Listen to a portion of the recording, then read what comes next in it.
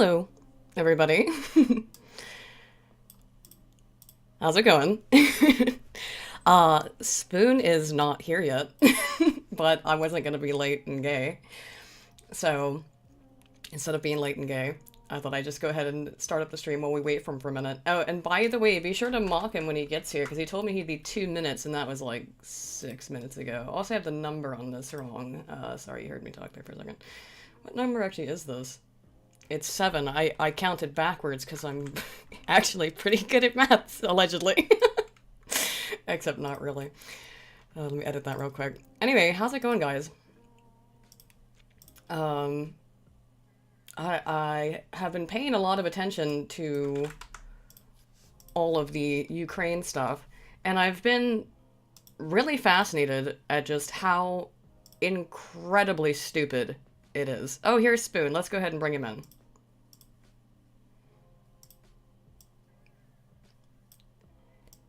Hello. Hang on, I think the audio might be fucky. I gotta find out which one it is. I am sitting in there darkness. It is. Good. No, it wasn't saying good you sit in darkness, although I guess. It was saying good making sure that the audio was okay. Oh. We're not live, are we? Yeah, we're live. I was waiting for you. Oh, shit. Because you're late and gay. I admonish you for being late and gay. Fuck you. Dude, I said 8:30. I said, are you ready for 8:30? And you said yes. And now it's 8:32. I didn't actually know what the time was. I just looked at it, we're like, what's the time? I'm like, oh shit, it's 8:16. Fuck, I need tea and food. Oh, sorry, I already ate some fine. Anyway, guys, so as I was saying, before I was so really interrupted by late and gay over here. It's my fault. It's not, I'm just fucking around. Is that we've been looking at the reactions to the Ukraine stuff, and it's been interesting, to say the least. It really does feel like we'll get into the rabbit hole. This is going to be a long stream. I'm going to start up straight up. I wanted to make a visual representation of the timeline, because we're going to go through it in autistic detail, but I didn't have enough time, and I've been working on this for over 2 days. So, I don't know, what's been your take on it? Should we start by looking at something particularly funny as an example of the... Well, it's an NPC update, right? Because like 2 weeks, or a week and a half ago, they were still all talking about COVID, the truckers and all this stuff, and it was all anybody could talk about was COVID. And now, all of a sudden, people are, no more vaxxed, double vaxxed, triple boosted in the profile. It's I stand with Ukraine. Here's 10 flags, a fucking peace sign. It really is like they got. Instantly makes me want to be. It instantly makes me want to be like, I don't want to be pro Putin, but like all of you are being very gay, and I'm leaning towards Putin just because of this. I'm not okay. Let's start out by saying that neither of us are like fans of Putin or Putin fangirls or fanboys. Okay, so we're not fans of Putin. What I am a fan of, personally, though, is logic and reason and self-determination not to get nuked by a bunch of fucking NATO weapons. That's true as well. But what I meant by the logic and reasoning stuff is I've not seen many reasonable takes on this from people over the last couple of days. We haven't seen fucking any. It's pretty much... some people seem pretty reasonable, but... It's been you, me, and Sargon. That's what I've seen, but... I mean, that's... It's fucking nuts. That's just who we know, though, True, to be fair.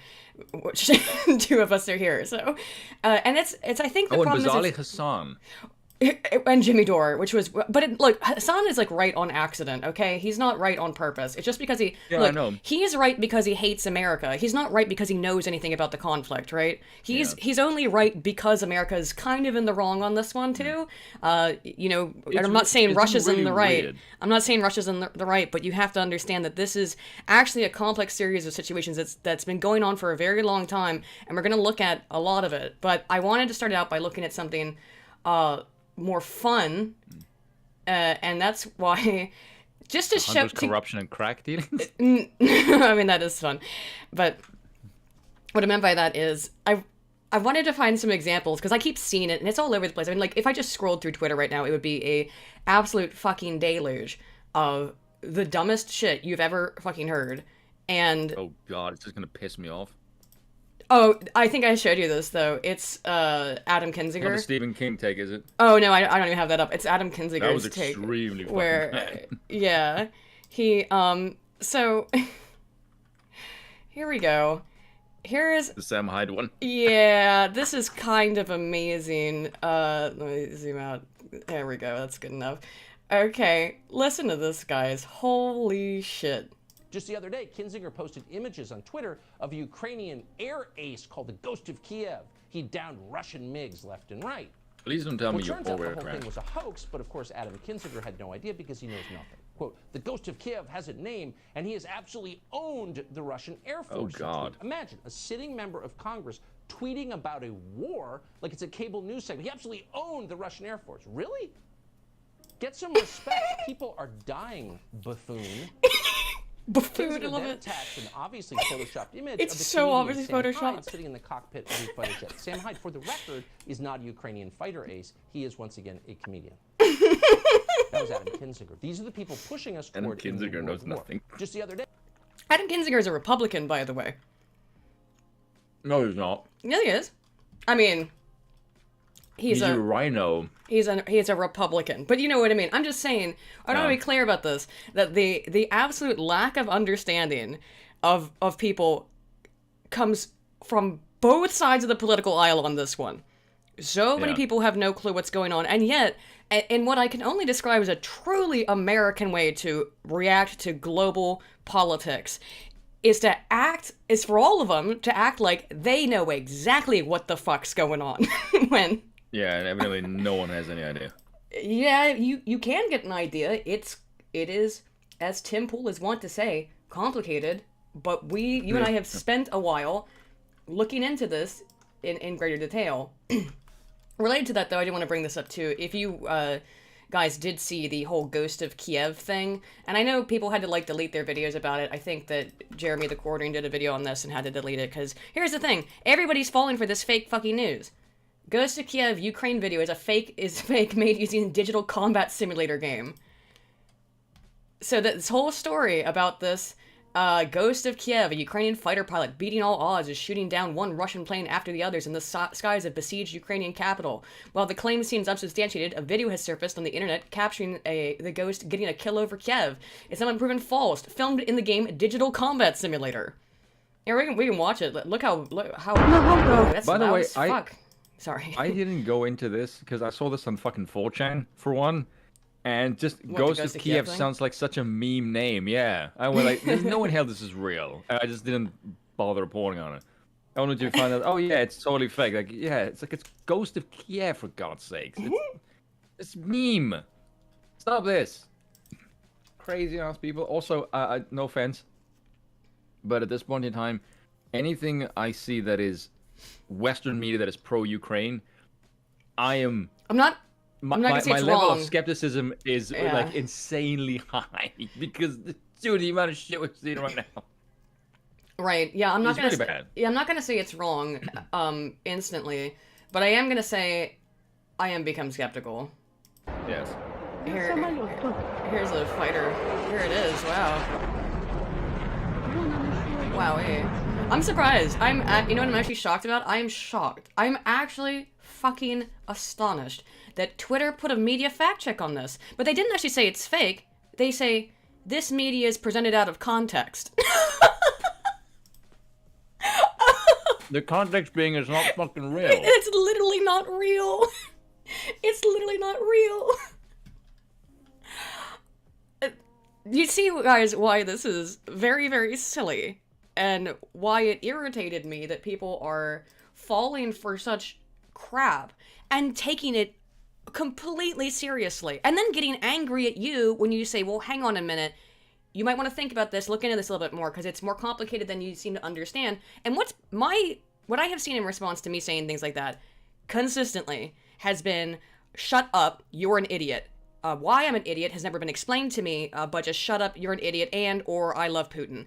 No, I don't love Putin. You can think I'm an idiot, but if your only response to me is you're dumb, but that's a big brain take.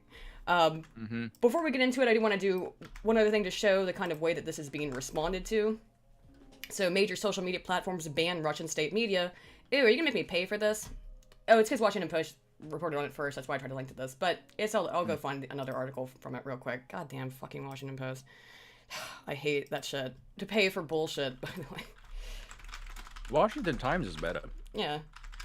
And I think they said... It's right-leaning and therefore more correct. Yeah. Well, I don't know about that. Oh, here we go. The right is always right and the left are always wrong. Here we go. That is my position, and I'm sticking to it. And it's definitely not motivated by any bias whatsoever. I'm sure not. It is 100% motivated by rational logic. Yeah, you're never biased. Facebook I owner hate you. of Meta will block access to Russia's RT Sputnik in EU. So they're banning and to be completely fair, RT and Sputnik are state-owned media. Okay, they are owned by the Russian state. So is the BBC. However, yeah, I know, right? But no one has an issue with that one, do they, for some reason? However, what I find interesting is that this one's changed. Facebook is reversing its ban on posts praising Ukraine's far-right Azov battalion, report says. And we're going to learn a lot about the Azov battalion tonight, friends. The Azov battalion is a legitimate, real-life neo-Nazi group, and they are an armed, militarized neo-Nazi group that has been operating in the Ukraine since before the coup of 2014 and were perhaps in large part involved in it. And there's one PM in Ukraine who is associated with them pretty closely, and it's more than one person who's associated with this person who is not. And you know, one of the things that I heard about that guy, which we'll get into later, is that, so there's one or two neo-Nazis in Ukraine. Whatever. There's one or two in the US. Now, this is a serious problem, guys. We'll go into it in detail. I won't just write it off. I will actually look at the data and the facts on it. And the other thing is that when they were looking at the short list of people to replace the previous president of Ukraine, the neo-Nazi guy was one of the top 3. Okay? Just putting that out there. Which we'll get into. To be fair, that was for the temporum period before the election. No, this is from the leaked call. Wait, no. That's an elite call.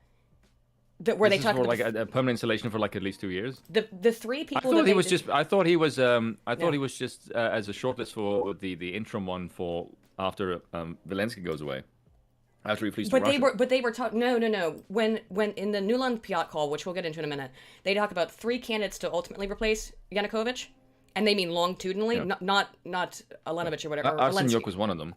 Well, it's Yatsenyuk, Klitschko, and Tyanibok. Oleg Tyanibok is the actual neo-Nazi. Yes, he is. We'll listen to the call. He is they mention him. They say we can't control him, and that's why that he's too radical. That's it. I swear to God, dude. Like, we're gonna get into it. So yes, guys, let's jump in the gun here a little bit. But just a little bit of interesting. I had no idea. The Azov battalion thing like fucked me up. Like, Jesus fucking Christ, like, you ban Nazis, like, oh, but these Nazis we like because temporarily they're at least on our side. It's like, you fucking bunch of bastards. How interesting. That's some shady ass shit. Sure is. So, now that we've kind of had a little joke at how this is totally being misinterpreted and lied about, apparently, and the absolute double standard that the media is giving to all of this, let's talk about a general overview. There's an NPR article that's not bad. That's just kind of do a general overview, and then we're going to work into the autism. Because I do want to ease into this a little bit. It's a lot. So this is... Really? Because it's just what's happened, like, recently, right? I'm not going to talk about anything else other than just to give a state of events of what is happening right now, pretty much, right? So why... Okay. Wait, not right now. At the start of this conflict. Not right now. Sorry, we're going back in time. I am starting the timeline thing. We're going back in time to 2013, 2014, that kind of time period.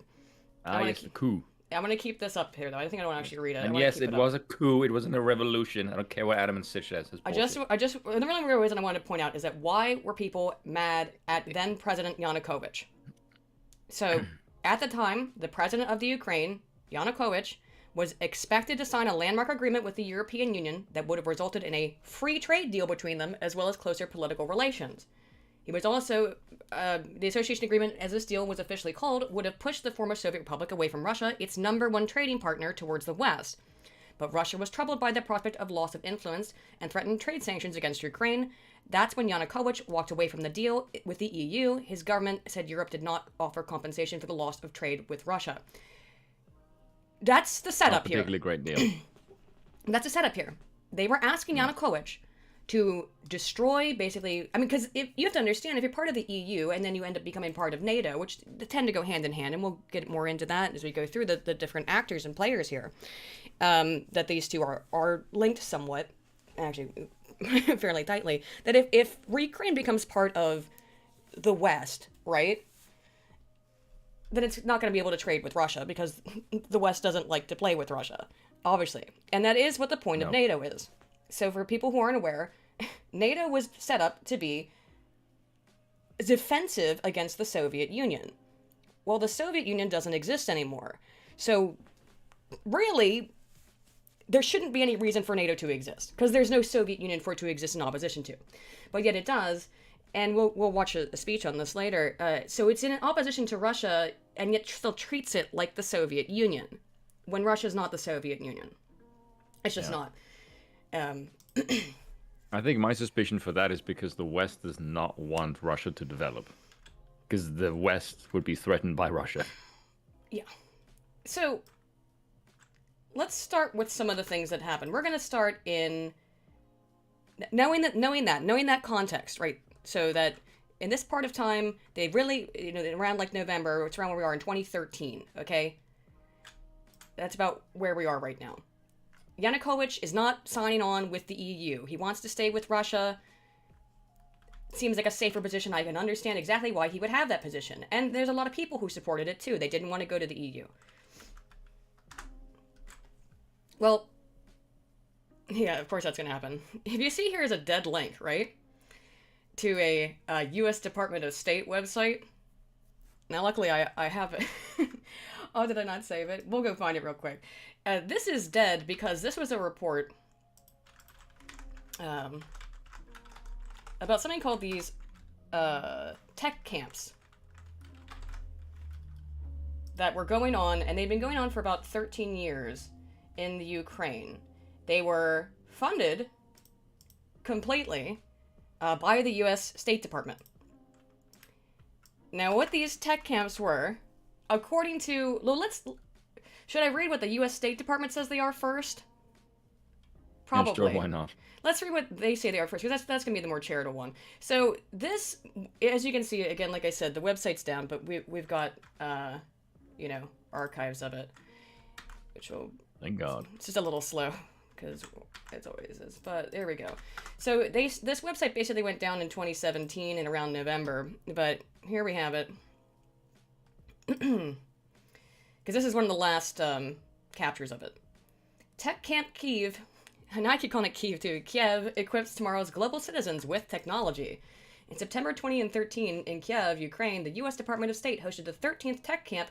I think they said it's 13th, and I've heard that number elsewhere, but I think they may have, when I went to the other website that covered it, they only had evidence of 3 Google Hangouts, because a lot of it was done via Google Hangout. The program initiated to build the digital literacy of civil society organizations around the world. Tech Camp Kiev themed Creating a Global Citizen, Building Schools Without Walls, brought together over 80 civil society organizations comprised of educators, youth advocates, and community organizers from Ukraine and Belarus to work together and examine how social challenges can be addressed using effective, low-cost, easy-to-implement technology solutions. The tech camps raised the digital literacy for civil society organizations by bringing... This goes on for a long fucking time. They talk about some of the... Okay, here's where they talk about what they learned, though. Participants learned how to put together effective social media engagement campaigns to mobilize youth action, discover new ways to map educational data, and brainstormed ways to identify schools online that need improvements, among other topics. Participants developed a working knowledge of new technologies easily, learning on the spot how to effectively tell a story using an online video. Ooh, we'll get into that. Relay a message using blogging and podcasting, and use online sharing resources to provide education across distances. At the end of the first day, discussion groups, led primarily by NGOs, focused on brainstorming the biggest challenges currently facing their organizations that might be solved using technology. Participants talked about the need to address problems such as better education about the danger use of alcohol and passive citizenship among youth. What's another way of saying, I don't know.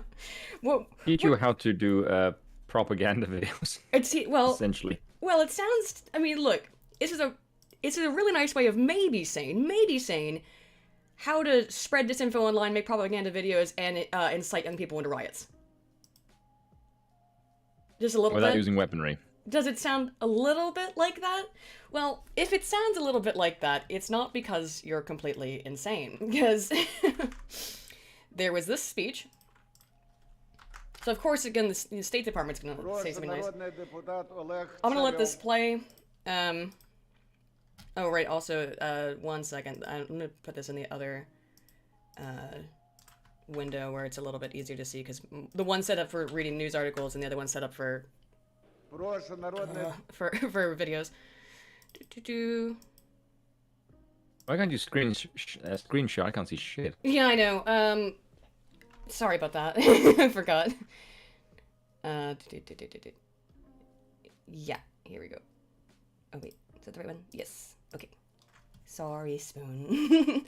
Well, you and I can't fucking understand shit from this anyway, so because I'm gonna just end up reading the transcripts. I'm gonna turn it down. This is pre the Maidan. Huh? This is pre the Maidan protest. Yes, this is from November of 2013. This is Ukraine deputy has proof, according to him, of USA staging civil war in Ukraine. Okay, so to be aware, this would have been roughly about the time with the deal with Russia. Yeah, was falling through, which was why the Maidan protest happened. So yeah, again, people were mad at Yanukovych for not signing this deal to go in with the EU.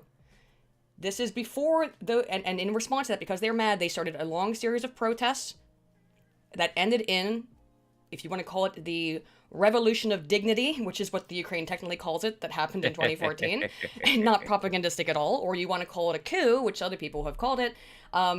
Or the Euromaidan was a series of protests that happened in November, late of 2013 into 2014. So this is November 2013, before the protests have started. I'm just gonna let it play. I'm not even gonna. Is there any real reason to play the audio? I guess so. I can put the Russian subtitles. Oh, I can change it to Czech. I don't know if it will auto translate anything well. I don't even think this will work. Probably not. Yeah, it's click for settings and it doesn't show up. Wait, subtitles, check. Wait, can I auto translate into English? It won't be right. I have a translation though of it too, guys. So yeah, it says English there. Yeah, I'll get it.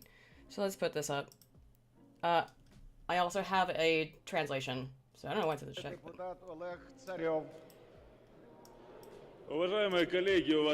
sec, that's not showing up on the screen. Sorry, I have so many settings that, like, one thing messes up and everything has to get changed around. Oh, is this showing up? Okay, no, it won't. I can't see it. No, it's the subtitles. It's because of the filters and stuff. Someone said, Adam and Stitch think it's stupid to think that the US had any involvement in the Maidan. Yeah, it's totally convenient that as soon as this corrupt government takes power, at least temporarily, within a couple of weeks, Russia's on the border. Oh, not Russia. Hunter Biden's on the border of Burisma. That's totally a coincidence. It is an interesting coincidence. that's for sure. So let's okay. I have another translation.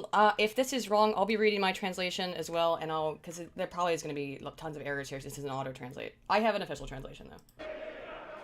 Ко мне, как народному депутату Украины, обратились активисты общественной организации «Воля», которые предоставили убедительные свидетельства того, что на территории нашего государства при поддержке и при непосредственном участии посольства Соединенных Штатов Америки осуществляется проект «Техкомп», в рамках которого ведется подготовка к разжиганию гражданской войны на Украине. Проект «Техкомп» направлен на подготовку специалистов по информационным войнам и дискредитации государственных институтов современных медиа, потенциальных революционеров для организации протестных действий, свержения государственного режима. Проект находится под патронатом и кураторством посла Соединенных Штатов в Украине Джеффри Пайета. Пообщавшись с активистами организации «Воля», я выяснил, что некоторым из них под видом специалистам по IT-технологиям удалось попасть на мероприятия, которые проходили в Техкомпе. К их удивлению, под видом обучения особенностям использования современных медиа американские инструкторы рассказывали об использовании социальных сетей и интернет-технологий для целенаправленного влияния на общественное мнение, активизации протестного потенциала с целью организации силовых акций на территории Украины, радикализации и борьбы за власть. В качестве примеров американские инструкторы проводили примеры использования социальных сетей для организации и управления уличными акциями в Египте, Тунисе, Ливии. What are the NPCs to show? I don't know what they're... I have no idea what they're... if they're mad or agreeing. I'm guessing they're mad. Всего было проведено 5 мероприятий, обучено около 300 человек, которые сегодня работают по всей Украине. Последняя конференция Техком состоялась 14-15 ноября в Киеве, прямо на территории посольства Соединенных Штатов Америки. Вы мне скажите, где еще, в какой стране мира неправительственная организация будет работать и проводить свои мероприятия прямо на территории посольства Соединенных Штатов? Это неуважение к государству Украины, к народу Украины. Я обращаюсь в правоохранительные органы Украины с таким вопросом. Не нарушают ли представители посольства США, которые организуют конференции Техком, и представляют для их проведения дипломатические... Yeah, I mean, you can't freaking talk with them screaming like that. Декларацию ООН 21 декабря 1965 года о недопустимости вмешательства во внутренние дела государства, о защите их независимости и суверенитета, в частности статей 1, 2 и 5. Я прошу считать мое обращение официальным запросом и провести расследование по вышеуказанному. That's that. For people listening who, just to give you an idea of what was being said there. Okay, so he claims that the TLDR essentially is that the tech camp projects are prepare specialists for information warfare and the discrediting of state institutions using modern media, potential revolutionaries for organizing protests, and toppling the state order. Otherwise known as spreading disinformation. Mm-hmm. Do you know who oversaw the project, Spoon? The Yanks? Jeffrey Pyatt, the guy in the phone call with the EU. Oh wait, he was part of that? Yeah, on the phone call with Ashton. Mm-hmm. He oversaw this. I didn't know he was American. Wait, yeah, U.S. ambassador to Ukraine. Who was the Estonian one then? He might be. He probably is the Estonian one, but he's still the U.S. ambassador to Ukraine. Now I'm confused because I know is there's Pyatt and Ashton. Those were the two ones in the phone call. Yeah, Jeffrey Pyatt. Oh, let me just look this up because now I'm confused. I'll double check, but I'm pretty sure. That's the guy on the call with Ashton? Yep, it is. That's the guy who also oversaw these camps.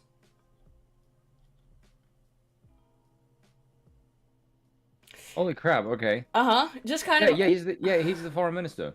So he was the one in charge of these. Oh fuck. Oh. Okay. Now a whole bunch of things are starting to add up. Things starting to come together a little bit. How you feeling, chat? You feel a little conspiratorial because we haven't even gotten into it in the slightest. But just to reiterate, yeah, go ahead. Now that I'm a bit confused now by this, because judging from the phone call, he or at seems least the confused. transcript said, he seems very confused. Yeah, now so am I, because what I'm reading is he may have been a stooge, you know, for real, or plain dumb, or plain dumb. I mean, he seemed legitimately surprised. We'll get to that call in a moment, but and we're must have known if he was the one fucking around with the. Well, just because he was running them, it would have to mean he may not have known what was going on within the project necessarily. What they were teaching people, which allegedly, this is all alleged. who knows? Who has any idea what they taught in these camps? But judging from the things that this guy says, if he's correct, and I don't know, he's a politician, but also even judging from the things that the U.S. State Department itself says that they taught them, it sounds like they were teaching them how to organize protests, warfare. how to make emotional videos on social media. And you know what? That is a good segue, actually, since we're talking about this. Let's talk about what might have been a product of the tech camps. Let's look at this video. Shall we, Spoon? Oh, this is the We're just gonna look at it real pretty quick. go. Yes. Okay. This video It's not at all propaganda. is not at all propaganda. It was called "I'm Ukrainian." The original upload I can't find anymore, but this is a re-upload, and it was put out during, as I mentioned earlier, there was a series of protests that occurred after basically the chance of getting Ukrainian into deal fell the through. chance of getting into the EU got shot down. So there were a Yes. bunch of protests. They went on for months, and this was a video that was produced by an organization called Whisper Roar, and we'll learn more about them in just a moment. But if part of what was taught in the tech camps, which was funded by the U.S. State Department entirely, was to make viral social media videos, would this be the kind of, again, even though they removed the big one that blew up, would this be that kind of video, maybe, Spoon? Probably. I am the Ukrainian, the native of Kiev, and now I am on Maidan, on the central part of my city. I want you to Now, know for some reason, I'm why speaking thousands English. of people all Yeah. over my country are on the streets. There is only one reason. We want to be free from a dictatorship.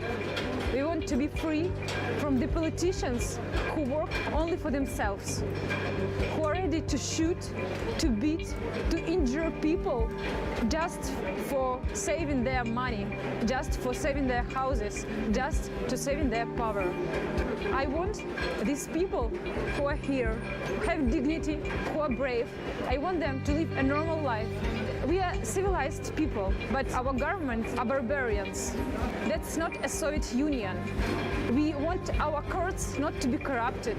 We want to be free. I know that maybe tomorrow we will have no phone, no internet connection, and we will be alone here. And maybe policemen will murder us one after another when it will be dark here. That's why I ask you now to help us. We have this freedom inside our hearts. We have this freedom in our minds. And now I ask you to build this freedom in our country. You can help us only by telling this story to your friends. Oh, it's not asking for money, is it?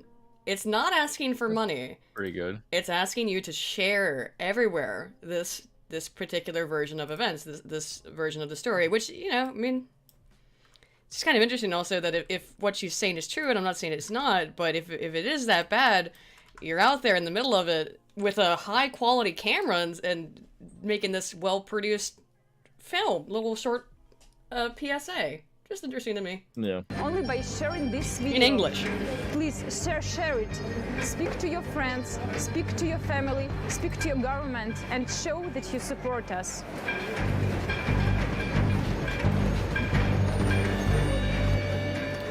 Please contact your representatives and demand they support the Ukrainian people in their fight for democracy before it's too late. Yeah, because that's worked out so well historically for America. Whoever touched the sure fucking has. install that damn thing. Excuse me. So let's get Whisper Roar. And yeah, by the way, chat, strap on your tinfoil hat, because we're going on a freaking ride tonight.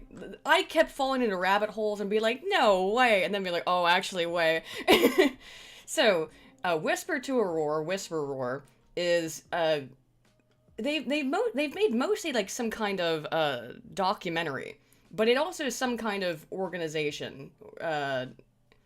It's really not exactly clear, but you can see it's like Center for Democracy Development and the Rule of Law, Democracy Initiatives Foundation, Institute for Democracy in Africa, Mole Himchan Foundation, National Endowment for Democracy. We'll get back to that one later. Actually, this one's, but that one got brought up. World Movement for Democracy, which does not at all sound like Right. creepy ass New World Order kind of name. Mm-hmm. So this claim is basically just to be a film, but it's clearly something else. In terms of, there's money going through here. There's a lot of money. Of course there is. What I want to point out, though, is you'll see right here, we'll have, here's the important people here on your screen who are involved in this. Oh, I have this on the wrong tab, that's why. Hang on, sorry about that. Is a black guy there? What the fuck? What? Yeah, I don't know why Black guy there not. in the middle? Yeah, not him. The picture up from this. Let's zoom in a little. I was gonna say, it's like This fucking one. Ukrainian. There's a black guy in there, then what the hell is this? Well, no, this is a global organization. But, so here we have, top left to right, we have writer, producer, director Ben Moss.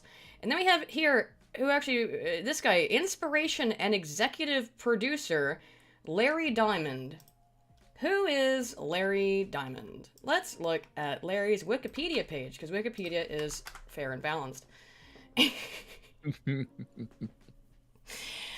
Larry Diamond has served as an advisor to numerous governmental and international organizations at various points in his life, including the United States Department of State, the United Nations, World Bank, and U.S. Agency for International Development. He is a co-founding editor for the National Endowment for Democracy's Journal of Democracy. He is also a coordinator at the Hoover Institution's Iran Democracy Project, along with Abbas Milani and Michael McFowl. All right, well, he sounds like a cool guy.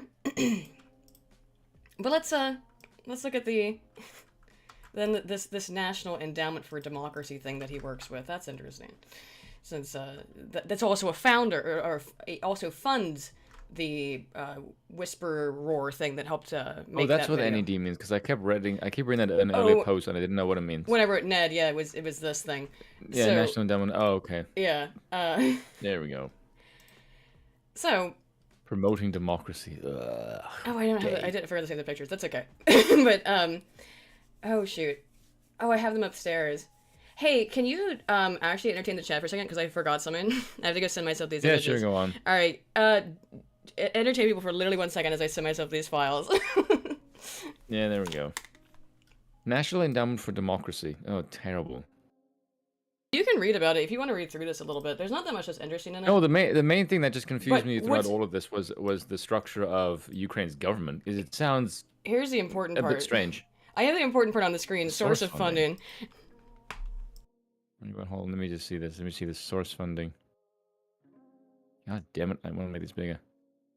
The NED receives an annual appropriation from the U.S. budget. It is included in the chapter of the Department of State budget destined to be the U.S. Agency for International Development, USAID, and is subject to congressional oversight even on non-governmental organizations.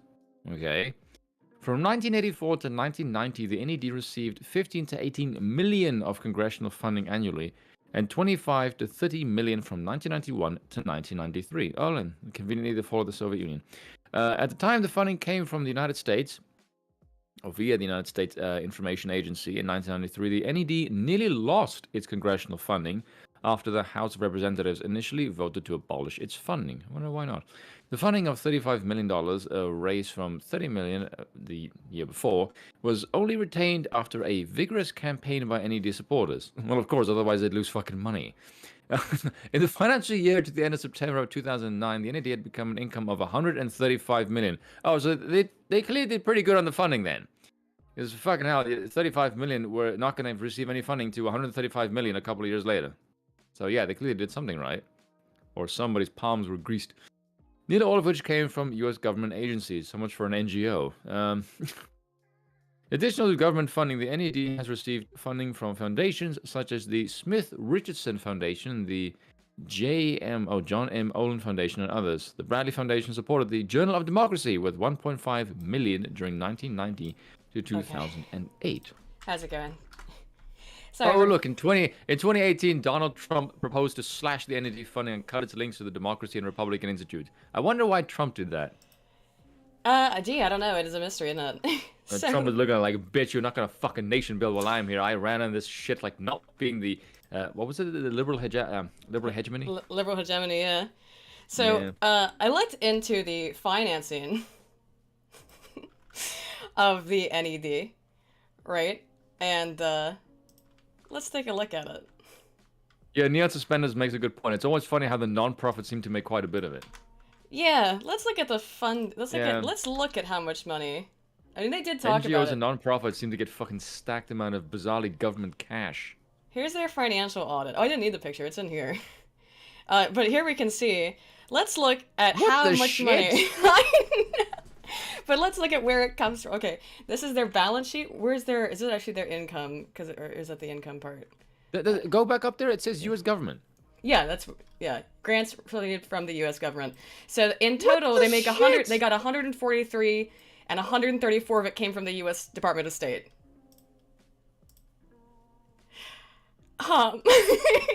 Is this everything else is fucking peanuts? Would you really call this a non-government organization if 98% of your funding comes from the federal government? Can you really still call that an NGO? I don't know.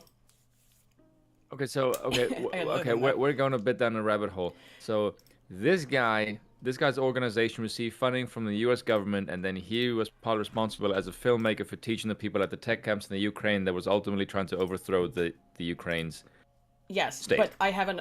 Yes, well, in terms of... that's a bit of a rabbit hole. I just gotta keep track of it because this is like going down several steps. Damn it, okay. I keep having this fucking issue. Here. Okay. Fucking. Let me see if this finally this work. Okay, there we go.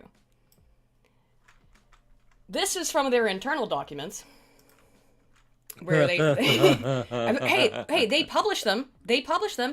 So it's that doesn't tell me shit. If you go to their website and you can look up their financial audits, it should be from this report. It might be in this report. No, this was an earlier one. This is from their most recent, or no, this is from the one that was from that year. The one I just showed you is their most recent audit. That's their 2019 one. This is from their 2014 self-audit. And again, these are all released to the public. It says, 2014 funding will focus on upcoming elections in priority countries of Ukraine, Belarus, and Bosnia and Herzegovina. I can never pronounce that one. In Ukraine. I always fuck it up. In Ukraine, NED will assist a broad range of NGOs, political parties, trade unions, business associations, and independent media in the run-up to the 2015 election. Now, the thing is, guys, originally the election in Ukraine was supposed to be held in 2015. Of course, the government got overthrown, so then they held an election in 2014. Temporary ones, yeah. Yeah. Well, it wasn't temporary. They put in the one guy temporarily, and then they had an election. Oh, yeah, he was the interim... member for a couple of months. Right. I think from March to July. Yeah, well, I'll go through it. I got it in my timeline. Yeah. NED, the leading U.S. donor in Belarus, will take advantage of the country's political and economic crisis and encourage democratic opposition to unite, campaign for reform, and foster democratic change. What does democratic change mean? Because you're going to see that phrase and terminology a lot. I was reading that same thing right now, because take advantage of country's political economic crisis to encourage democratic opposition to unite. When you have to stir up shit to put in democracy, it makes me think your ends justify the means sounds a bit shady at best. A little bit, huh? It's a little weird. So that was just an aside. We're still, by the way, we're in November of 2013. Look at that last part. Expand accountability programs that counter ethnic-based voting. It sounds like they're using in Bosnia, though. Yes. Okay. So I don't know a ton about Bosnia, but I think there's some ethnic issues there. But they were totally in favor of using it in the Ukraine. Sure. With the battalion and Svoboda, they were totally okay with using it there. So the Euromaidan protests begin in Kiev in November 21st of November. Those tech camps were held between the 14th and 15th of November in that year. The most recent tech camp. The protests start, that video gets made and put out and shared all over the world. In 5 weeks between November and December 13th, Nuland makes 3 trips to Ukraine, during which time she meets with Ole Tonnybrook. And Oh. Who is Nuland? I have to pull this up. Ah, yes, Nuland. She was the Victoria Nuland. She's the Secretary of Political Affairs. State Yes. for Political Affairs. Pull up her Wikipedia page here or whatever if you want to see it for some reason. But we're gonna. She does sound like someone who would fuck with things. We're gonna get more into Ola Tannebrook. I just want to make it clear to mention his name here. So she somewhere in between, probably right before December 3rd, she met with this political leader in Ukraine named Ola Tannebrook. And let me. God, I hate these films. Oh look, her parents deal with shekels. There's a lot of bankers involved here. They just are. Well, man, like what if this sucks? It doesn't look right. Oh, You know, well. there's so many people on 4chan who would look at this and go, "Oh, of course it's the Juden." Oh, of course, though. Whatever. Let me. They're not very fix this good ones one. considering they deal with the Azov battalion. No, it should be. Yeah, I don't know. Well, there's some weird shit in this, right? Yeah, there's a lot of overlap. It turns out democracy makes strange bedfellows. Yeah, right. Oh, good God. All right. She was the foreign policy advisor to Dick Cheney. I'm not at all shocked by that, are you? I'm not at all fucking surprised now. That explains a shitload. So, here she is on December 13th. She's here at a meeting for the International Business Conference where she discusses that the U.S. has spent $5 billion in, quote, democracy projects in Ukraine. I'm going to start here because that's the incendiary part, but I do want to go back because she says some other weird fucky shit in here. But should we just watch the whole thing? What do you think's better? Watch the whole thing and get to the operative part here like 7 minutes in? A lot of it's really boring. But let's just start with the important part. Ukraine's independence in 1991, the United States has supported Ukrainians as they build democratic skills and institutions, as they promote civic participation and good governance, all of which are preconditions for Ukraine to achieve its European aspirations. We've invested over $5 billion to assist Ukraine in... What is European aspirations? To become a part of the EU. What the fuck does that mean? To become part of the EU. Because remember, Russia's part of the East. Shit. Russia's the East. It's not part of Europe, according to this. Yeah, guy. but that's some shady ass language to me. You gotta be careful with these bastards. Just to go back to get the real key part there. Participation and good governance, all of which are preconditions for Ukraine to achieve its European aspirations. We've invested over $5 billion to assist Ukraine in these and other goals that will ensure a secure and prosperous and democratic Ukraine. Today, there are senior officials in the Ukrainian government, in the business community, as well as in the opposition, civil society, and the religious community who believe in this democratic and European future for their country. And they've been working hard to move their country and their president in the right direction.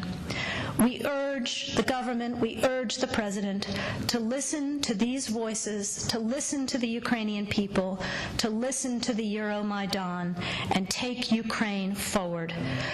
Okay, I'm gonna go back a little bit because she also says some and weird only stuff in the here direction that we want them to go to. Well, he didn't. So what happened?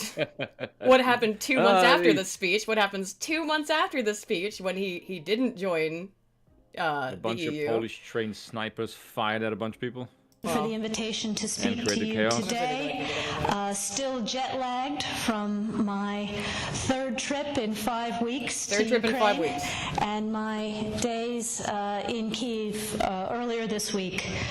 I don't have to tell this crowd that these are historic and challenging times for the people of Ukraine, for the Ukrainian-American relationship, and for people everywhere who care about the future of that great country. The world is watching the drama that is unfolding in the center of Kiev. The Euromaidan movement has come to embody the principles and values that are the cornerstones for all free democracies. What began on November 24th as a protest against President Yanukovych's decision to pause on the route to Europe has become much deeper and bigger. After blood was spilled by security forces on November 30th. Sorry about that. What does that board say on the left-hand side? ExxonMobil and Chevron. Yeah, I wonder why. This is an international... What was it again? I got it up here what this was. This was the International Business Conference. So, and she is talking to giant investors here. Mm-hmm. Just to be... Yeah, in case people were curious about the ExxonMobil and Chevron logos on either side of this speech. I was kind of wondering to myself, like, why is, like, two massive, like, oil companies kind of sponsoring this, like, a woman for the State Department? Like, that doesn't seem shady at all. I know. A country that's known for like massive amount of resources. I am not at all suspicious. Not even a little bit. The movement also became... Do you mind if I put... Well, not this one. Some of the other videos are going to put on higher speed, because we're going to be on for a long fucking time. I already know. It's already been almost an hour, and we've barely fucking gotten started. This is going to be a long-ass stream, guys. Is it an hour already? Holy shit. I know. Okay. Well, I know. About justice and civil rights, and Ukraine's desire to have a government, Ukrainians' desire to have a government that respects them, that listens to them, that protects them, and that provides for them. A modern democratic government. That was palpable when I made my first visit to the Maidan on December 5th. When Ukrainians say they are European, this is what they mean. And as one very prominent Ukrainian businessman said to me, the Maidan's movement... This is about getting them into the EU. That's all this was about, was getting them into the EU. Its greatest achievement is that it has proven that the people of Ukraine will no longer support any president, this one or a future one, who does not take them to Europe. Throughout this period, the United States message has been clear and unequivocal. We stand with the people of Ukraine in their search for justice, human dignity, security, a return to economic health, and for the European future they have chosen and that they deserve. Yeah, abandon your biggest trading partner for economic health. To Ukraine for my third visit in 5 weeks last Tuesday in support of these very goals, this time conducting parallel coordinated high-level diplomacy with EU High Representative What does that mean?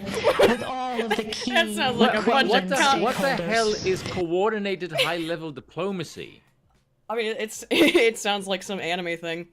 But it also sounds like, to quote the late great Norm Macdonald, a bunch of commie gobbledygook. Gobbledygook.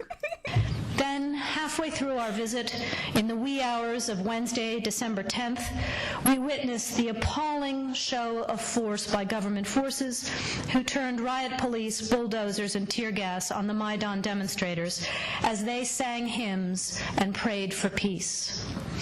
Ukrainians of all ages and backgrounds flooded to the Maidan to protect it.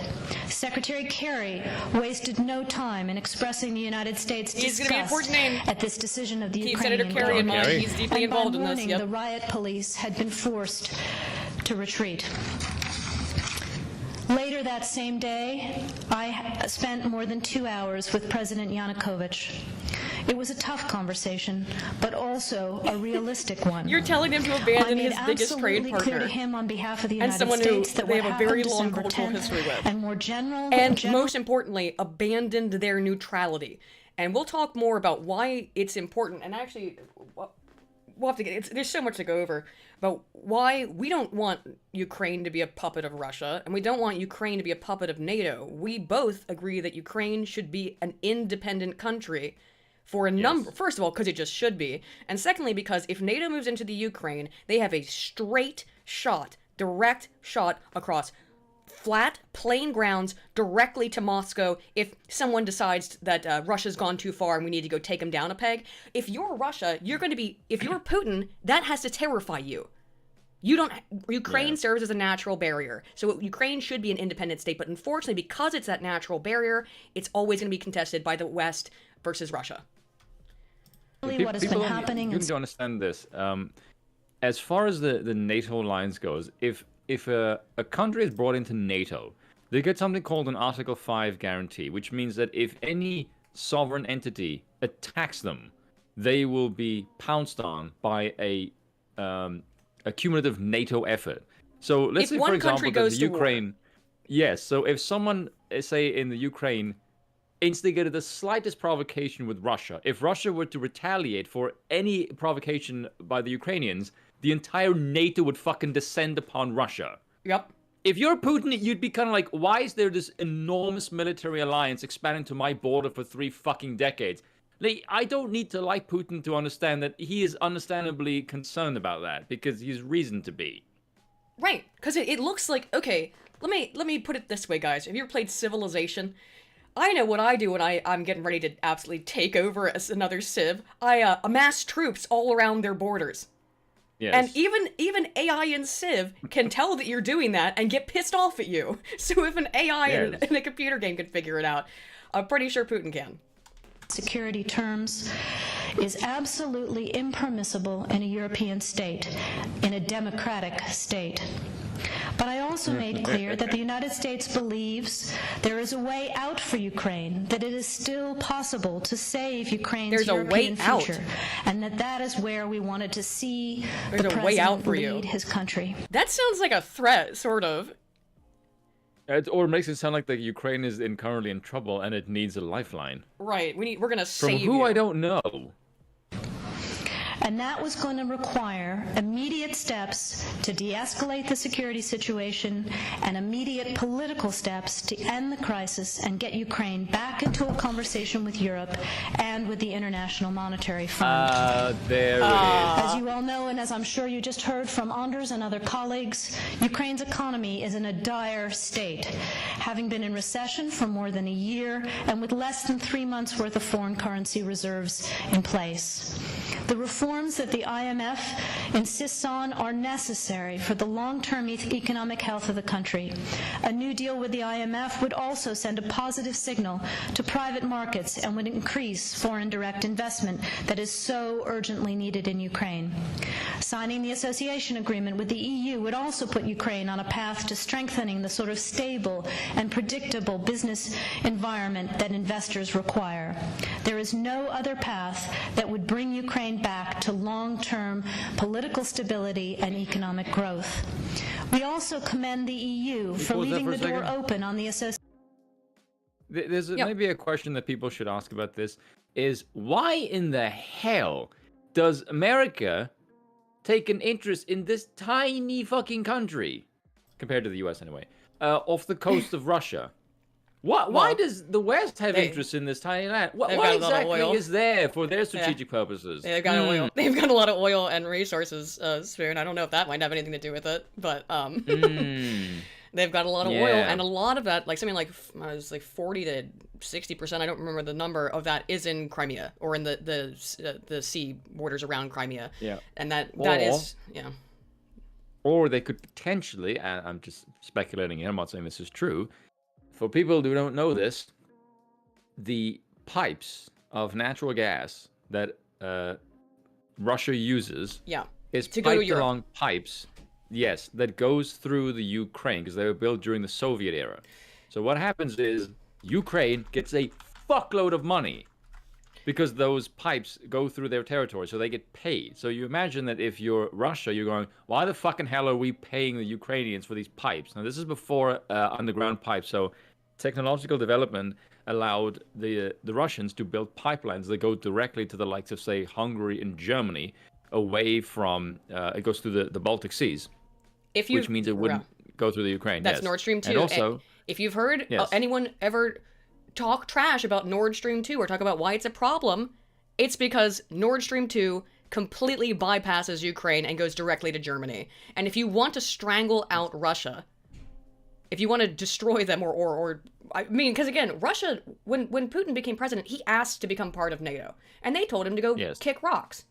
Because NATO's not for you. It's not the foreign policy, NATO is not actually an alliance of states that are meant to be, to come together and protect each other in case one aggresses upon another. It's explicitly anti-Russian. It's originally anti-Soviet Union, but that never stopped. It's anti-Russia. That's why they didn't allow Russia to join. There's actually an interesting video that I'm probably going to do tomorrow of one of the ministers in Russia's cabinet with Putin. And he basically just says, what is the alternative to the European states, and particularly as well as Germany, is with Nord Stream, if they can't sell gas, who is going to be their next supplier of gas. And who do you think that would be? Oh yeah, America. Yeah. So you can imagine that the Americans would very much like to tell Russia to fuck off and not let them sell their natural gas from Russia.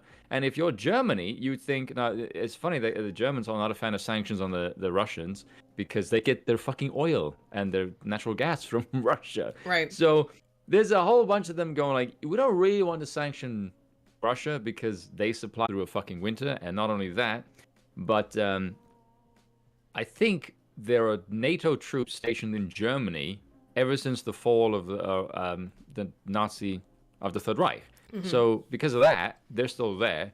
And you imagine that if you're a German and you can get your energy dependence not from the fucking Americans, you can tell the NATO troops to go fuck off, and you can just get, your energy from somewhere else. Nord Stream 2 is going to be very important for Germany's natural gas. Away from America. And they're they're still technically, I guess, then dependent on Russia, but it gives them options, right?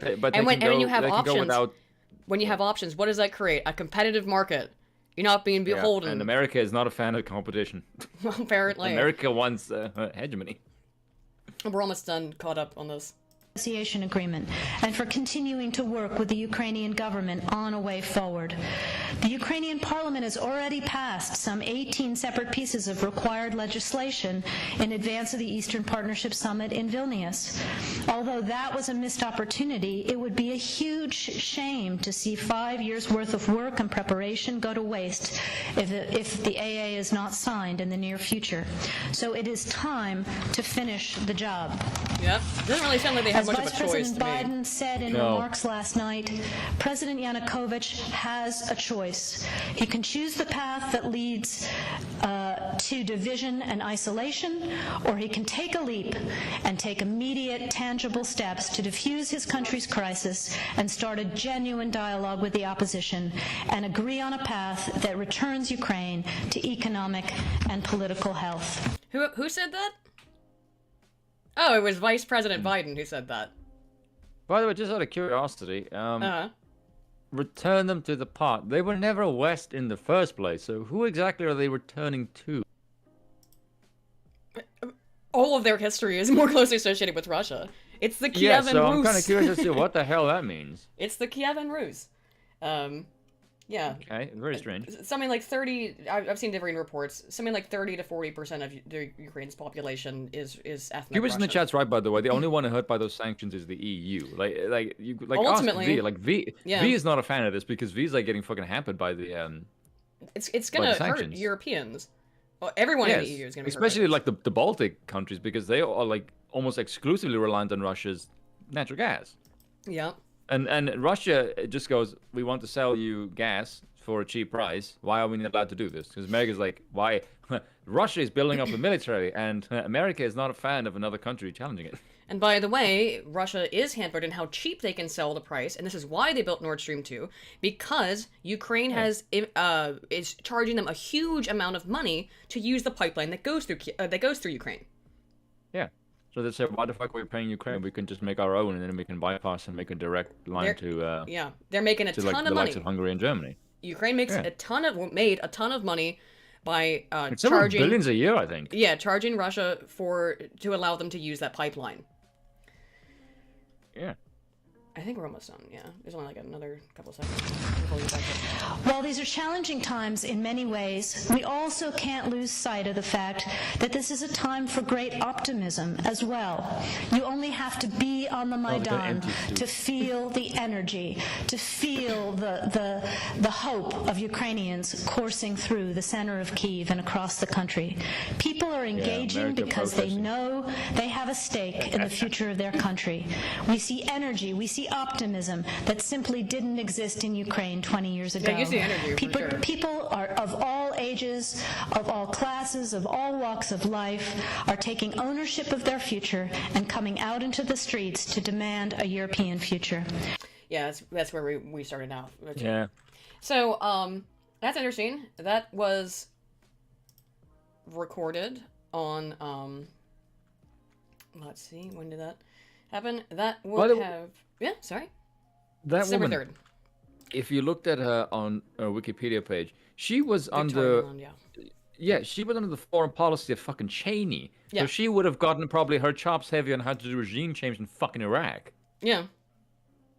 Which would not surprise me. I'm sorely speculating that, but it wouldn't surprise me that if you were studying under Cheney, this would have been like high on your list of priorities of things I'm learning how to fucking do. I would think so. European future is an American future. That's what that That's basically what she said. Well, it's because it's all part of the same stuff. Western, yeah. So, another couple of interesting things were happening around this time in mid-December of 2013. Here, You know what makes sense if you explain two things to people to understand the American point of view? Oh, look, it's hang on, it's John McCain. It's John McCain. Yeah, this is so annoying. I hate that. It's Mr. Bomb Moran. Yeah, and I mentioned him before, but you'll see here this man here in the background. Oh yeah, that's Yatsenyuk.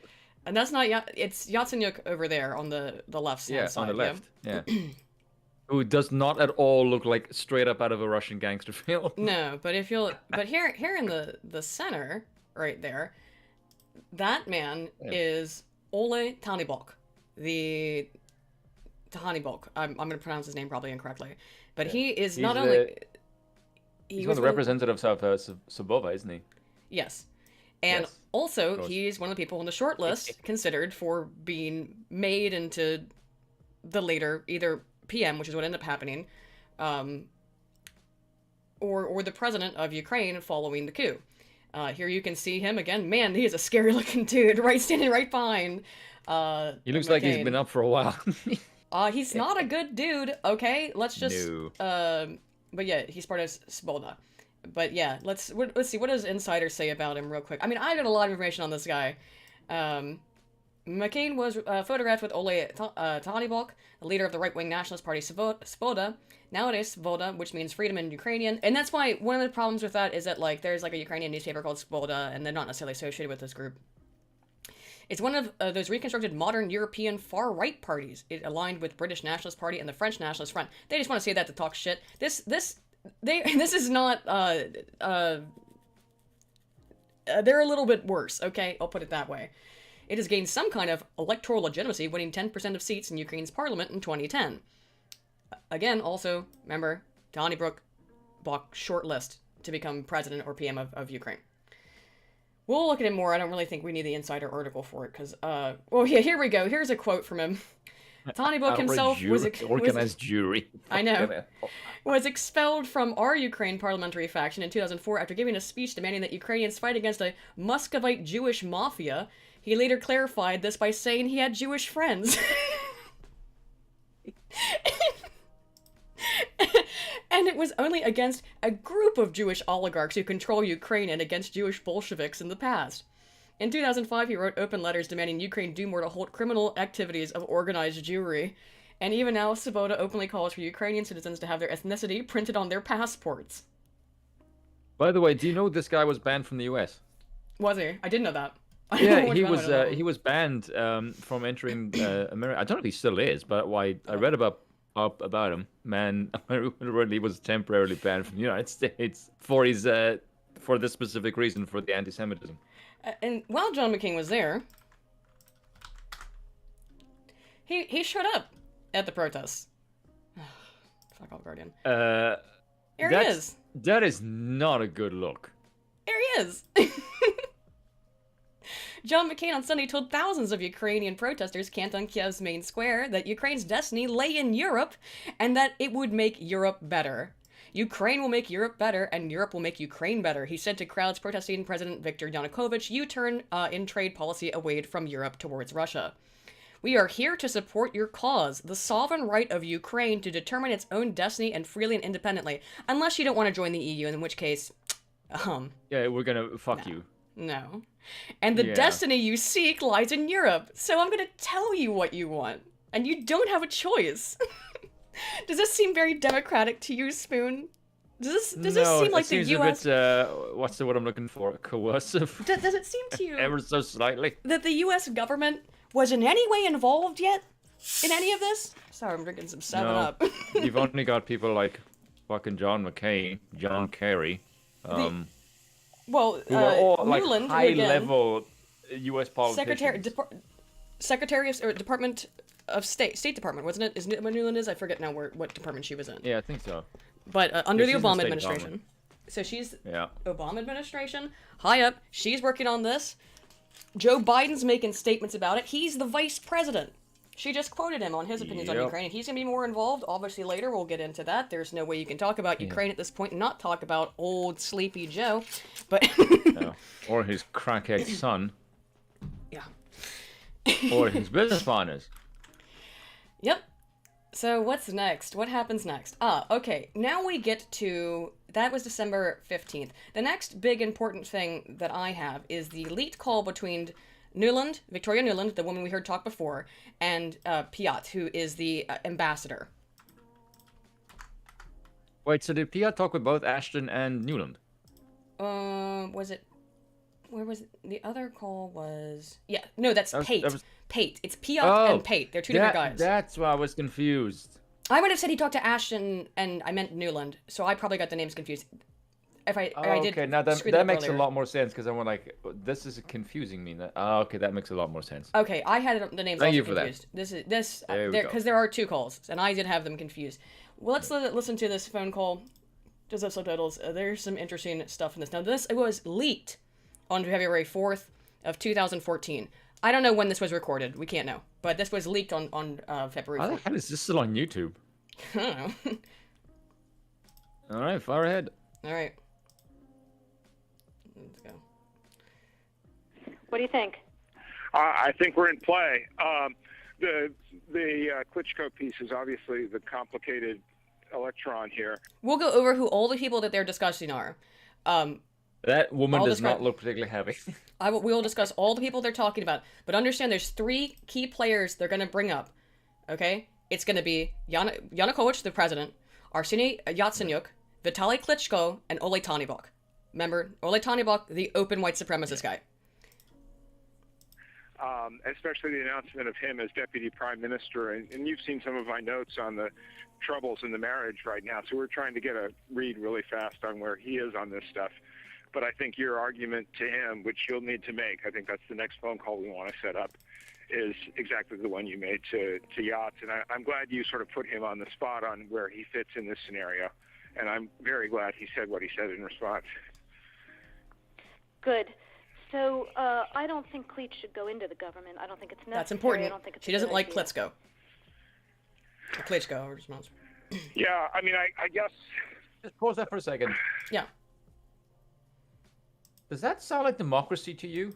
Does it sound like it's democracy happening, or does it sound like... We get to choose who goes into government. I thought that's what the people decide for.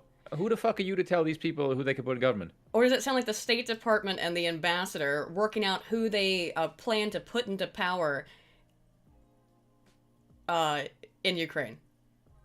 I mean, you can make up your own mind on it, but... You think... what? In terms of him not going into the government, just let him sort of stay out and do his political homework. We'll talk what they mean by this. We'll go through what all this actually means, because I'll introduce you to Klitsch in a little bit. Klitsch. I'm just thinking, I can say his fucking name. In Klitschko. terms of sort of the process moving ahead, we want to keep the moderate Democrats together. The problem is going to be Tanyabok and his guys. Yeah. And, I'm sure that's part of what Yanukovych is calculating on all of this. So this guy, Alexander Turchinov, he would end up being the guy who serves as president in the interim period. I think Yats is the guy who's got the economic experience, the governing experience. He's out of those 3. What he needs is Klitsch and Tanyabok on the outside. He needs to be talking to them 4 times a week. See, also they're saying, like I said, if people are confused about the involvement of the neo-Nazi far-right element in Ukraine, be aware that the way that the State Department talks about it is that these are the 3 key players in Ukraine right now. I just think they're not making a coalition, are they? He's going to be at that level. I'll get into it. Not really. Not gonna work. I'll explain it. I think that's right. Okay. Good. It's John Kerry. Trying to set up a call with him. What's the next step?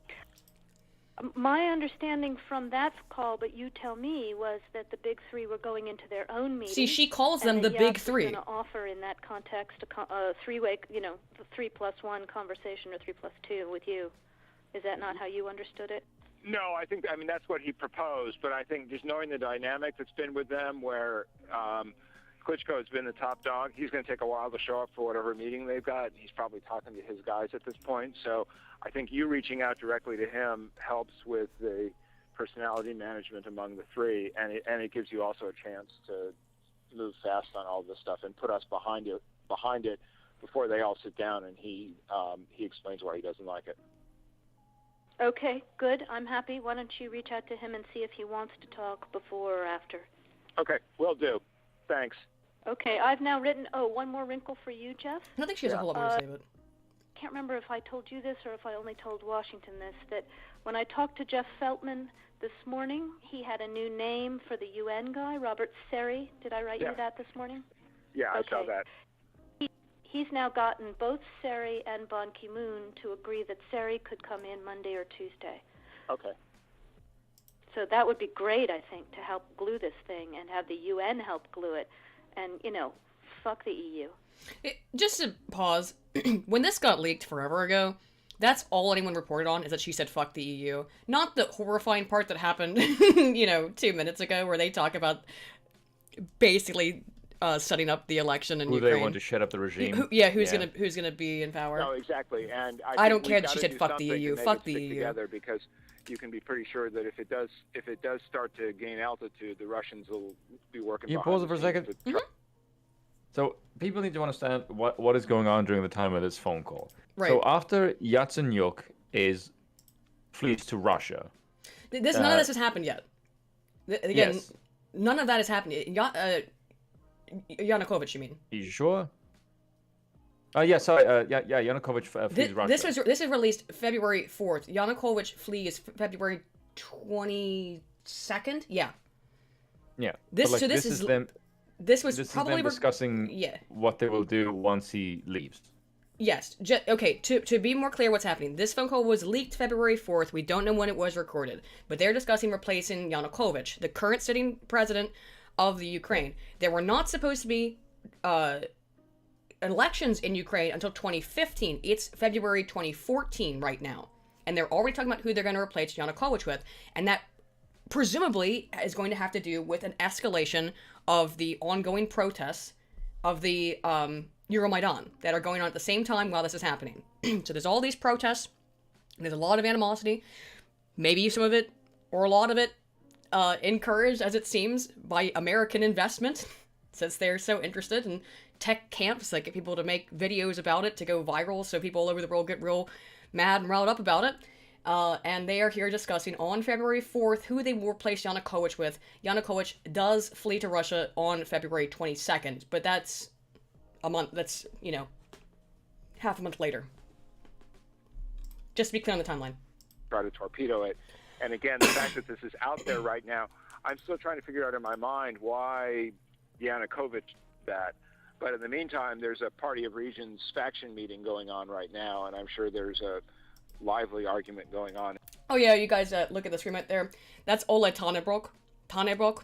If it isn't obvious, he's the white supremacist guy. Yeah, just to give you an idea. If the signal wasn't there, gesture wasn't anything to go by. If you haven't figured out which one's which yet, and I really apologize for butchering the names. I actually tried to learn them and get a little better at it, but I do apologize. In that group at this point. But anyway, we could land jelly side up on this one if we move fast. So let me work on Klitschko, and if you can just keep, I think we want to try to get somebody with an international personality to come out here and help to midwife this thing. And then the other issue is some kind of. I'll tell you why they went with Yatsenyuk. But we probably regroup on that tomorrow as we see how things start to fall into place. So on that piece, Jeff, what is an international reputation? Well, when they're referring to Yatsenyuk, Yatsenyuk is speaks English, and he is a high-powered banker, and was second in command in charge of the National Bank of Ukraine. Okay. So that's why they like Jewy thing. He is a banker. He's very high-powered, and he speaks English, and he's more aware of international politics. We'll talk about Arseny in a second, Arseny Yatsenyuk, who did end up becoming the PM, interestingly. And just to be clear, what she said about Yatsenyuk is he's the guy. That was Nuland's words. Yatsenyuk is the guy. Not Klitschkov, and definitely not Tihany-Book. When I wrote the note, yeah, because he's fucking nuts. He's kind of poison. VFR saying you need Biden, and I said probably tomorrow for an attaboy and to get the details. Oh, what was that? An attaboy? Biden's willing. Okay, great. Biden's willing an attaboy. Okay, well that was interesting. What do you mean an attaboy? What is that supposed to mean? Well, we'll get to that. I have so much stuff here, and it's so depressing and messed up. So that comes out on February 4th. Then,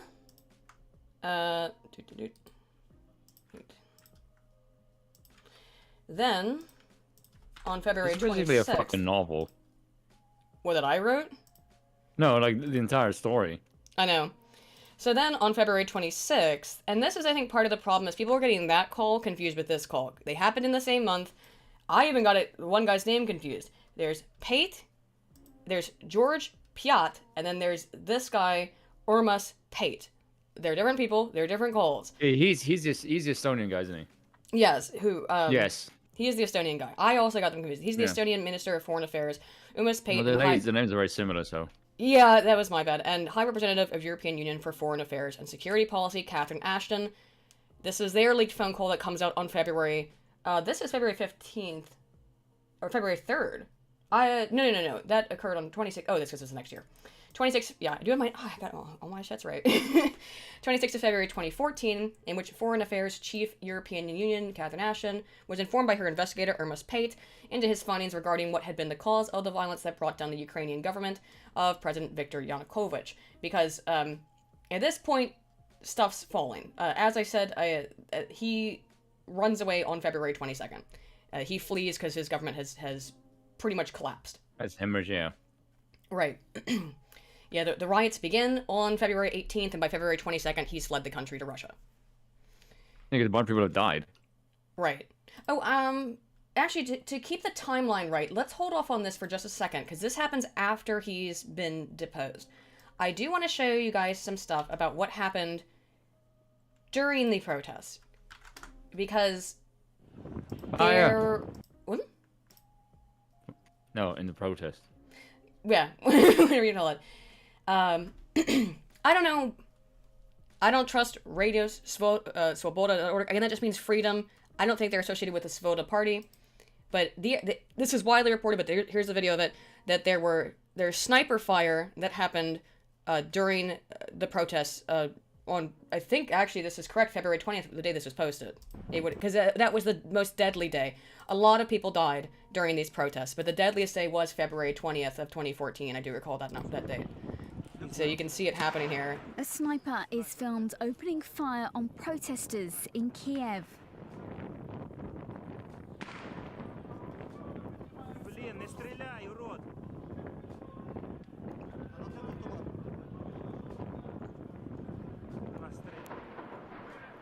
With confrontation from riot police, protesters are attempting to recapture territory by reinforcing barricades.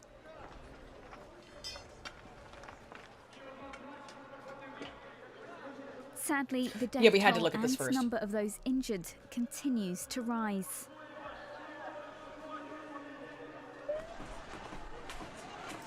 The government has insisted that its forces have been acting with restraint, but the fresh fighting has shattered a truce declared by Ukrainian President Viktor Yanukovych.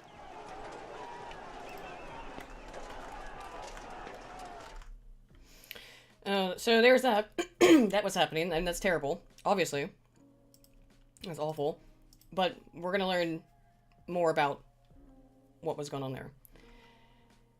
So, that's, riots began February 18th. Yanukovych flees to Russia after he refused to resign, but Parliament kicked him out. He flees on February 22nd. Alexander Turchinov is appointed as first as prime minister, and then as president when he assumes control of the armed forces, with who else but Arseniy Yatsenyuk as Prime Minister on February 22nd.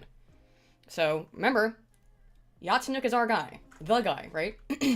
When Turchinov was running at the time, his party was something called Fatherland. Fatherland was a pro-EU, pro-NATO party, but in March 31st of this year, so about a month later, he formed something called the People's Front. And we'll talk more about the People's Front.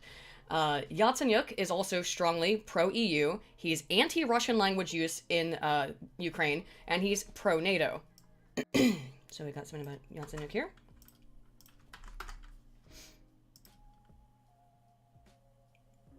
Here we go. Ukraine, this is from Yatsenyuk, Ukraine must join NATO to break the vicious circle with Russia, Yatsenyuk. Yatsenyuk does not believe in democracy in Russia. Yeah, I know, right? Here's his quote.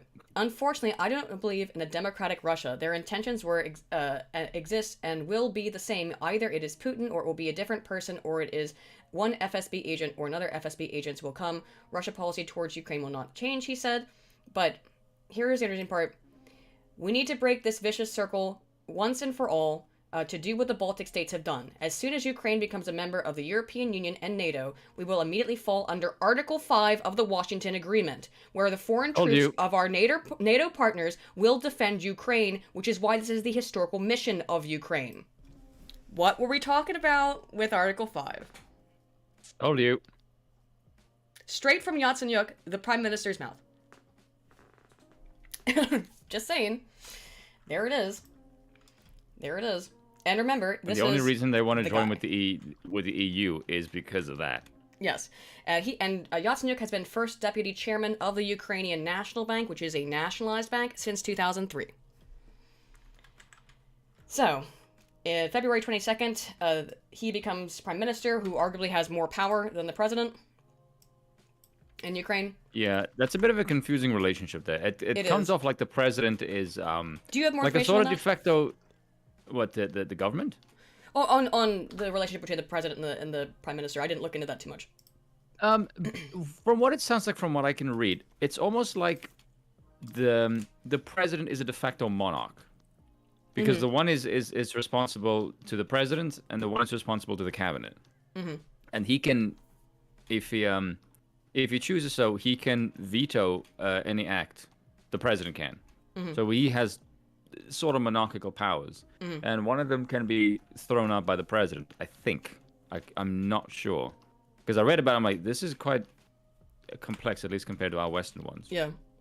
But there's definitely a sort of de facto monarchical relationship with the president. That's absolutely true.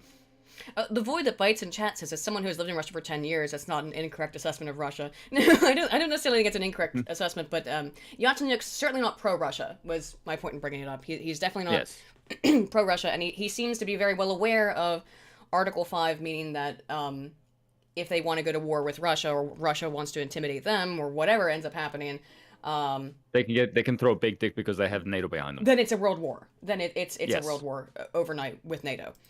He's well aware of that. So, which you can imagine the Russians are not exactly fans of. No, and again, we'll talk about it more, I guess, later. But again, it's gonna be a long stream. But there's... do you think the Americans would instigate a war with Russia when they have this much power? Yes, I absolutely think they would. If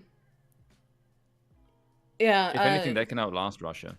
The void that bites there, a small nation that wanted the protection of a supernatural bloc. Russia's recent full-out attacks proves them right. I don't actually think so. And if you don't get it yet, I think we'll try to explain more why that's the case. It's pretty clear that the U.S. in particular has a very strong interest in getting power over Ukraine.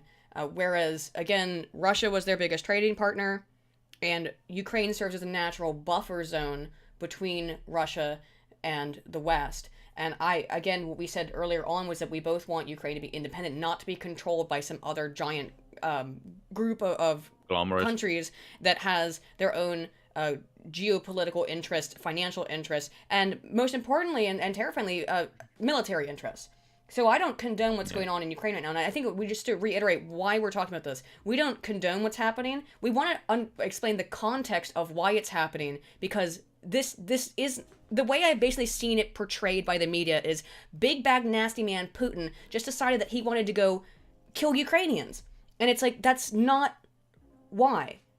And Kubu SD7, that's why it's happening, is that basically Ukraine was bullied, if not, I mean, the evidence here seems to me, they didn't have a choice into picking a side, and Putin basically feels like he's backed into a corner, because again, if you don't have that Ukrainian buffer zone, it is a straight shot to Moscow over flat plain area and they're gonna, what are they gonna do? What they do in every other NATO country is put a bunch of missiles and troops right on the border. Yeah. And if it's civilization and your rival in this other country is gobbling up city-states or whatever, or I guess gobbling up building all these cities all around you and expanding their territory, and you've got a peace deal, but it's a tenuous peace deal. And by the way, they blame you for hacking their election and for all the ills in their world, regardless of whether or not you did it. But the people are certainly convinced that you're evil. Yeah. You might be. Can you see why they'd find it intimidating? Why it looks like it doesn't look like an act of aggression, but I call it peri-aggression, right? It looks like I'm amassing forces at your border. What else do you expect?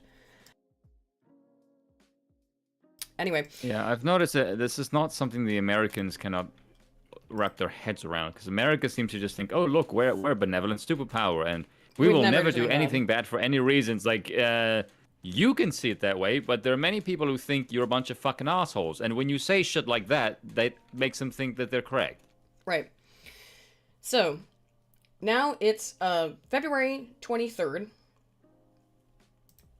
and Crimea, this is the day after the election, Crimea starts waving Russian flags. Based Crimea.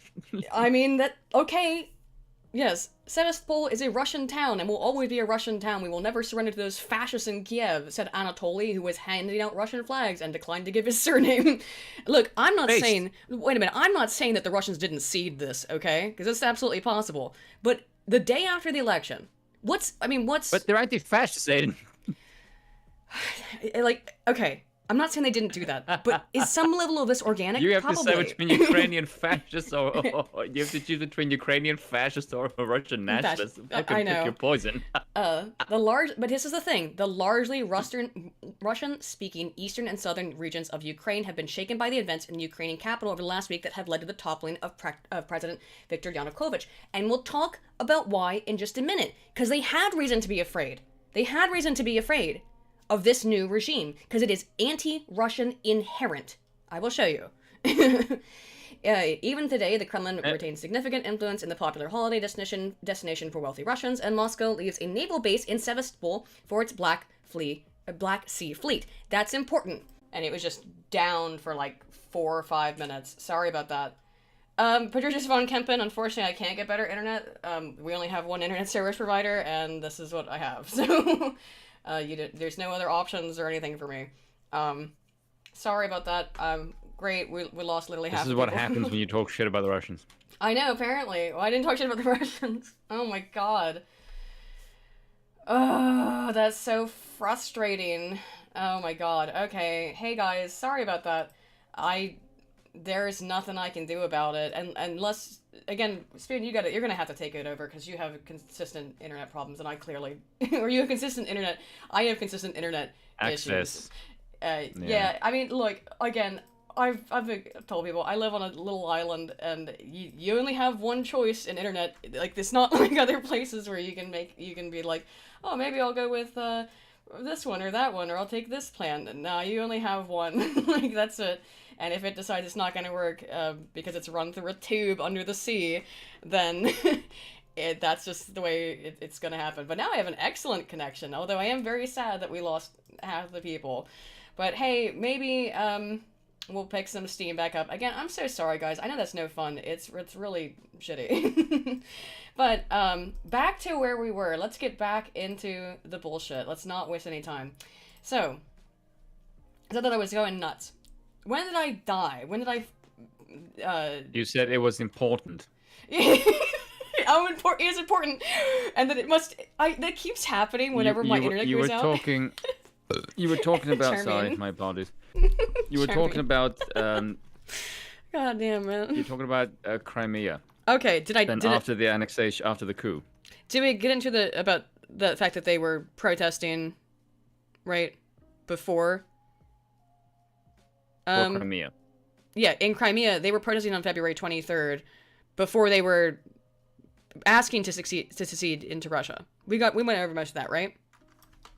I don't think we went that far. Oh, well, I might have been... You didn't speak about secession before.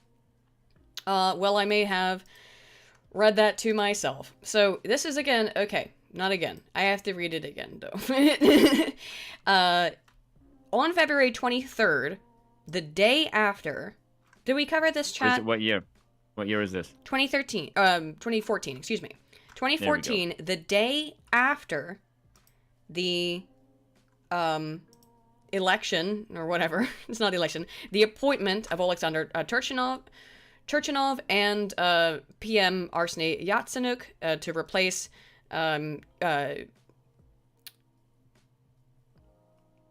Yanukovych. Sorry, I know my brain has to like catch back up now. I gotta get back on speed. To replace Yanukovych runs away. They are the interim leaders. The next day in Crimea, they're waving Russian flags, shouting Russia, Russia, Russia, saying Sevastopol is a Russian town and will always be a Russian town. Did I read this part? Spoon? Nope. Oh. Sevastopol is a Russian town and will always be a Russian town. We will never surrender to those fascists in Kiev, said Anatoly, who was handing out Russian flags, and declined to give his surname. The struggle is only the beginning. The largely Russian-speaking eastern and southern regions of Ukraine have been shaken by events in the Ukrainian capital over the last week that have led to the toppling of President Viktor Yanukovych.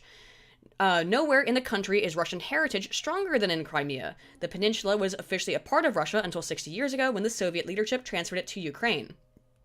Even today, the Kremlin retains significant influence in the popular holiday destination for wealthy Russians, and Moscow leaves naval bases in Sevastopol for its Black Sea Fleet. And that's really important, because the reason why Russia was able to take over Crimea, basically bloodlessly, is because a lot of Crimeans saw themselves as Russian, and two, Russia had leased military bases in Crimea for years. Did I read this? Well, I'll go over it again. No, but I told them that they had leasing agreements with military since 1997, and that was renewed in 2010. All right. I remember it because I read that myself. Okay. We are not the only one that does research. We're not like the Kievans. We will not give up, said Olga, a pensioner, to the crowd on Sunday. We hope there would be... That's like the most Russian fucking name ever. Of course, Olga. Olga. We hope there would be a split in the country, but if a fully Bandera regime emerges in Kiev, then we'll be part of Russia, she added, using a controversial term for the opposition from the name of a nationalist leader who fought against both Nazis and the Soviets during the Second World War. Amid fears that the new leadership in Kiev will soon fire the local government, which they did, by the way, demonstrators elected a new city leader, Alexei Shally, who vowed to defend Sevastopol. Protesters also voted to set up self-defense squads, a fledgling militia that would mirror those established in pro-European Western Ukraine last week. We'll talk about that. We're not going to talk too much about the pro-European side in the form of there's some weird stuff there. I actually didn't think that the one state. We're not interested in that. We're listening to only pro-Russia people here. No, we want to listen to both. We want to listen to all sides.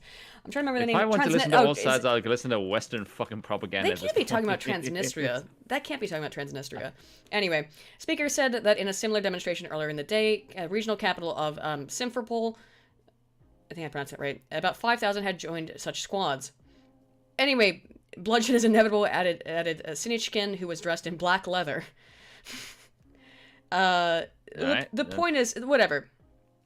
The point is... Based or gay, but the point is that the day after this coup in Ukraine leads to the installment of these temporary leaders, Crimea is protesting to become part of Russia. Now, you could argue that these are all Russian plants, but I find that hard to believe that all of them are. I find that hard to believe that all of them are. So then after that... A few you can dismiss, but most of them probably not. Right. I know I read that because I remember the part I was having a problem with was the next article. Because then the new Ukrainian government starts doing weird stuff. Like, they started releasing all political prisoners. All political prisoners, including this guy, Andrei Biletsky. Biletsky, Andrei Biletsky. So, let's find, I think he's in this. Yeah. This has some information about Biletsky in it, but this was not the what I was actually thought was here, which is that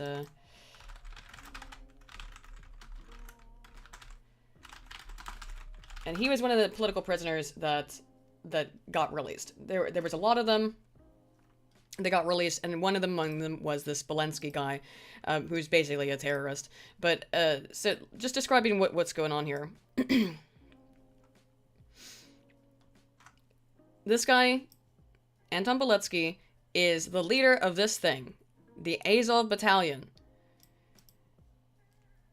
Ah, yes. This is a new article, but this is just about Biletsky and the Azov battalion.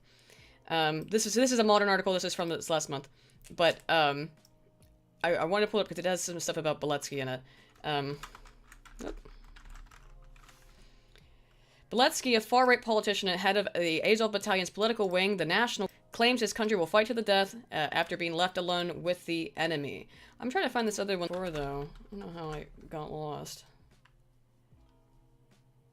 How did I get lost? Andrei Biletsky, commander of... He's also a member of something called the... He's Azov battalion and leader of the Social National Assembly. And... Released. Let me find that one.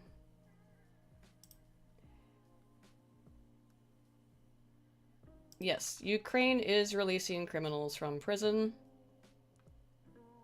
I'm still having some internet issues. But it's saying all green on my side, so I don't know. It might just be something else. How's it going? It says it's alright. I'm way more frustrated. Spoon, are you with me? Mm-hmm. Hello?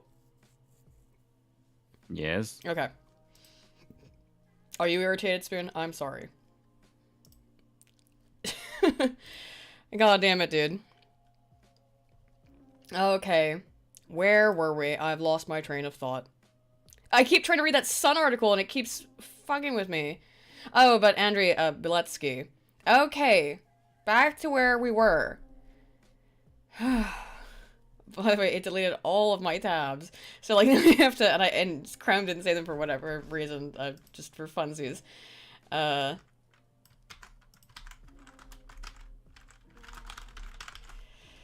Okay. So. Andrei Biletsky is one of the many prisoners that's released. We're back. Hey, guys. And Andrei Biletsky is this, like, legitimate neo-Nazi guy. He's released.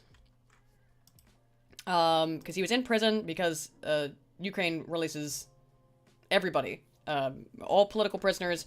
Right after the new government comes in, releases all political prisoners. Where was I? Sorry, I gotta reorient myself, guys. That was really unfun. Oh, here's a quote. Okay, this is the Andrei Biletsky, one of the prisoners released, who is the commander of the Azov battalion and the leader of the Social National Assembly. According, I can't find who wrote this, but the goals of the Social National Assembly that he co-founded are, quote, the protection of the white race by creating an anti-democratic and anti-capitalistic nationocracy system and the eradication of international Zionist speculative capital. In 2010, Biletsky said that it was the Ukrainian nation's mission to, quote, lead the white races of the world in a final crusade against the Semite-led Untermenschen. Well, we're starting off the stream back again on to a certainly interesting start, right? Jewies. I mean, just interesting. Oh, and this is what leads us into the Pyatt Ashton transcript, right? Okay, now that we're back. So, on February 24th, Crimeans start protesting the 23rd. New government comes in on the 22nd. 24th, they release all these prisoners, including that guy, Andrei Biletsky. Again, pretty obvious neo-Nazi kind of guy, right? And by the way, when you hear those reports, again, that there's no neo-Nazis in Ukraine, right? It's vastly overstated or something like that. Probably is overstated to some degree. But, it is also a serious issue in Ukraine.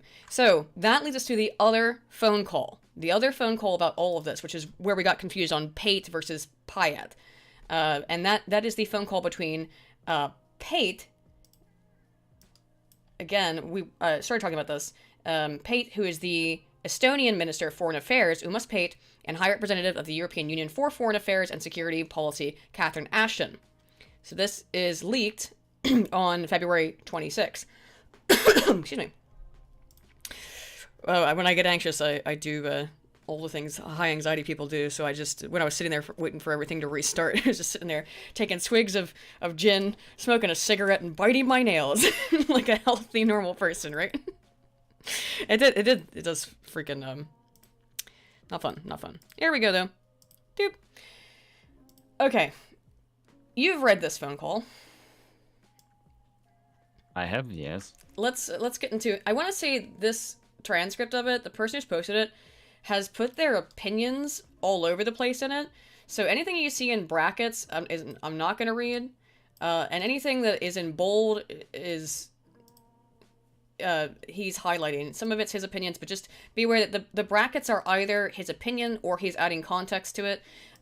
I'll start the screen share with you again, Spoon. So do you mind, so I can actually we can I guess we could go back and forth on it if you'd like to. I actually don't know who's talking though, because it's not really clear in this transcript. Yeah, that's what I was trying to think. It's not very clear. It's one. Anytime there's a break, it's somebody one else. giant dialogue. Yeah. Anytime there's a break, it's somebody else. So let's start with where it starts to get interesting. This is going to be a clusterfuck if you try and read this, by the way. It's important though. I mean, it's a fuckload of dialogue. Yeah. Do you want to start here with impressions are sad? I met with representatives. I'll start here. So the Regents Party, that's Give me the link for this, by the way, because the quality is shite. Oh, okay. I wasn't sure if you wanted to do that or which. I'll do that instead of screen sharing. It'll be a less internet fuckery. So this is when they're talking about the Regents Party, that's Yanukovych's party, okay? Oh, it says that then. I didn't realize that they said it right there. I'm a fucking moron. Again, I'm a little off kilter right now, guys. I gotta get my momentum back, because these are going pretty good, but I'll get back in it. I'll get back in the swing of things. So I'll start. Okay, impressions are sad. I met with the representatives of the Regent Party, the party of Yanukovych, also new coalition representatives, and also civilian society. There's this lady called Olga, it's another Olga, not related to the other one I mentioned, who is head of the doctors. Yes, you know her. Yes, I do. Okay, good. All right, we got it. So that's a yes. Whew, my impression is this is bad, that there is, well, no trust, that there was a sense that there was these politicians who will return to the coalition, well, people from Maidan and civilian. Should I read his connotations? Yeah, because they do help.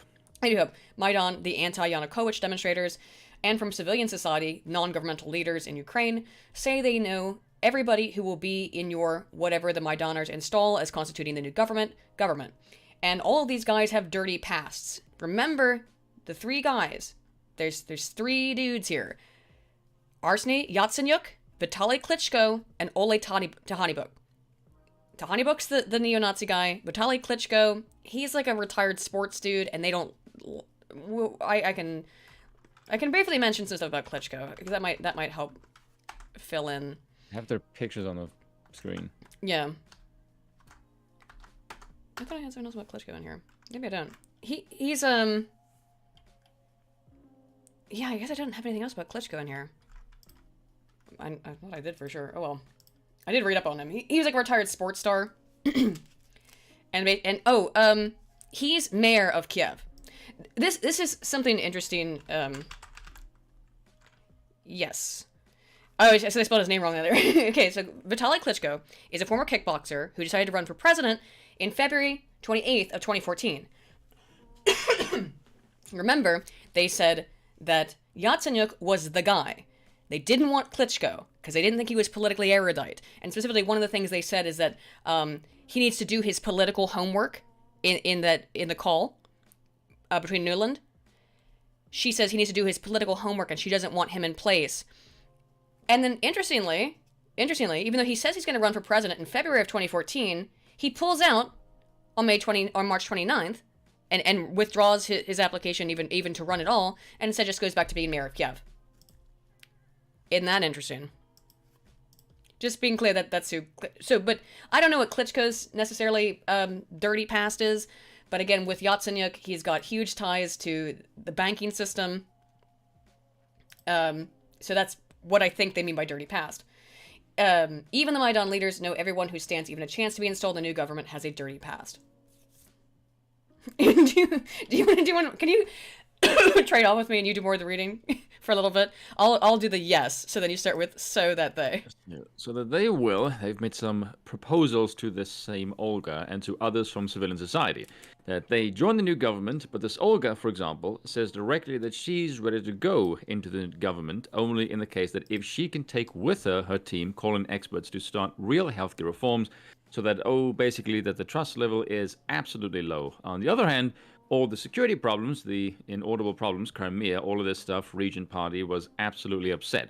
And that they accept this now, there's a new government and there will be external for Yankovic's replacement elections, but there is enormous pressure against the members of parliament from his Regent Party that there are uninvited visitors from the Ukrainian Nazis during the night to the Regent's Party members. Well, some journalists who were with me, they saw during the day that one member of parliament was just beaten in front of the parliament building by these guys with the guns on the streets. I'm assuming these are the highly organized Ukrainian Nazis, beating those parliamentarians to terrorize them into not resisting the coup. Yeah. Yeah. So that all these messages is still there, and of course this Olga and others from civilian society, they were absolutely sure that people will not leave the streets before they see that the real reforms will start, so that it is not enough that there is just change of government. He now changes totally to what the EU's and his own country's leaders care the most about, which isn't at all she can take with her team, calling the experts to start real healthcare reforms, but instead there is the main impression so that the EU, and from Estonia's perspective, of course, they should be ready to put this financial package together for their aristocrats, Ukrainian bondholders, also together with others. This very clear message is needed that it's not enough that there's a change of government, that is the real forms. That is the same real reforms, i.e. an election to increase the level of trust is needed. Otherwise it will end badly, those loans won't get repaid. Because the Regent Party, the people now afraid, also said that then you will see that if the people from the eastern part of Ukraine, which they represent, will really wake up and start to demand their rights, as the Maidaners in the west have been demanding theirs. Some people were with me in Donetsk. This is important. In the east. Yeah. When he's talking about the eastern part, he's talking about the Donbass region, which is Donetsk. Yes. And Luhansk. Which is pro-Russian. Yes, very pro-Russian. And that's going to kick off here in a second. Yes. Let's see. There people said, well, we can't wait how long till the occupants of the Ukraine last in Donetsk. They were already alienated by rule of the West, so that even under Yanukovych, they considered it to be occupied. That is the real Russian ship city, and we'd like to now see that Russia will take over, and any such breakaway would remove from Ukraine assets that otherwise would be available to pay back EU loans. So basically their whole thing is just, we want to get in here so that EU can make their money back. Now that's very interesting. I think that's very interesting. I just had a big meeting here with Olli Rehn and other EU commissioners. We are working on financial packages, short, medium, long term, everything from how we get money in quickly to how we can support the IMF, guarantor of international loans, and how we can get the kind of investment packages and business leaders and so on. On the political side, we've worked out resources. And I offered to civil society and to Yatsenyuk, the banker, whom Obama's agent was now actually choosing to run the country. Again, we went over that. And Klitschko and everybody I met yesterday, Again, notice, guys, it's the same names. We can offer you people who know how to do political and economic reform, i.e. make the whole bond bets of Europe's aristocracy. The countries that are closest to Ukraine have themselves been through dramatic changes and have done big political and economic reform, so we've got loads of experience to give you, which we have to give. I said the people in Maidan, yes, you want real reform, but you've got to get through the short term first. You need to find ways in which you can establish a process that will have anti-corruption at its heart. This is this needs reflecting the interests of both Europe's aristocrats who have loaned money to Ukraine, plus the Ukrainian public, so that Ukrainians won't continue to be robbed blind by Ukraine's own oligarchs, benefiting both the EU's aristocracies plus the Ukrainian public. That will have people working alongside until the elections, and that you can be confident in the process. I said to Olga, you may not be a health minister now, but you need to think about becoming health minister in the future because people like you are going to be needed to be able to make sure that things will happen. But I also said to them, if you simply barricade the buildings now and the government doesn't function, we can't get money in because we need a partner to partner with in order to get those European loans paid back. And I said to the opposition leaders shortly to become the government, you need to reach out again. That's the shortly to become the government people. At that point, they're talking about here Alexander Turchinov and then Yatsenyuk as the PM. I'm engaging with them. You also need to get ordinary people back on the streets under a new sense of their roles, so that people feel safe. I said to the Party of Regions, again, Yanukovych's people, you have to go and lay flowers where the people died. You have to show that you understand what has happened here, because what you're experiencing was anger of people who have seen the way that Yanukovych lived and the corruption, and the Ukrainians, assume that you're all the same. And those are the people who've lost people and who feel that Yanukovych Yanukovych ordered that to happen. There's quite a lot of shock. I think in the city, a lot of sadness and shock, and that's going to come out in some very strange way if we're not careful. I think all of this we're going to have to work on. We've done a big meeting here today, so let's try to get this in place. But yes, very interesting, your observations. This is where it gets, yes. This is where it starts to get, if none of that stuff sounded too interesting to you guys, this is where it pops off. Yeah. It is actually, and the only politician the people from civilian society mentioned positively was Poroshenko, who was soon to become the ultimate winner in the May 25th presidential election, which was only held in Ukraine's northwest, because by then the regime's massacres of people in the southeast had already begun, and so the residents knew that they didn't want to be ruled by anger. They didn't want to be ruled any longer from Kiev. So that he had some to say. Yeah, so that he has to say some trust among these Maidan people and civilian society, and now comes the bombshell. Second, and that was quite disturbing, the same oligarch, Poroshenko, so that when he became president, he already knew this, told that, well, all the evidence shows that people who were killed by snipers from both sides, among policemen and people in the street. And this will shock Ashton, who just said that Yanukovych had masterminded the killings, that they were the same snipers killing people from both sides. Poroshenko knows himself that this regime is based on a false flag US-controlled coup d'etat against his predecessor. Well, that's yes. So that, and then she, Dr. Olga, that's you, by the way. That's yes. But yeah. So that she and Dr. Olga Bolgomets also showed me some photos. She said that she said as a medical doctor, she can, see that it's the same writing, the same type of bullets. And it's really disturbing that now the new coalition, that they don't want to investigate what exactly happened. So that now there is stronger and stronger understanding that behind the snipers, it was not Yanukovych, but it was somebody from the new coalition. The new coalition. That was the bombshell, guys. That's why we read through all that long shit, because that's the important part. I showed you guys before I went down last time. If you did see it, the video of the snipers shooting people, and according to this, from what their reports are saying, is that the snipers were killing people on both sides, and it was not Yanukovych's government, but the new government that was behind the snipers killing people randomly in the street to rile them up. You notice here that Pyatt had tactfully avoided saying that Ashton's assumption that had been Yanukovych's was false. Instead, he totally ignored her having said that, and here he simply said that the evidence went totally the opposite direction, the direction that Poroshenko himself knew to be true. I think that we do want to investigate. That sentiment on her part lasted about 1 second. I mean, I didn't pick it up. That's interesting. Gosh, Ashton here seemed to be have felt embarrassed and thus ended in a gosh that was almost inaudible, as if a question, and then she proceeded simply to ignore this crucial matter entirely. All of the evidence suggests that she was exceedingly reluctant to believe that the bad guys were here had actually been on the anti-Yanukovych side. She didn't want to believe that, perhaps because her supreme priority was getting EU's loans repaid. So that it was the instance that it was disturbing us now live. That it was in this instance disturbing that if it is us now to live its own life very powerfully, then it's already discredits from the very beginning also this new coalition, meaning that they basically threw people over in a coup, and then now those people are being installed. Bit fucked up. At this point, Ashton noticeably jerks the topic back to the need for our own sponsors, Europe's lenders to Ukraine, who want to be paid back, and she suddenly sours on Olga not being a politician. I mean, this is what we've... I mean, this is what we've got to be careful of as well, that they need to demand great change. But they've got to let the Rada, that's the parliament, function. If the Rada doesn't function, then we'll have complete chaos. Ashton clearly wants now to sweep those bullets and blood under the rug. So being an activist and a doctor is very important, but it means you're not a politician. And somehow they've got to come to a kind of accommodation for the next few weeks as to how the country is actually going to run, and then we can get the elections and things can change. And that's, I think, going to be quite popular. I'm planning on going back early next week, hoping on Monday, and the end of the conversation, the discussion, yeah, that's it. So, just to be clear, what happened there? These two, the Estonian ambassador and this woman, European Union Foreign Affairs Security Policy Councilwoman, they're both surprised.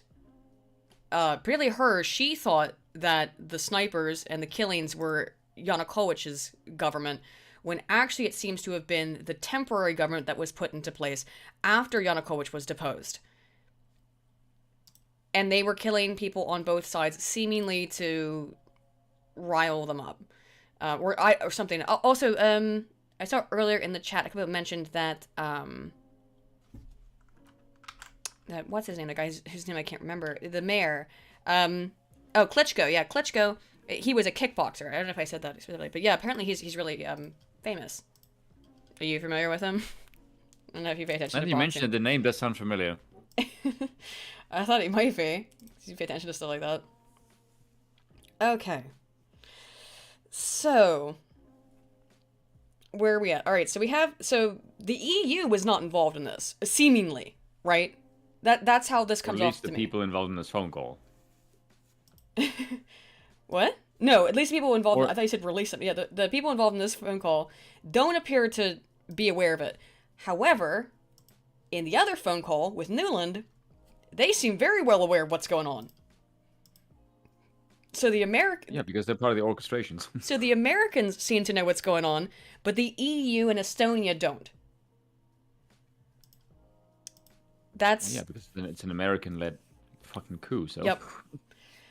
On February 26th, the new temporary government creates this lustration committee, which is designed specifically to remove any politicians or civil servants that are left in place from Yanukovych's government.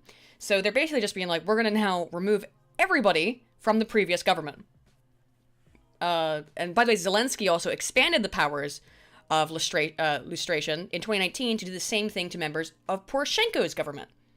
So the corruption, or whatever you want to call it, or maybe you don't think it's corruption, is compounding, but basically what's happening is that when this new regime comes in, they don't just remove, the president, they remove everybody they can remove, right? And they make it legal for them to do it under this lustration thing. Now, remember another thing in that call? Remember that attaboy thing? I'll turn my screen back on so you can see it. Well, remember Nuland said that Biden should give an attaboy call to Arseniy Yatsenyuk? February 28th, 2014, Vice President Biden spoke with Ukrainian Prime Minister Arseniy Yatsenyuk earlier today to reaffirm the United States' strong support for the new government and our commitment to the sovereignty, territorial integrity, and democratic future of Ukraine. The Vice President further commended the government for its continued restraint. The Prime Minister emphasized to the Vice President that the new government would uphold its international obligations and serve all the people of Ukraine. There's the attaboy. There it is. They said Biden should do it. So Biden's clearly involved here. On February 28th, Parliament votes to remove an existing law that protected the use of Russian, Romanian, and Hungarian languages in regions in which they are spoken by the majority. So remember that thing where the Crimeans were upset and they were worried that the new government would be anti-Russian? They made it so that, like, you can't have... Before it was that a certain amount of time on, like, broadcasts had to be in Ukrainian, but now they removed that. So that... they removed any protection of other languages, I should say. So now everything has to be in minority language protections. Yes, so now everything has to be in Ukrainian. Interesting. Why do you think the Crimeans are upset? Why do they think that this new regime is going to be anti-Russian? They're anti-Russian language, seemingly, and we saw that in some of the things that Yatsenyuk said, right? He certainly doesn't seem to like Russia. Ukrainian broadcast stations became required to cease all broadcast of Russian channels on March 1st. Here we have March 4th. What's going on here? Oh, why is the U.S. sending $1 billion to Ukraine? Is it $1 billion? $1 billion to Ukraine. It actually is worse than that. That's a lot of money. It's actually... it's more, actually. Senator John Kerry. Here we can see John Kerry. Oh, wait, who's this? Who's this over here? Who's this over here 3 away from him? Is that... Oh, yeah. That's Ole, I can... Now I'm gotta remember his last name again. God damn it. This, Mr. Crazy Nazi guy. Yeah, Tahanibok. That's Ole Tahanibok right over here next to John Kerry. Remember... Who is not at all wearing a pompadour wig. And remember, the claim is that the Nazi aspect of the Ukrainian government doesn't exist. It's like 5 people. It's not real. Secretary of State John Kerry traveled to Ukraine today to show support for the country's new government amid mounting tensions from Russia, and he showed up with a pretty big gift too. Does this sound like a payoff for doing your job? No, I was about to say that sounds like a job well done kind of fucking payment. Kerry brought news of a $1 billion aid packet the U.S. was giving Ukraine to help it get through the next few months of turmoil, according to the Treasury Department. The aid is made up of $1 billion loan guarantee, as well as a technical and financial experts to help Ukraine's bank. And remember again, Yatsenyuk is one of the head members of Ukraine's bank, the guy who's now prime minister. This is the level of corruption here. It never ends. It never freaking ends. Okay. So you're giving $1 billion to the bank that the prime minister happens to be on the board of, and like second in charge of. And the finance ministry with its financial affairs to help prepare the country for national elections in May. So again, so he hasn't, but he's the PM right now. We'll get to that. News of the $1 billion loan guarantee was met with skepticism in this country. People did not like that. A couple people paying attention. I wonder why. This person has... No one pays attention to this shit. They've had one... But Russia stepped in and offered a cushy $22 billion without such reforms. I mean, look, nobody's not corrupt here, right? But we've explained why Russia wants to keep Ukraine in its sphere, and that's to protect its border. To protect its most vulnerable border... That's a big plane that leads directly to Moscow. With no natural barriers. Putin offered Ukraine a $22 billion aid package with $15 billion in loans on the very favorable terms and $7 billion in energy discounts, which they've announced they've withdrawn, rumor said. Then President Viktor Yanukovych accepted Russia's offer, a decision that played a large role in protesters calling for his oust. Pro-European groups in Ukraine want to see the country more closely aligned with the West, not Russia. So again, Russia offers you $22 billion to stay around. The U.S. is offering you $1 billion after you did what they wanted to have done. I mean, I'm not saying anything for certain, but looks like they were trying to set up a coup. Certainly looks that way. They get the people they want in power, at least temporarily, and they get the people they want, and they get rid of the guy they don't like, who's pro-Russia, and then they offer a reward that is that's a fraction of what Russia was offering just to not do this. Including these big, $7 billion in energy discounts. And that's a big deal, because again, remember that the gas all flows through Ukraine. I thought that was the main reason they wanted to go there. Is that they could score money that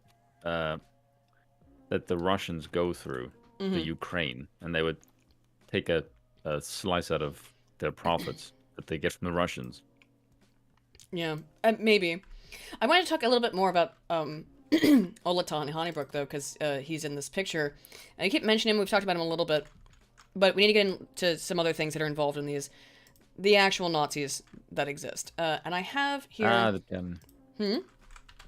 The battalion or the other one? Oh, no, there's a whole bunch of them. That's the thing. It's not... there's a whole bunch of them. There's a whole bunch of them. Factions. Yeah, yes, and they're all, you know, I think not good people. The typical term would probably be far right wing, but whatever you want to. Oh my god, my computer's being weird again. Whatever you want to call them, they're not good people. Nationalists. Okay, it's done being weird. All right, so I've got some. This is from a paper about this. So here's some information more about Tahanibuk. Recent developments associated with the Freedom Party, that's Svoboda, so Freedom Party is Svoboda, may be considered a basis for the resurgence of Ukrainian radical right. The evidence that attests to their revival relates to the victory in the local election in the Ternopil region. I'm not going to try to read that, sorry guys. The All-Ukrainian Union Freedom, henceforth the Freedom Party, on 15th of March 2009, and the consequent mass media attention that made the leader of the party, Ole Tahanibuk, a national sensation. The Freedom Party obtained 34.69% of the votes and 50 seats out of 120 in the Ternopil Regional Council, while its nearest competitor, United Center, gained only 14.2%. Remember, if there's some claims that this is some fringe stuff, at least in this region, they did pretty well. The Freedom Party's result at the Ternopil regional elections was the best electoral outcome, either at the regional or national level, for a far-right party in Ukraine's history. Let me get the next one. Oh, no. Oh, my God. It's not my internet this time. It's now freaking Gmail being weird. So I had to send myself these pictures, remember? This is what I was sending myself earlier. There we go. Got it. Okay. The enemy came and took their UPAs, Ukraine, but the UPA fighters were not afraid. Likewise, we must not be afraid. They took their automatic guns on their necks and went into the woods. They got ready for them and fought against the Moskali. that's Muscovites, people from Moscow. Germans and Zhidi. This is a quote from Tahanibuk. This is a quote from him. What I'm reading here. Zhidi, this is Jew and other scum who wanted to take away our Ukrainian state. And therefore our task for every one of you, the young, the old, the gray-headed, and the youthful, we must defend our native land. These young men and you, the gray-headed, are the very combination of what the what the mafia ruling Ukraine fears the most. I'm just reading you some of this guy's political beliefs, okay? Just to be clear. That's the same one. Oh, we got one more. I want to show you some pictures of this guy. We looked at some of them already, but... in spring of 2005, Tahanibuk became involved in further anti-Semitic activity when he signed a so-called Letter of 100 that petitioned President Yushchenko, the chairman of the Verkhovna Rada, and the head of the Supreme Court to, quote, stop the criminal activity of the organized Jewry. Oh, we did mention that before, which was alleged to undermine the Ukrainian sovereignty. That same year, the Freedom Party, the Svoboda, also focused its attention on the issue of immigration. Partially, this development was motivated by the 2005 riots in France, and the Freedom Party even issued a declaration on the racial and ethnic disturbances in France, in which it condemned the suicidal immigration policies of the country and demanded, in particular, the strengthening control of Ukrainian eastern and southern borders and tightening of immigration laws and the cessation of the criminal activities of ethnic mafia groupings.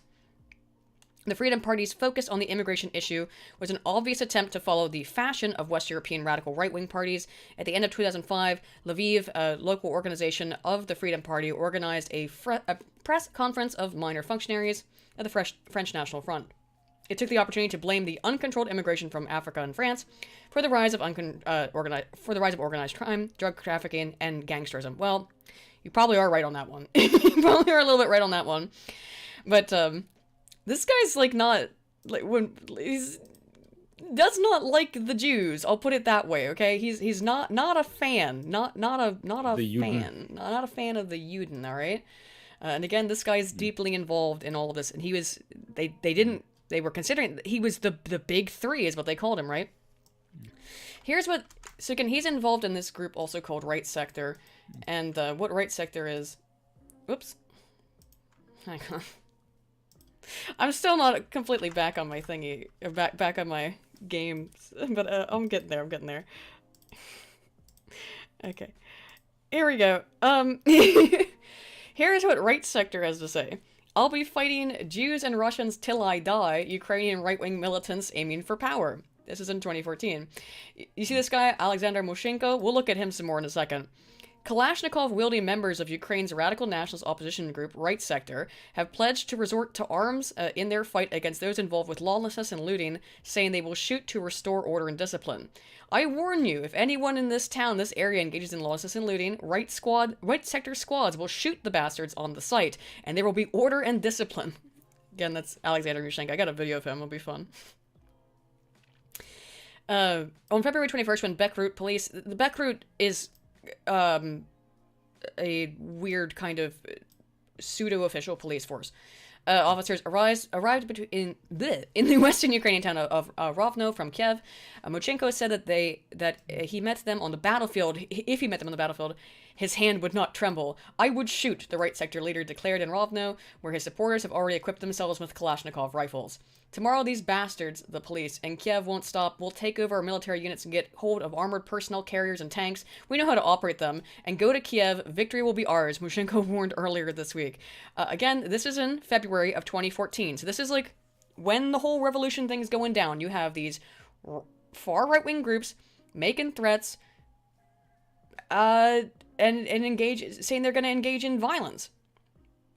And they're armed. They're seriously armed. To show you what I mean, here's a video of Mushenko showed up in a Rovno. This is the Rovno City Council meeting, where he shows up and vows to fight communist Jews and Russians for as long as blood flows in his veins. Just to be clear, I don't have no idea what he's saying, honestly. I doubt it. Oh, does it work?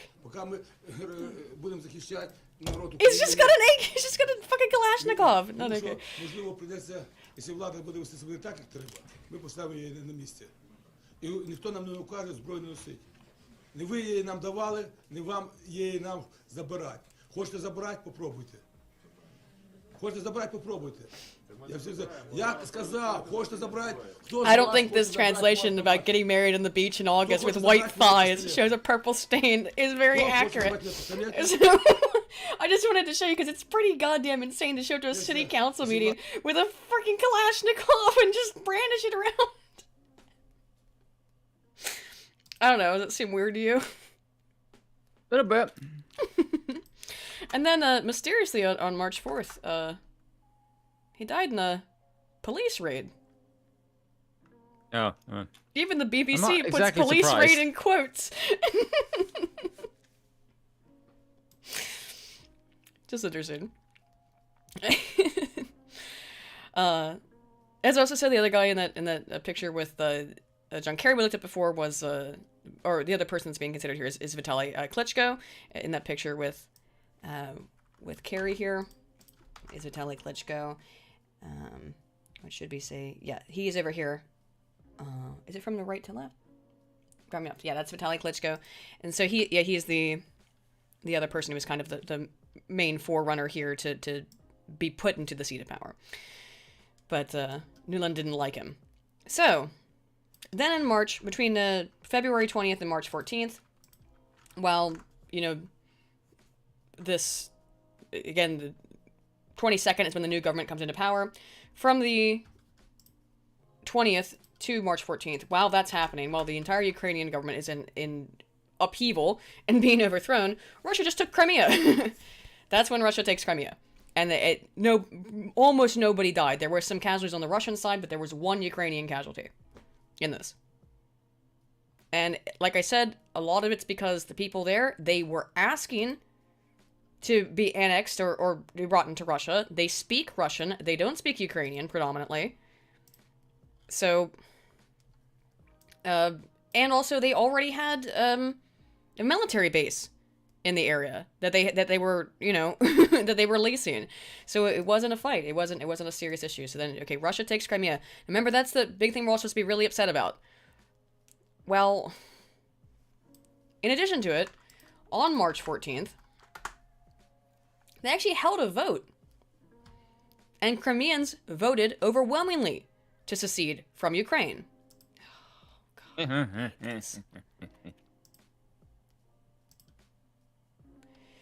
I mean, I don't know if you could say these are not real, that these were fake. I mean, look, the Russians already had military force in the region. They'd already taken it. From today's referendum in Crimea shut up, bitch.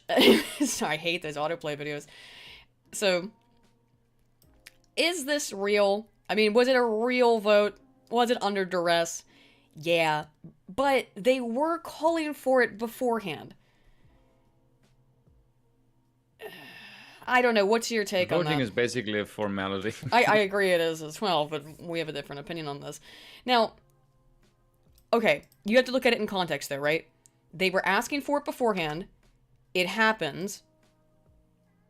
The Russians take over without bloodshed, and then they let them vote on it anyway. Now, again, was it a real vote? I'd say probably not. But of course, America didn't like that. And wouldn't recognize the annexation of Crimea and didn't recognize the vote as legitimate. Now, they were more than willing and happy to recognize the new Ukrainian government that was brought in by a coup, or the revolution of, what was it again? Dignity. The revolution of dignity. Dignity. So they were more than willing to immediately recognize that. But, but Russia always votes Putin into power. Yeah, Theo Fox, you're right. Yeah, I don't believe that this is democracy in action, right? But if all you really care about is that democracy appears to be happening, why is this not democracy? I'm just curious. Yeah, I've noticed democracy from the West, especially from the Democrats right now, is just that democracy only works when it goes our way. Yeah. Which especially is very, very much how the way that these fucking people see it. That's how this has gone, hasn't it? At least from my God, I perspective. just realized what I just said in my line. Oh my God. What did you say? This is what these fucking people favor. Oh yeah, God. Yeah. Oh wow. I just... no, okay. I just realized what I just said. Oh, okay. Fuck. So on March 25th... Okay, now I'm starting to see what these people want to do. The European Union-Ukraine Association Agreement is provisionally signed, which is... It doesn't mean Ukraine's part of the EU. Obviously, they're not. But it's like, we're going to see if your government is going to hold up, and then we're going to make you part of the EU. That's in March 21st of... this is 2014 again. So then, Arseniy Yatsenyuk and Alexander Turchinov, so the two people who are in charge of the government, create the People's Front Party. Remember that guy... Andriy Biletsky, the neo-Nazi commander of the Azov battalion. Well, he's made part of the military council of the People's Front in September of that year.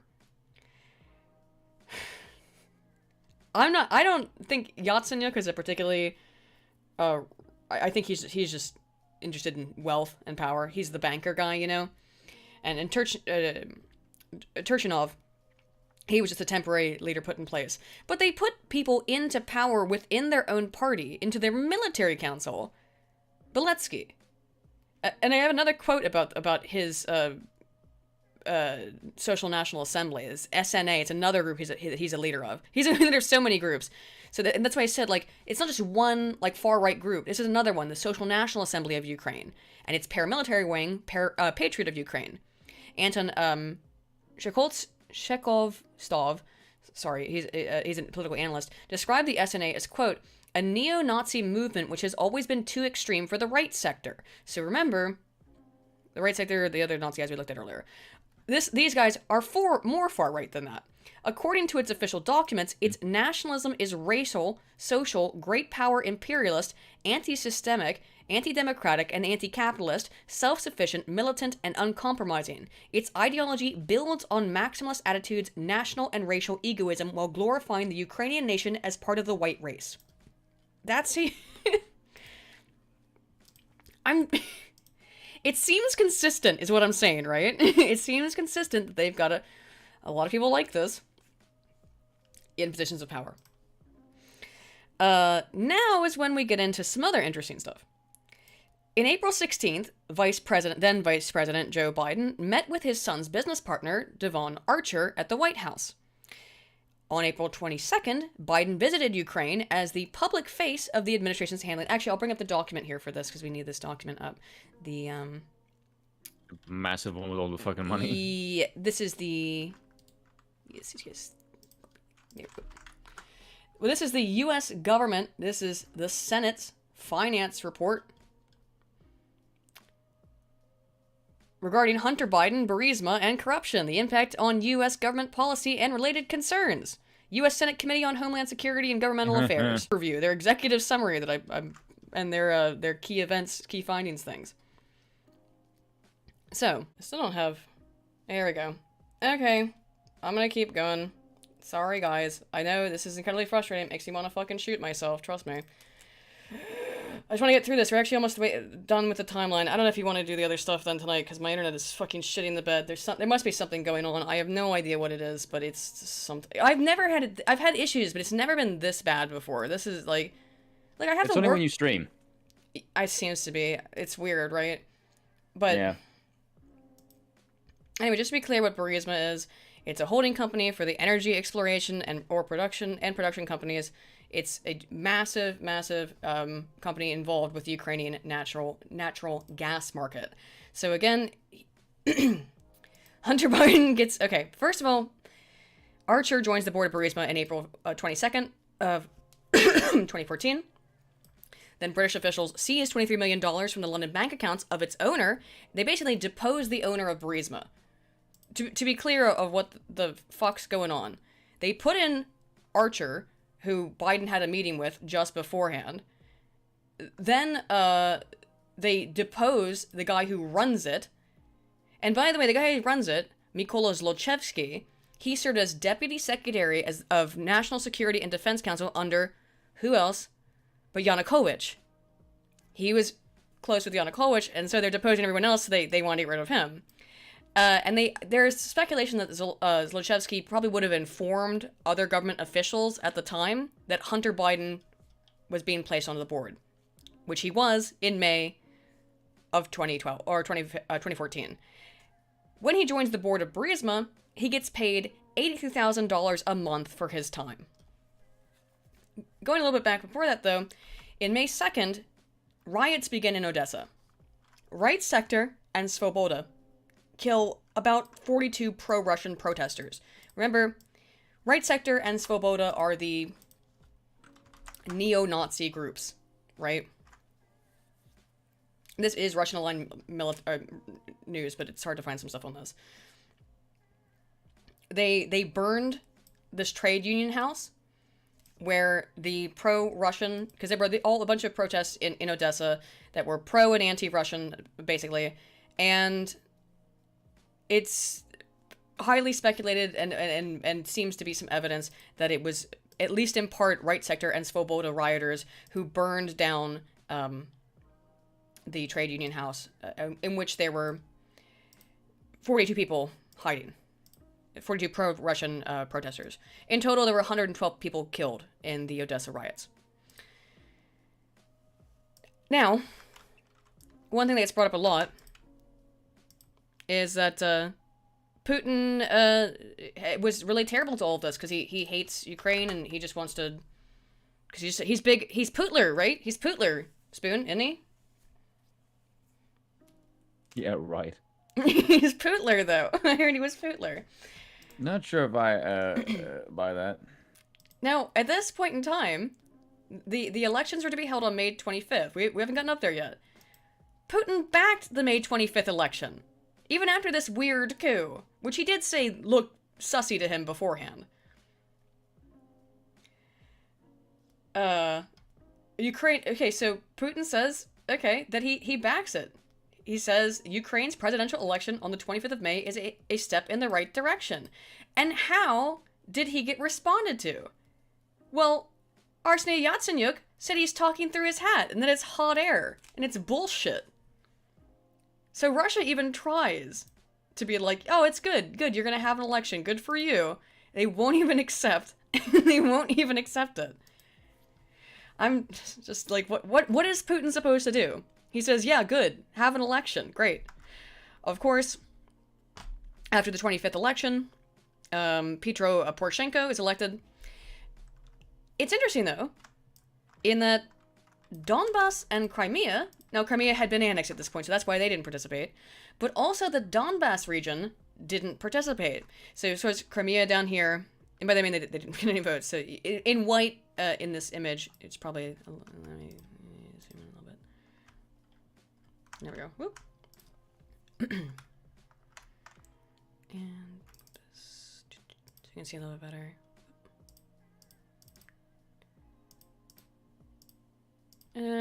Yeah. Whatever. I do want to move this a little bit so you can see it better here.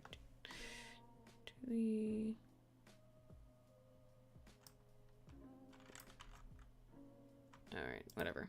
I don't actually want to make it any better. There we go, Okay, so you can see the white region on the right-hand side. That's the Donbass. And then, of course, Crimea is this little peninsula there at the bottom that's both in white. So these regions didn't actually get to vote. These are the two regions, by the way, that are pro-Russia. Now, of course, Crimea had been annexed at the time, but just saying.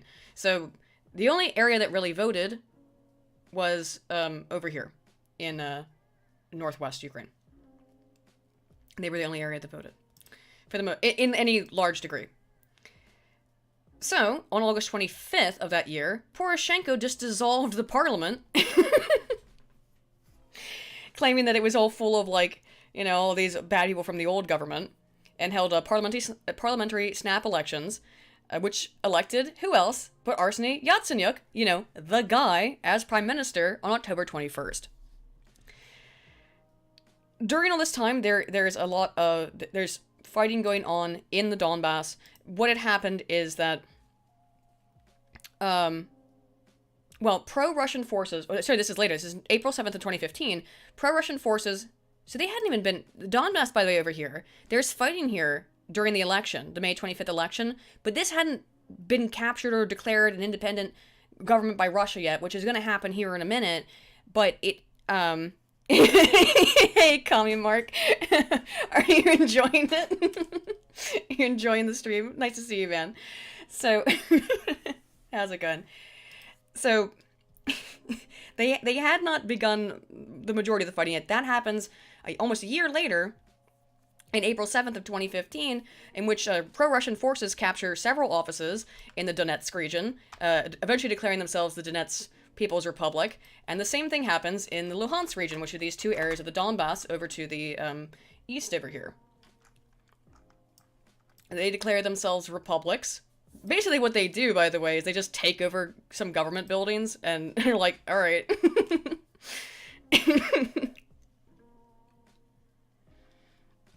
We don't have mods yet. You want one? Patricia, you're always here, I'll give you a mod. Be a good boy now. Don't punish Commie Mark unless he spams too much. What happens next? Are you there, Spoon? Am I boring you? Yeah, I'm here. Are you right? No, I'm here. Am I boring you a little? I'm wondering the Monarch redistribute. Monarch doesn't redistribute shit. No. It would be the Monarch him or you. By the way, Putin recognized these two regions, the Donetsk and Luhansk regions, as sovereign in February of this year. That's part of the reason. And by the way, remember when I said that Zelenskyy got $23 million withheld from him? Well, they gave it back in January of 2015. Just gave it back to him.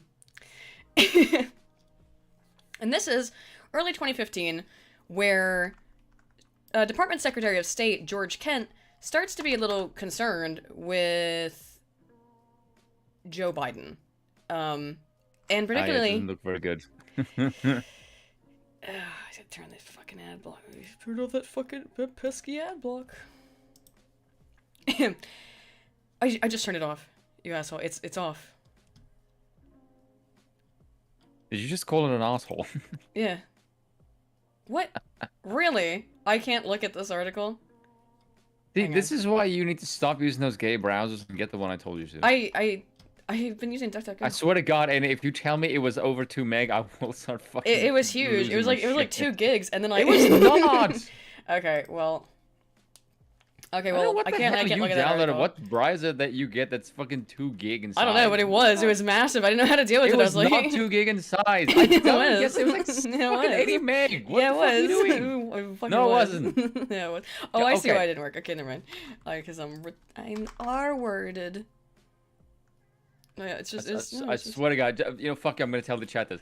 Chat, go look up a website right now, right? Go look up a browser. It's called SRIN, okay? It looks like, it's a white little sphere with a blue, like, speck in the middle, right? Download that and tell me how, if you go in the top corner of the website, it says download, and then you scroll down, and then you download the 64-bit or the 32-bit version.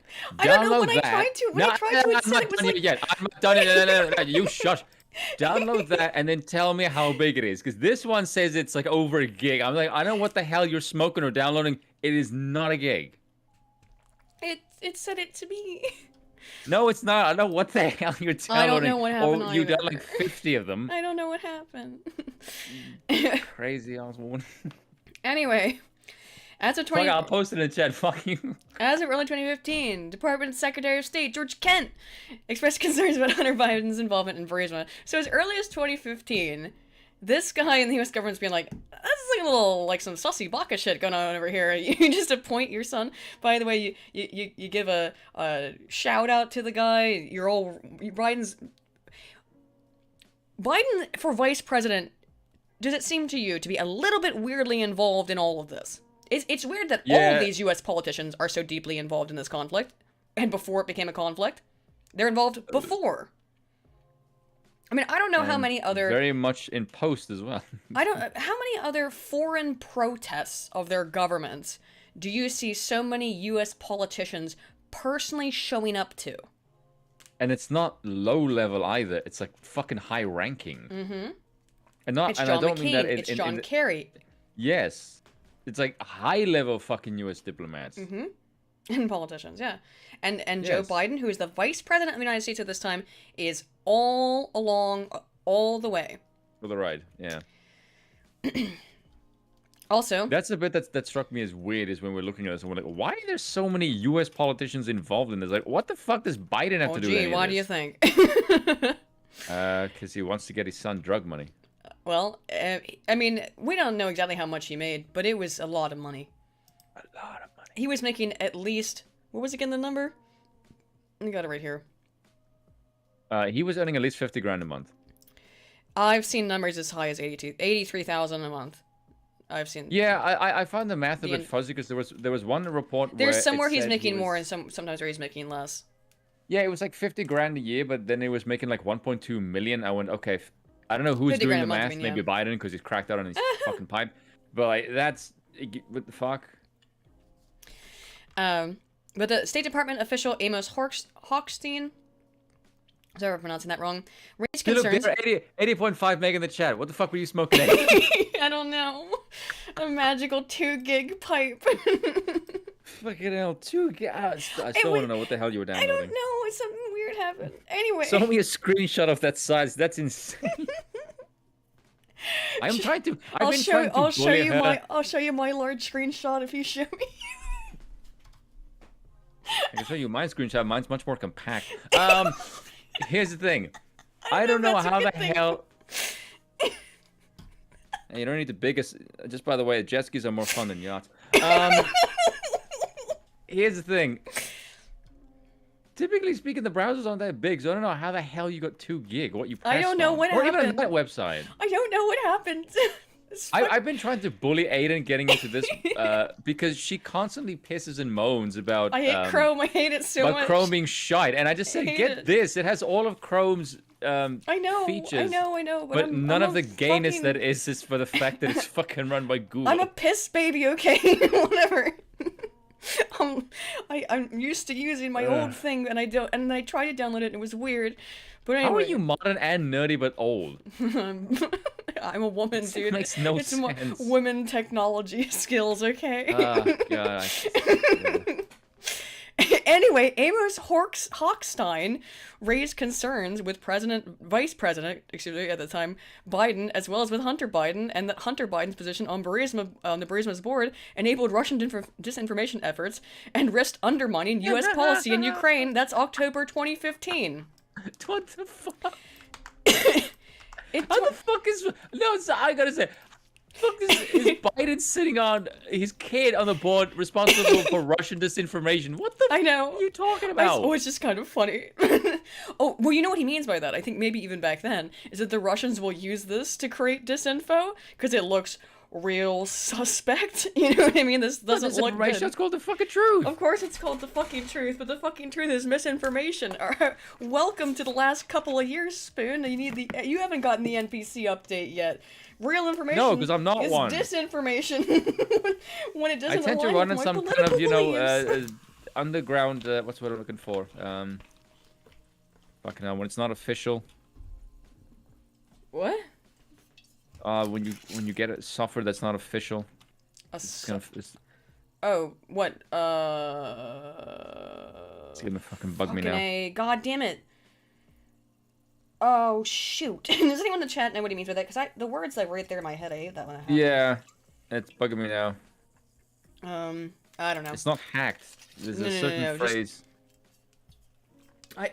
It's in my head somewhere. No, it's not jailbreaked either. Whatever. Well, it's gonna fucking bug me now until I'm gonna remember it, and then just randomly yell it out. Yeah, that's what's gonna happen. That's how it usually works, isn't it? No, it's not cracked. We could get more into the Burisma deal and stuff like that. It's been covered extensively by a lot of people. That's why I didn't want to focus on it too much. What I really wanted to focus on this stream was what we've been over, which is how did the regime change happen in Ukraine and how was the U.S. involved? Now, of course, Poroshenko, who's the guy who becomes president, he loses in 2019. But my question to you guys is, and Spoon, if you have an answer, I'd love to hear it. Why is it that if the U.S. government has set up all this shit, and Ukraine continues to move towards EU, can move towards NATO, why would we have any reason to believe that all of the corruption that happens in 2014 goes away by 2019? Oh, that's a good question, actually. Why is Zelenskyy a legitimate president and Poroshenko not? No, because he's probably more Western, that's probably why. By the way, as far as I can tell, Zelenskyy hates Poroshenko. But I saw some interviews where he saying some nasty stuff about him. So they are different parties. They are from different parties. Let me look that up right now. Zelenskyy as the president's Ukraine. I can't remember the name of Zelenskyy's party. Where was it? Servant of the People Party. Nothing bad could happen there.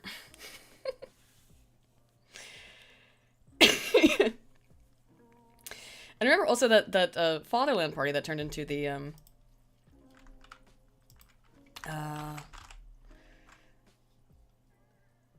which the Fatherland Party, it turns into the shoot, now I can't remember the other one. Oh, the People's Front, which has got some ties to the far right people, you know. The People's Front really stuff's funny. These people complain about the corruption Poroshenko. of Russia, and then they make a party called the Fatherland. It's like, I actually think the Fatherland, as far as I couldn't find any weird Nazi stuff associated with Fatherland, but People's Front I could pretty easily. Well, yeah, because it's openly. Well, I mean, in terms of the people who are associated with it, yeah, look, Ukraine. This is why when people get really upset about this stuff, and I understand why they're upset, because it is upsetting. To watch, no one wants to see other people suffer. No, that's the democracy attitude. That's the global homo shit. Well, we're monarchists, and we don't fall for this stupid crap. Yeah, but you understand why people get upset by it, right? Not really. They see bad stuff happening, and then they want to help. I'm a massive asshole. But they don't understand how Yeah, Zelenskyy won with 75% of the vote. Well, I mean, people apparently weren't happy with Poroshenko, but Zelenskyy also has been highly, highly criticized for being shit by the Ukrainian people. So they don't seem to like him either. And all this I like weird... your bluntness. What? I like your bluntness. People don't like you because you're shit. But I mean, like, I've seen so many criticisms of him. I didn't have that stuff up. But yeah, like, people certainly don't seem to like Zelenskyy either. And have called him out for being corrupt time and time again. And I mean, like, if you look at the things that have gone into this, well, it certainly kind of seems that way. By the way, speaking of which, here's another goddamn thing. June 18th, 2019, the Department of Defense announces a $250 million just money to go to Ukraine for training, equipment, and military armed forces. This is on top. I wonder why they did that. Of the $1.5 billion that they have provided, the Department of Defense has provided to Ukraine since 2014. Maybe there's a reason they're not joining NATO, because they don't fucking need to. Well, maybe if the shitload of military funding by the US is going to already. keep paying you, the US is going to keep paying you. Just going to keep paying you. Now, like, this is the kind of shit that makes America go, what the fuck are you doing? I know. Now, we're mostly caught up. The Russians, sorry. We're mostly caught up. I wanted to go over the history of how this stuff happened. How does Poroshenko get into power, and then how does Zelenskyy get into power? How do you end up with claims that Ukraine had a coup that was orchestrated by the U.S. government in 2014? I have laid out to the best of my capacity, having done a lot of research and spent a lot of time looking at this, the most succinct, at 4 hours or where we're at now, way of describing why people think Ukraine is a puppet of the United States. And you guys, this is gonna be a debunking take, basically. I mean, you can. Okay, so based on the evidence,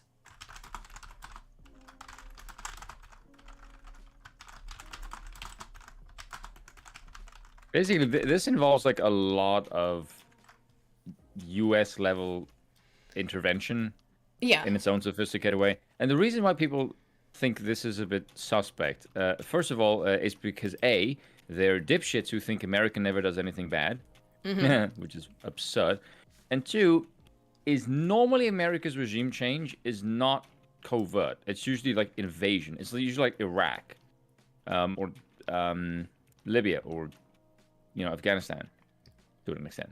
Yeah. So when people say that, oh look, this is a regime change, like CIA kind of, false flag, then people are more likely to think that's bullshit, because, well, it's more difficult to spot because, it's fucking CIA, for God's sakes. It's kind of the point. So do take it with a grain of salt. Take the evidence for what it is, sure. And then you decide for yourself.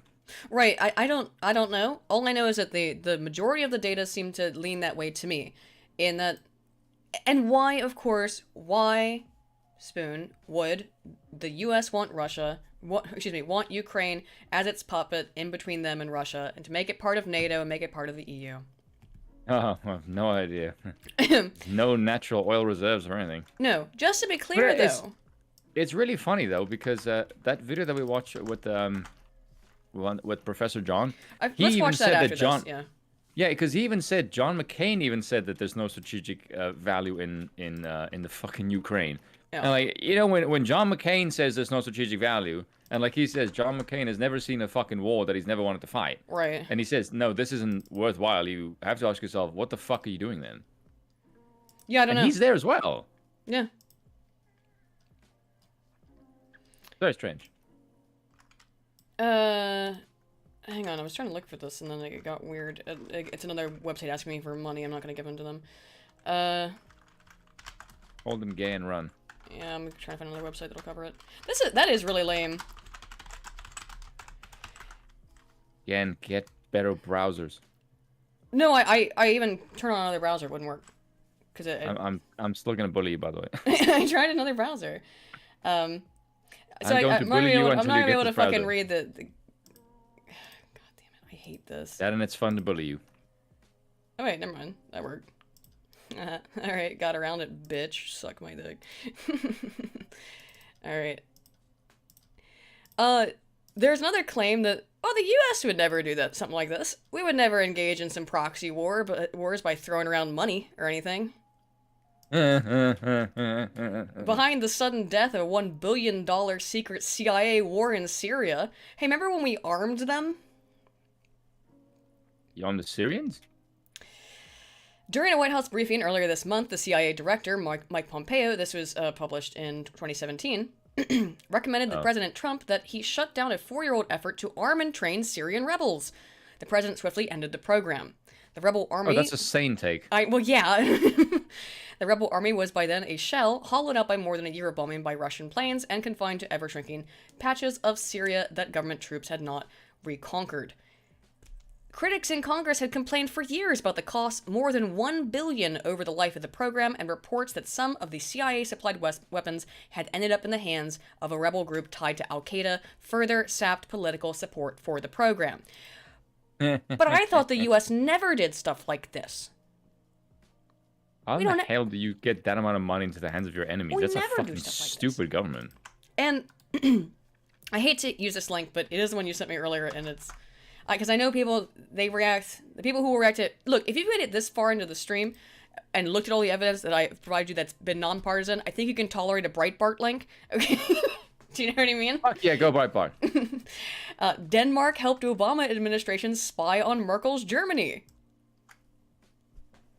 Oh, by the way, if you don't like this take, you can also look up. There's a CNN article, a BBC, and a Reuters one. So it's not just Breitbart. I went for Breitbart because I find this is the one you sent me. Credible. Yeah. Yes. Danish intelligence service FE reportedly granted access to the country's internet cables to President Barack Obama's National Security Agency (NSA). Through access to Denmark's internet cables, the NSA was allegedly able to monitor text messages and phone calls from top German politicians. No. The U.S. would never do anything like this would never try to meddle in the foreign affairs of other countries. By the way, that's to an ally. I know, to a total ally. That's why that's fucked up. So when someone said, "Oh look, Obama would never spy on anyone," I went, he fucking spied on fucking Germany. So yes, he absolutely would spy on Trump. Yeah, I don't understand why this is confusing. I want to lay out one more thing before we get into actually. I want to use a restroom in a second, but oh, let's put on a video something that I can, or something that you can cover. Oh, do you want to look at some of the horrible fucking takes on the? So remember that there's no like far right stuff in Ukraine. That's all fake. I'm gonna send you 2 articles. I'll put up the first one. Are there people that actually been saying that? I look at the BBC's coverage, and then I really want to look at Wikipedia real quick because it's actually really funny the way they cover it. So BBC, really? The BBC says that there isn't any. They don't say there is not any, but they really downplay it. And I'll stay here for a second just to go over the BBC one. Why is it like why the far right Nazis are not really Nazis? I mean, is it something like that? Look at the shit they say about it. It's really why I wanted to point these out. This is written in 2012, so 2 years before the Revolution of Dignity. But why I wanted to bring these up is try to imagine the BBC writing a fucking article like this today about any slightly right-leaning, the truckers, right? Any slightly right-leaning group in any capacity right-leaning. I'm gonna use the restroom. If you want to, I have the first paragraph up. It'll only take me 1 second. I'll be right back. Oh, let me see this.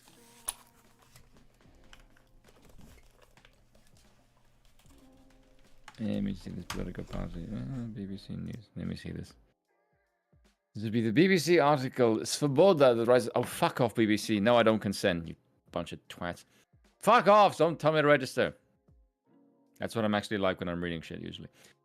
Ukraine's ultra-nationalist party, Svoboda, was a shock winner in October's parliamentary elections, capturing 10% of the vote and entering the legislature for the first time. How radical is it? Very, actually. Yes, it is, absolutely. Let's close that. There we go. God damn it, I see too many fucking things in front of me. Meetings for its first 2 sessions in mid-December. Oh, wait, hold on, sorry. Svoboda's presence has been felt immediately in Ukraine's parliament. The Verkhovna Rada, where it is 37 deputies belong to a broad coalition opposing President Viktor Yanukovych's Party of Regions, meeting for its first 2 sessions in mid-December.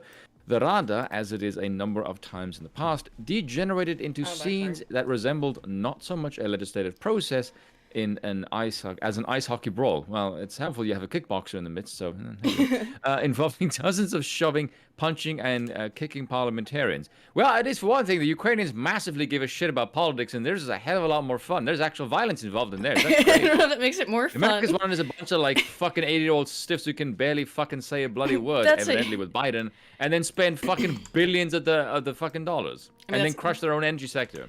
And then get involved in other people's politics. It's a unique definition of fun, maybe, Spoon. Well, I mean, yeah, it's some far-right nationalism.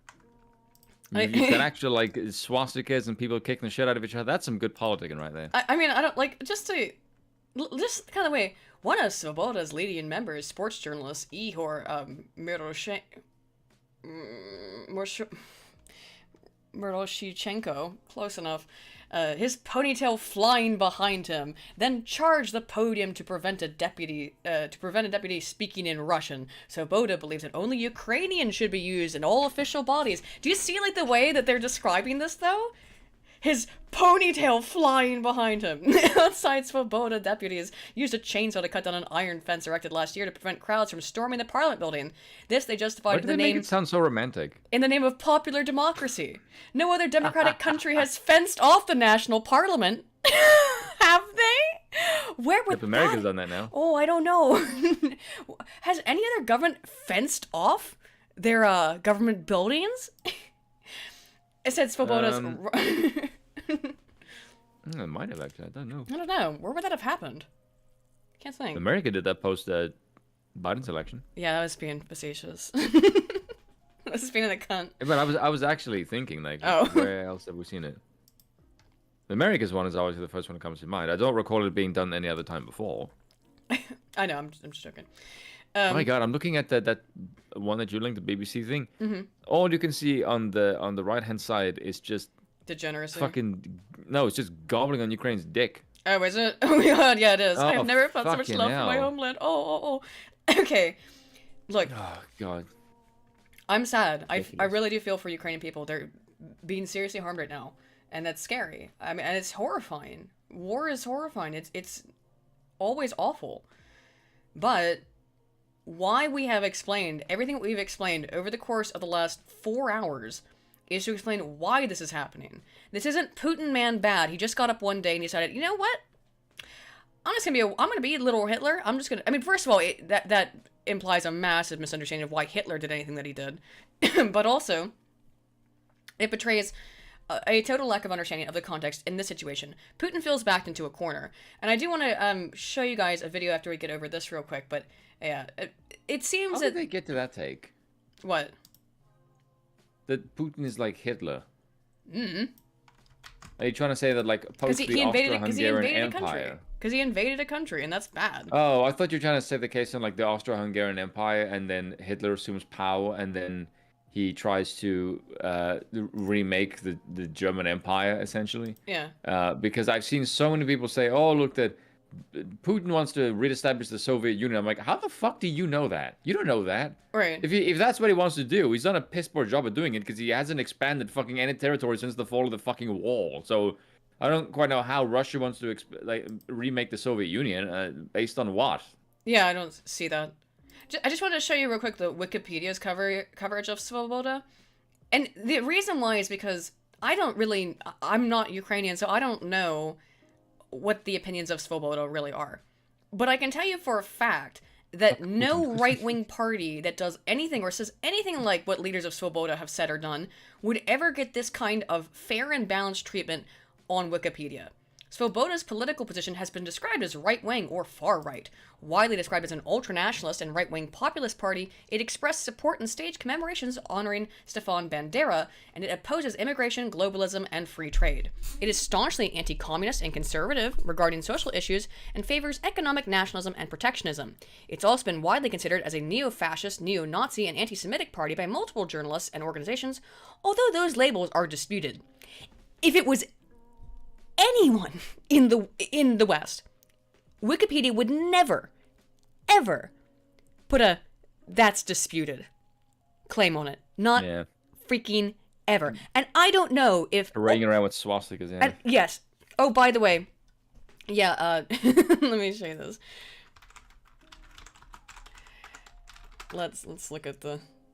I will give the know, Soviet guys. Union credit for one thing: their national anthem is on this badass. page. Here, I don't know, guys. I don't know. Do you think maybe Svoboda has a certain leaning? Let me try to center this again. Fucking A. Oh, yeah, that is not at all like a swastika. No, not even like a little bit. It's basically 2 lines away from being a swastika. It's like a 21st century swastika. I mean, it seems that way to me. I don't know if you guys are seeing what I'm seeing, but I think that if any group in the United States that had 15,000 members was walking around with this on armbands, that Wikipedia wouldn't be so fair and balanced in their portrayal of them. Isn't this bizarre, though? Isn't it freaking... Yeah, it's a modern swastika. Bizarre. Well, it's progressive swastika. It's the wolf spangle. Oh, yeah. It's a German heraldic charge. It's often associated with Nazism. However, they say it's the idea of nation, idea of the nation. So it's I and N together. Yeah, that's exactly what the fucking Nazis thought, so... I'm just saying, like... That is not a good comparison. It means nation, because that's really what the Germans did not give a shit about. The Germans were not at all concerned with their nation, in any fucking capacity. By the way, Chad, it does go hard. It's not a bad-looking symbol, but, I mean, if there were 15,000 people involved in a party in the U.S. where this was their symbol, I don't think that the Wikipedia article covering that group would be like, oh, they just, that's disputed. And so it's so hilarious to me to watch all the people being like, there's no Nazis in Ukraine. No, this is just the people. It's all the people. They're just being brought down by that bad, nasty Putler. I can't. Oh man, I can't. Okay, what's next on the fucking docket? Oh, okay. It's not a bad-looking symbol, but it does look military. Well, yeah, it's very harsh. Just to be clear, there's a 7-year-old article from the freaking Guardian, guys, that admits, and I wanted to top off the whole thing with this. It's not Russia that pushed Ukraine to the brink of war. It's the West. By the way, this guy, because I went to go look him up. This guy's like uber far left, like extremely far left, pro Jeremy Corbyn. Something we should talk about there, yeah. Yeah, so, if he is saying like this is not Putin's fault, it might be because he's a communist simp. Well, something for us to admit to or understand there is that I think why people are getting a little bit mad at Spoon and I, at least in the discussions that we've had with other people or trying to talk about this, is that we are aligned with the very far left on this. Now, we're aligned for different reasons. Spoon and I have come to these conclusions, because we looked into it, and we listened to lectures, and we did a bunch of research on it. The very far left agrees with us because they hate America. It just so happens they're right. It just so happens that, as far as I can tell, they're correct about this. But they're correct for the wrong reasons. That's all. Broken clock. Yeah, because they hate America for a sense of nation building. Right. And we also don't like the foreign interventionism. Yes, and we can also understand that if you have libertarian a massive... leaning, yes, despite the monarchy thing, that's why we came to the monarchy thing, was out of ANCAP libertarian sort of ideas. Yes, and we also don't think that if you were if you put yourself in Putin's position and you see a U.S. military-led alliance march to your border for 3 decades, I think it is fair to say that, yeah, we may be kind of concerned about your security threat that you pose, and I don't think that is an unreasonable take to have. Other people think that America are bastards and are, in a sense, provoking Putin. We don't quite see it that way. We're more on... It's not that we hate America. We can just kind of see that this is a foreign policy blunder that you could have avoided by not fucking expanding NATO. That would be our position. Yeah, exactly. Don't expand NATO. And yet, coming Mark, the very far left. You know, it's Hassan Piker who I was like sitting there and being like, God, Hassan Piker's right about something? I mean, again, I don't think he's right on... I think he stumbled into being right, but... oh shit, that was a weird moment in the chat when me, you, and Sargon are watching that going, Hassan just said something sane. What the fuck is going on? What's happening? And then the two in the chat, and then the two on the stream are like, no, he's not. We're like, what the fuck is going on? But he is kind of right. I mean, again, you know, I love Admin 6, but like, I really... I do have a video... okay, I'm not going to play all this video for you guys. But this video is really good. I'm actually going to put it up in this tab. Although... Yeah, there we go. Which one is it? Is it Professor or is it? No, this is I think I shared this with you. This is a video from some guy called Real Life Lure. I'm gonna put this video in the chat, and I might put it. I'll try to remember to put it in the. So by the way, our poll was with the energy and everything was pretty 78% think that Ukraine's a U.S. puppet. Now we might be a little bit biased here, but so I'm gonna pin this. No, we're just factual. I'm gonna pin this message. This not that this guy needs it. He's got 5.4 million subs, but he released this video on the 26th of February, and he'd been working on it for weeks, and it really goes over why Russia is invading Ukraine in explicit detail. I don't want to watch all of it though, and that's the problem, because it's 31 minutes. I don't know how much you would like to watch it, or we should just move into Dr. Mearsheimer's stuff. Or Dr. Mearsheimer's stuff, because his stuff is more interesting. I mean, this is all I'd like to say to you guys. If you want to understand why this is happening, like why... I was trying to... Let me see if I can find the part, because I didn't actually know if we were going to watch this at all. But where he explains why... Yes, this is actually... Let's watch this part, okay? I think this is it. Yes, this is it. All right. I'm going to screen share with you. It should be about this... place. Let's watch a few minutes of this. I'll speed it up a little bit. Again, I don't want to steal this guy's content. We'll react to it. I highly recommend you play the whole thing. We'll put it at like 1.5 times speed, do it a little bit faster. Wait, Mearsheimer is a liberal? Probably. You don't. You can still be based and correct. As we're learning through all of this, occasionally it does happen. I would imagine he is. Anyway, let's watch a little bit of this video. I'm screen sharing with you so you can see it soon. Okay? Someone fucking joined the chat. What? I just heard the fucking weird beeping noise. Oh, sorry, you screen sharing. Screen sharing with you. Let's watch a little bit of this video. This will help explain it if you're still not getting why this is an issue. Okay, let's start about here. From the central government in Moscow have been shrinking almost continuously. Whoa, that's fast. That was faster than I was anticipating. This guy's faster than me. Heard that before.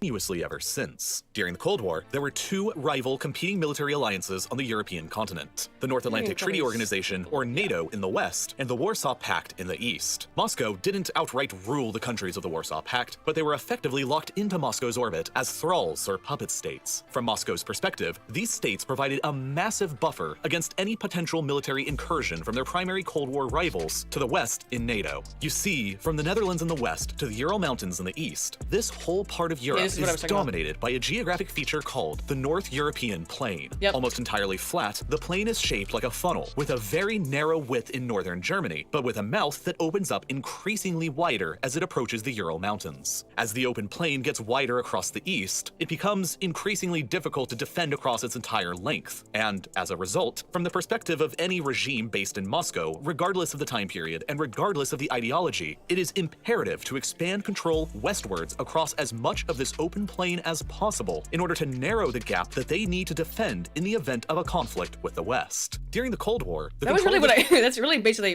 all I wanted to play this video to really get that through, to explain what's going on there. Why having Ukraine be neutral or on Russia's side is so important, because otherwise it's just a straight shot. It's a straight shot through to Moscow. So if you don't understand, I mean, beyond just, again, the civilization, metaphor of when you start stacking units at somebody's border, they freak out. It's also the specific geographical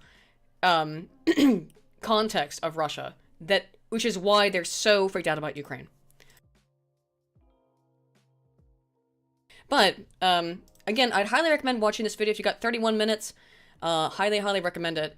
It was a very interesting watch. I watched it the other day.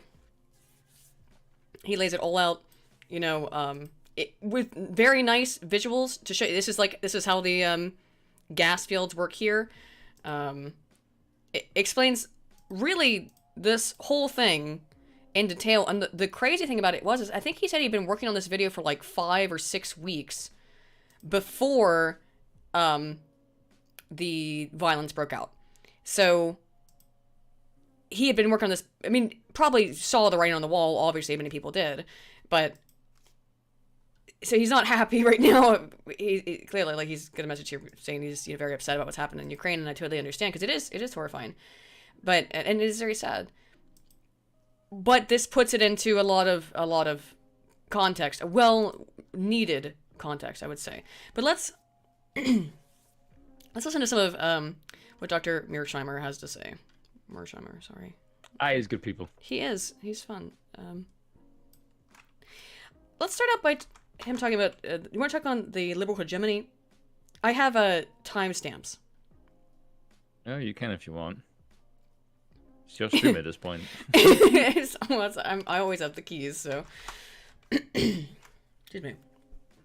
Okay. Oh wait. All right. Okay. So, I found this video because we watched an hour and something long video of him where he described what the hell's going on? Where he described liberal hegemony and how it affects geopolitics. This is a shortened version of it. It's only 12 minutes. I am gonna keep it on sped up a little bit. He doesn't talk super fast, unlike the other guy who talks more like me. But and again, that is pinned. Please go check that out. He doesn't need the help. He's got 5 million subs, but it's an excellent video. We are gonna, however, now listen to Professor Mearsheimer.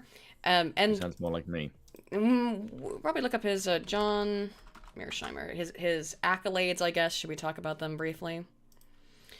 I don't need to. No, we don't need to. But just to be clear who he is. He's an American political scientist, an international relations scholar who belongs to the realist school of thought. He's been a very prolific political theorist. He invented the idea of offensive realism, or that's his notable contribution. I don't think I need to introduce him, though. I think if you hear what he has to say, it'll become quite evident that he is very astute and politically erudite on this particular topic. And if it helps describe this whole idea of liberal hegemony, which is fueling not so much maybe even what the U.S. is doing at a broader level, but why are you seeing absolutely everybody on Twitter switch put little Ukrainian flags in their profile? Why is everyone so pro-Ukraine in terms of the West, in America particularly, maybe not the West in general, but in America, it's like everyone is very, very pro-Ukraine. They can't explain why. I mean, I understand that emotionally, immediately, like, well, they're being invaded, so we have to be pro the country that's being invaded, without understanding all of the long historical context that we just went through for hours, right? You mentioned if they felt like that way about the Americans. Huh? Imagine someone felt that way about America. In what America invades a shitload of other countries. We should instantly be for the country that's being invaded. Right. Yeah, weirdly, this doesn't apply to Afghanistan or Korea. I mean, it does eventually, but not when it happens, which is the interesting thing. All right. Let's watch a little bit of this. Liberal hegemony is basically an attempt to remake the world in America's image. Liberal hegemony, as I said to you before, is the foreign policy we adopt when the Cold War ends. And liberal hegemony has 3 important dimensions to it. The first and most important dimension is the United States and its European allies, including Britain, are committed to spreading liberal democracy all over the planet. We are going to interfere in the politics of countries here and there and everywhere, all for the purpose of making them liberal democracies. We want a planet that's not just filled with nation states, but filled with liberal democratic nation states. That's the first dimension. Second is we're bent on integrating more and more countries into an open international economy. The name of the game is to get countries hooked on capitalism. The name of the game is to create more and more economic interdependence. And then the third goal, which is related to the second goal, is to integrate more and more countries, and especially big countries like China and Russia, into international institutions. And as you know, those international institutions like the IMF, the WTO, the World Bank are inextricably bound up with that open international economy. So the name of the game is to have really robust and numerous international institutions and get countries all across the planet, especially the Chinas and the Russias out there, embedded in those institutions, also get them embedded in this open international economy, and going back to my first point, spreading liberal democracy across the planet. Those are the basic goals. And let me give you an example of this policy at work. Think about NATO expansion, EU expansion, and the color revolutions, the Rose Revolution in Georgia and the Orange Revolution in Ukraine. What we were trying to do, we meaning the West, the United States was in the driver's seat, but the Europeans were with us, hook, line, and sinker. Okay, what we were trying to do was we were trying to spread democracy in Eastern Europe, including in countries that were part of the former Soviet Union, like Ukraine and Georgia, through devices like the Rose Revolution and the Orange Revolution. That's what we were trying to do. And we were even talking about turning Russia into a liberal democracy. So the that was a whole issue. That's a whole issue with Ukraine. And he'll get into it more. I don't want to... Here's the thing. For fair use, you have to interrupt a little bit. But he's an excellent speaker, and he makes really salient, cogent points. And this is the short form version of his talk. But just to be clear, the whole goal of this is to make everybody in the world think and act the same way that the United States does, essentially, so that, and under the idea or the auspices that then there will be no more war. And all we have to do is just make sure everyone has the exact same governmental structure that we do. And so if we can eliminate war and make a utopian world, which is, this is the West, in terms of like the generally liberal, and I do mean in the classical sense of the words, West version of the utopian dream that we see in people who have other ideologies, right? This is the utopic dream of just make everybody a liberal democracy, and then everyone will get along, and there won't be any wars anymore. All right, that's the idea that he's describing, right? Yeah. The name of the game in Eastern Europe, as we move NATO and the EU eastward, is to foster the growth of liberal democracy. Furthermore, we're interested in integrating more and more countries in Eastern Europe into the open international economy. This is why we wanted to bring those countries into the EU. Remember, we brought a whole slug of countries in Eastern Europe into the EU in the early 2000s, and we were talking about bringing Ukraine and Georgia and other countries over time into the EU. Real quick, our left said democracy is the ultimate I can fix him. Oh god, it really is. Oh my god, yeah, it totally is. Did Dankula say that? Holy shit. Oh my god, that's based. Spreading fucking true. Capitalism, getting people hooked on economic interdependence. And finally, we wanted to integrate them into more and more institutions. We're spreading the EU, which is an institution, and spreading NATO, which is an institution, eastward. A lot of people tend to think that NATO expansion was designed to contain Russia, that we were fearful that Russia was going to try and conquer Eastern Europe. There is no evidence that that's what underpinned our thinking. In fact, Michael McFaul, who was the American ambassador to Moscow from 2012 to 2014, emphasizes that he told Putin on numerous occasions that he had nothing to fear from NATO expansion. Yeah, and there's a plethora of evidence for that Putin got told over and over again, and this is true, was told over and over again, NATO will not expand west. And then they did, and they did again, and they did again by adding more and more nations into NATO. So how is he supposed to react? They lied to him. Bold-faced. And, I mean, why is he supposed to believe them when they keep lying? Yeah, interesting. Madeleine Albright, you can find it on the internet, told Vladimir Putin he had nothing to fear from NATO expansion because we did not see NATO expansion as part of a containment strategy vis-a-vis Russia. That's the way we talk about it now in the wake of the Ukraine crisis, because we're trying to blame the Russians for the crisis. But that's not the way we thought about it beforehand. What we thought beforehand is we would take this giant security community, right, These three goals are at the center of that security community and expand it eastward. Okay, so what are the benefits of liberal democracy? Why are we doing this?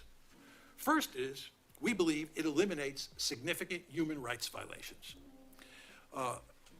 Again, when you talk about liberal states like the United States and its West European allies, you're talking about countries that place a very high premium on human rights or individual rights. And when those countries see individual rights or human rights being violated in other countries, there's a very powerful tendency to intervene. Right. It makes us emotional, too. Is that if you make every country on the planet a liberal democracy, then you effectively take this problem off the table. Because the key operating assumption is that liberal democracies don't violate the rights of their citizens. Except when they do, of course, and then we just, I don't know, we do what we did in Ukraine, I guess. Because Ukraine was technically a liberal democracy, technically, right? In deeply harmful and massive ways, the way non-liberal democracies do. Of course, on paper, not in So reality, the name of the but game still, that's the is thing. to create a world of liberal democracies to solve the problem of massive human rights violations. Second, the liberal hegemonists believe in democratic peace theory. They believe that democracies don't fight other democracies. Well, if you believe that democracies don't fight other democracies, and every country on the planet is a liberal democracy, it's peace, love, and dope. Just go back to Francis Fukuyama's very famous article, The End of History, which I'm sure all of you have either heard of or read. If you haven't read it, you ought to read it. He says at the end of the piece, and that piece is consistent with the basic story I'm telling here. He says that once the planet is filled with liberal democracies, the biggest problem that we're going to face is boredom. He says that. You think I'm probably making it up? Go read it. I mean, that is. I think people, well, in this case, I certainly think it's it's not boredom, it's a useful political tool to move away from COVID. Let's be real. Yeah. This is... For our media anyway, yeah, absolutely. For the Western media, this is a perfect new distraction. Again, all the people who had all their, like, triple vax, double vax, triple boosted, masked up, lunatics. And that was their entire identity a week ago. Now their entire identity is... I love Ukraine, pro-Ukraine, go Ukraine. Even though I can't find it on a fucking map. I don't know where it is on a map. They did a study on that, or there was a poll on that. I can't remember where it was from. Tim Pool mentioned it, and I hope he's right. I did look it up at one point, though, so I did see it. And it essentially boiled down to the same thing, where something like 50 to 70% of Americans couldn't locate Ukraine on a map, so... And it's like, it's next to Russia, so it's easy. Anyway, let's go back. He says that the biggest problem we're going to face is boredom. That's because when you have a planet that's filled with liberal democracies, human rights violations are off the table. Massive human rights violations, that is. And furthermore, it's a more peaceful world. That's why it's boring. Allegedly, right? And you know the United States is deeply concerned about problems like terrorism and nuclear proliferation. Well, the argument is if you have a peaceful world, those problems disappear. So this is a way to solve the terrorism and proliferation problems. Finally, liberal hegemony makes the world safe for liberal democracy. This is Woodrow Wilson's famous phrase. What am I saying? Oh, it's your favorite boy. it's your boy. Oh, God, I hate Woodrow Wilson. Your favorite guy, Spoon, Woodrow Wilson. I hate Woodrow Wilson. He's a fucking tyrant. He was a tyrant. He's a horrible president. He was the first real Like, for all you guys, think of if you took all those professors that advocate for all these shit-headed fucking ideas and put them in power like a president, that's Woodrow Wilson. Yeah. You have a video on him, don't you? I did feature him in a bunch of videos because I do speak about him, but he was the first kind of professor president that America ever had, and as a result, Wilson is history's greatest monster. Yeah, he was actually. There's many people who would make the case that Woodrow Wilson is responsible for the Second World War. Yeah. Because it was his foreign policy that went, hey, look, we should break up the fucking monarchs of Europe and then install democracies. Look how that's so what? Turned out. Liberal democracies. Oh, exactly what Dr. Mearsheimer is describing here. Yeah. Inside any liberal democracy, there are going to be a number of people, sometimes a substantial number of people, who don't like liberal democracy. Remember, I told you people cannot reach universal agreement on first principles. So inside any liberal democracy, there are going to be people who are unhappy with that political system, and they're going to want to overthrow it. And the great danger is that they'll be able to go to another country and get support. Let me tell you a story. When I was a little boy growing up in New York in the 1950s, everybody worried about communists. right? Communism was a real threat, so they said. And what people worried about was that those communists in the United States would form a close alliance with the Soviet Union, and the Soviet Union would provide those communists with the wherewithal to begin to erode liberal democracy and ultimately overthrow the American government. I mean, this now sounds crazy, but at the time, people really did think that was a real threat. I mean, they did embed themselves in a bunch of institutions. That is why we have, because they did infiltrate. He is a little bit simplistic here, or it's just not his wheelhouse, maybe specifically to know like how they embedded themselves in the institutions of education and stuff, and have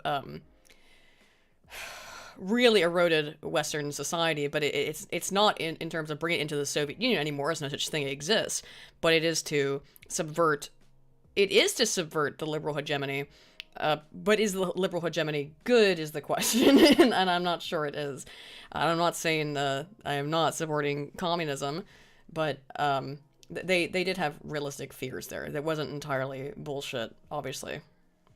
Well, if the planet has nothing but liberal democracies on it, then communists or any other group inside a liberal democracy who don't like the political order have no foreign country that they can go to for help. And this is how you make the world safe for democracy.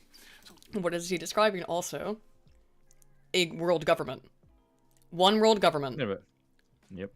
Global world government is the ultimate goal of the liberal hegemony. So how is it that much different from the communist perspective of the necessity of a one world government? I don't think it's actually very different whatsoever. Both ideas require that the entire world follows the exact same political ideology. Yeah, I can't see that ever fucking going wrong. These were the benefits of liberal hegemony that were touted in the early 1990s and played such an important role in motivating us meaning the Americans, to push hard with this strategy.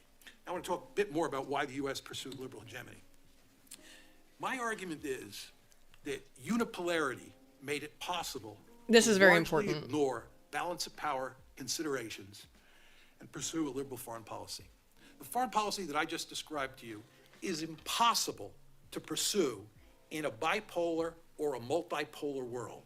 And the reason is that when you're in a world where there are two or more great powers, the great powers have to compete with each other, and they engage in security competition. This is the realist side of John coming out, okay? In other words, when there are more than one great power in the system, those two or three or four great powers compete with each other, and they cannot afford to pursue an ideological or an idealistic foreign policy like liberal hegemony. They have to compete with each other for power. And of course, what happens when the Cold War ends, and most of you students are too young to remember this, but the Soviet Union collapses, and the United States is left as by far the most powerful country in the world. It is Godzilla.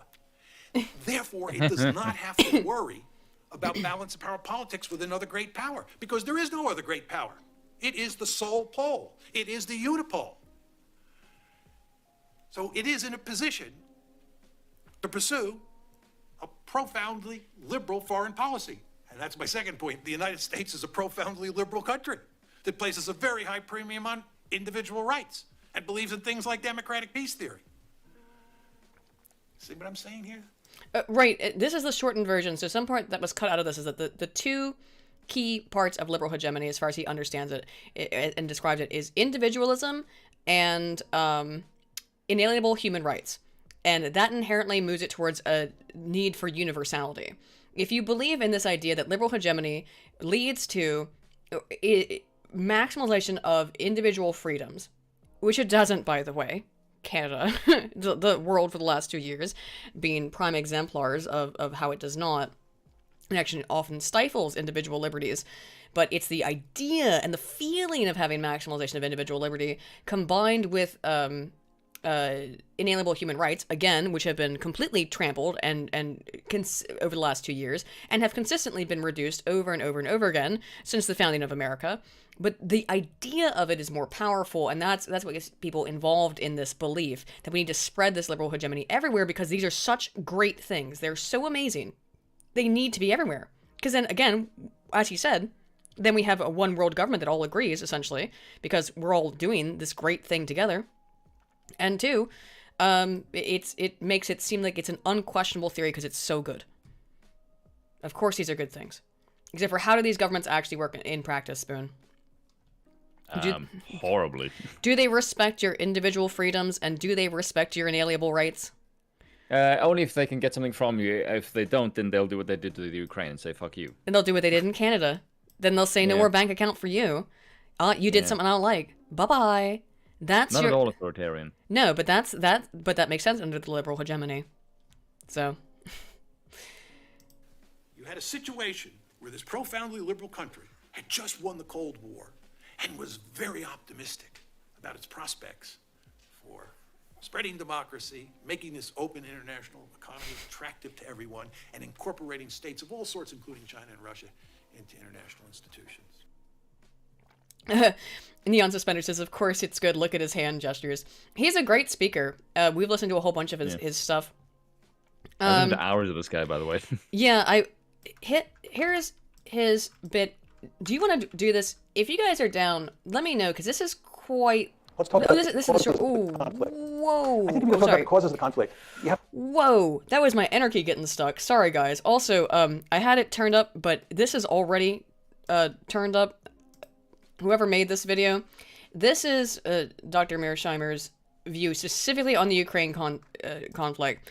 It's 24 minutes. It's already sped up. Would you like to watch this, Spoon? Because I think his points will underpin ours, right? I like him. I do too. Do you want to watch this video, or did you want to watch another one? Yeah, I don't know what the chat wants to. Hey, are you guys down to watch some of Dr. Mearsheimer's videos? We also have another guy, Vladimir Posner, and I have specific timestamps on his stuff, where he talks about how the U.S. created, how the West, the United States specifically, created Vladimir Putin. But I think that this would be one. We're specifically talking about Ukraine here, so I think I told you it was gonna be a long stream. Let's go ahead and do it. Despite the three or four, I guess there were 4 issues. Whatever was going on with the internet appears to have righted itself now. So I actually looked up. I went to the local news site real quick when I could come up, and they're like, oh, there's construction. They probably hit some thing or whatever. Yeah, and it screwed up the internet. But let's go for it. Have to come at it from 3 different perspectives. First of all, you have this video has been sped up. Let me, if I slow it down, it might sound a little off. Are you okay with it at the speed though, Spoon? It's real fast. Okay. Ask, what are the deep causes of the crisis? What are the structural factors that underpin this conflict? Then you have to talk about the precipitating causes, because the crisis broke out on February 22nd, 2014. Things were not terrible until February 22nd, 2014. Well, that's when everything went to hell in a handbasket. And the question is, what caused it then? If you focus on deep causes, it can't tell you why something happened in February 2014, but the precipitating causes are designed to get at that. And then what we want to talk about is the Russian reaction, why the Russians did what they did with regard to Crimea, with regard to eastern Ukraine. We want to talk about exactly what they did and then why they did it. Mm-hmm. So let's start with the deep causes. My argument is that the West is principally responsible for this mess, not the Russians. This, of course, is not the conventional wisdom in the United States. And in fact, except for Steve Cohen, who's now at now at NYU, he used to be at Princeton, Henry Kissinger, and maybe a handful of other people, there are not many people who agree with me. But I think the facts are quite clear on this, that the West is responsible. And my aim is that the main deep causes, the aim of the United States and its European allies, to peel Ukraine away from Russia's orbit and incorporate it into the West. Our basic goal has been to make Ukraine a Western bulwark on Russia's border. And Russia says, this ain't happening, period, end of story. And we will do everything we can to make sure it does not happen. That's the deep cause. Now, take it a step further. There are 3 key elements in our strategy. The first is NATO expansion, and in many ways the most important. And I'll talk in some detail about that in a second. But as you all know, since the Cold War ended, starting with the Clinton administration, we have been moving NATO eastward toward Russia's border. And the Russians have said, this is an absolute no-no. And I'll walk you through the story in a minute. Second is EU expansion. EU expansion is all about integrating Ukraine economically into the West, the way we are in the process of integrating Poland, the Czech Republic, Slovakia, the Baltic states into the West. And of course, we're doing that with NATO as well. These are 2 sets of institutions, NATO, military institution, the EU, an economic institution. And the idea, again, is to take Ukraine, peel it away from Russia, and make it part of the West. The third part of the story is fostering an orange revolution. This is all about promoting democracy. in Ukraine. There's that and word. As you all know, the United States runs around the world trying to topple regimes and put in their place democratically elected regimes. And for almost all of you, me included, it's hard to be against promoting democracy. We all love democracy. But I love democracy. Or if you're part of the leadership in Beijing, when the United States talks about democracy promotion, that means toppling your regime. And you won't be surprised to hear this. They don't like that in Beijing, and they don't like that in Moscow. Right? They do not. Two things. Yeah, I wrenched a couple people in the chat because I realized there's only one person with a wrench, and that was kind of unfair. But yeah, this is exactly it. This is exactly what they did in Ukraine. Oh, AK Potato said, you don't want the wrench? I can take it away from you. Don't worry. But this is exactly... Oh, then no, it isn't. We're monarchs. We don't believe in sharing power. Fuck all of you. We're not monarchs. You said it wrong, student. We're monarchists. Anyway. If I believe in monarchy, then I may as well exercise power, and I should do it benevolently by keeping all of it to myself, and like no one else can wield it sufficiently. That's the whole point. I love democracy. The Chinese believe that we're behind the protests in Hong Kong. You go to Beijing, you talk to Chinese elites. The idea that we're promoting democracy around the world, and especially in East Asia, just drives them crazy. I just gave because they think wrenches to people who are here often. And you know what? They are in the crosshairs. Because our basic strategy is to topple regimes all over the world. Not simply because we like democracy, but because we believe that whoever gets elected will be pro-Western. So we're killing two birds with one stone. We're promoting democracy and getting leaders who are pro-American. That is, isn't that telling that this whole pro-democracy thing assumes inherent that that being pro-democracy means you will be pro-West. Basically, it's saying that there's no way that democracy can be anything but Western-oriented. You can't disagree with the West. And if you do disagree with the West, such as the democracy in the Ukraine is, and then you can absolutely critique the Revolution of Dignity government as not being legitimate as much as you want. But they were elected. It was an elected government. And then the second that they decide not to go along with the West, to not look towards the EU and NATO, what happens? Interesting. But again, you can see the strategy here. NATO expansion, EU expansion, and promoting democracy. I'll say a bit more about NATO expansion because it's so important. NATO expansion took place in two tranches. The first one was in 1999. That's when you get Poland, the Czech Republic, and Hungary incorporated into NATO. The second big tranche was in 2004. And that's when the Baltic states, you can see Estonia, Latvia, and Lithuania up top, Romania, Bulgaria, these are the light brown countries. That's the second tranche of NATO expansion. Now, the Soviets made it clear from the mid-1990s they were adamantly opposed to NATO expansion. But number one, they were too weak to do anything about it. And two, it didn't involve the states that were right on their border. I mean, there's no question, as you can see from the map, that Latvia and Estonia are on Russia's border, and Lithuania as well, if you want to include that little enclave between Poland and Lithuania. But the fact is, these were very small states. It was early in the game, and the Russians were willing to live with it. But then the big trouble starts. And it comes in the famous Bucharest summit, NATO's Bucharest summit in April 2008, where at the end of the summit, a declaration is issued which says, NATO welcomes Ukraine's and Georgia's Euro-Atlantic aspirations for membership in NATO. That's what that is. We agree that today little that tiny these piece countries that Russia will has. become members of NATO. The Soviets, the Russians made this perfectly clear. This was unacceptable. Those are wondering, yes, Russia's the deputy video that foreign I made minister is said, heavily borrowed from Georgia's this and guy. Ukraine's membership in the alliance is a huge strategic mistake. He was my main which will have influence. most serious consequences. Oh, it's a in European fascinating security. lecture. He Putin knows what he's himself talking said, about. Georgia and Ukraine becoming part of NATO is a direct threat to Russia. You all remember that there was a war between Russia and Georgia in August 2008? Yep. That war was a consequence of this, because the Georgians thought we were sending them a signal that they could get uppity with the Russians and we would back them because they were going to become part of NATO. That's not what happened. And you know what happened. The Russians clobbered the Georgians, and Georgia is in deep trouble today because it thought it could become part of NATO. So you want to remember that April 2008 summit, very important. That declaration, very important. And then what happens is you have a war. So those are the deep causes. Yeah, those I three know, strategies. Emperor DMB. NATO expansion, EU expansion, and promoting It does democracy. seem like when you hear Georgia, you What don't about think the the country precipitating is an cause? American, do you? Key events leading up to the coup. It's the coup of February 22nd, 2014. This which is enormous yeah. importance. That's what We've been really over it, throws but the yeah. crisis into gear. Just think about that word coup. Orange Revolution, promoting democracy. Well, again, like it depends on who you ask about this. Like if you Google Ukraine coup, you probably won't find many results. You might find a couple, but it'll redirect you to the Revolution of Dignity it'll be another term. They won't call. They'll very hesitate to call it a coup. All the mainstream media does not call this a coup. This was not a coup at all. Because why? Because it's anti-Russia. Well, they totally ignore all the pro-Russian elements that happened. The fact that Crimea, I mean, whatever you think about Crimea, if you think that they were just too afraid or what happened, the Crimean people were asking to become part of Russia because they spoke Russian and they saw what was going to happen. They saw what the hell was going to happen, that the Russian language was going to be banned, essentially, or at least highly diminished, that Russian people were going to be mistreated. And that's why, once this anti-Russian force gained control in the Ukraine, which they did, and they did exactly what people feared, which is exactly why Luhansk and Donetsk break off into their own republics, whether or not you consider those legitimate, and it's why Crimea asked for Russia to come and annex them. The coup, February 22nd, 2014. So the question is, what causes the coup? It all starts in November of 2013.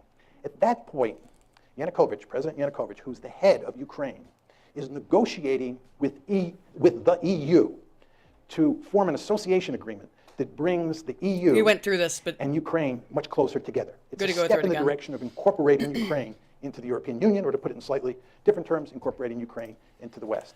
The Russians make it clear that this is unacceptable. The Russians are willing to do a deal that involves the EU, Russia, the IMF, and Ukraine. But the idea that Ukraine is going to do a deal exclusively with the EU and the Russians are going to be left out in the cold is not something that Putin is willing to countenance. He puts significant pressure on the Ukrainians. He offers them a terrific deal. And as you can imagine, the EU is not offering Ukraine. Yeah, I don't know where his data were from. This is older, but it ended up being a $22 billion deal, not a $15 billion deal. Well, it's $15 billion, but it was ultimately $22 billion altogether. It was $7 billion, for example, just in gas resources. It was a massive freaking deal compared to the U.S. was not offering them money, by the way. The U.S. was not offering them money at this point. They gave them money afterwards for a job well done. A particularly good deal because you know how much and corruption $1 billion there is versus 22. in Ukraine. And the EU wants Ukraine to eliminate that corruption, which the Ukrainians really don't want to do. So what Putin does is not only make it clear that that deal is not going to happen, but he often just offers a sweetheart deal of his own. So Yanukovych, on November 21st, says no to the EU. This leads to a series of protests. The Ukrainian government, truth be told, under Yanukovych, overreacts to the protests, which causes them to spiral out of control. And in January of 2014, you can see there, January 22nd, 2014, you have your first 2 deaths in the protests. These are the Maidan protests. And then, in the February 18th through February 20th time period, lots of people die. It's really messy. And what happens is that a number of European foreign ministers, the German foreign minister, French foreign minister, they fly to Kiev, and a deal is worked out to have elections that will, in effect, remove Yanukovych from power. But the protesters refuse to accept the deal. And there are significant fascist elements among the protesters who are armed. Whenever all this in detail? There's killing on the Maidan. And I do think it's good to have a recap, though. Flees for his life to Russia. And this all happens on February 22nd. On February 23rd, Parliament votes to repeal minority language laws in the East. This is basically the Russian language. And then on February 27th, Russian units begin seizing checkpoints in the Crimea. On the 28th, additional Russian forces begin moving into the Crimea. God, I forgot he actually went over this in such detail because I did all this stuff for myself. The Russians didn't invade Crimea. They were already there because they had a leasing agreement. It was a naval base at Sevastopol, and the Russians were leasing that naval base from Ukraine. So they had military forces there. So when it says Russian units begin seizing checkpoints on the 27th, those were Russian units that were already there. Then additional Russian forces begin moving in on the 28th. And then on the 6th, the 16th, and the 18th, you have a scenario, you have a handful of events that lead to Russia incorporating Crimea. And then, of course, shortly after that, conflict breaks out in eastern Ukraine. And although we do not have a lot of hard evidence that the Russians are physically involved in eastern Ukraine, I think it's quite clear that they are physically involved. Yeah, I agree with there are Russian troops there. How many is very hard to tell from the outside. I think. Also, remember, he's writing this. This is in 2015. So the whole, the Donetsk and Luhansk takeovers had happened far more recently. I think he's absolutely correct that the Russians were involved with that. They may have been involved in the protests in Crimea. I don't know. It's hard to tell. But he's likely correct on that. And we can't know.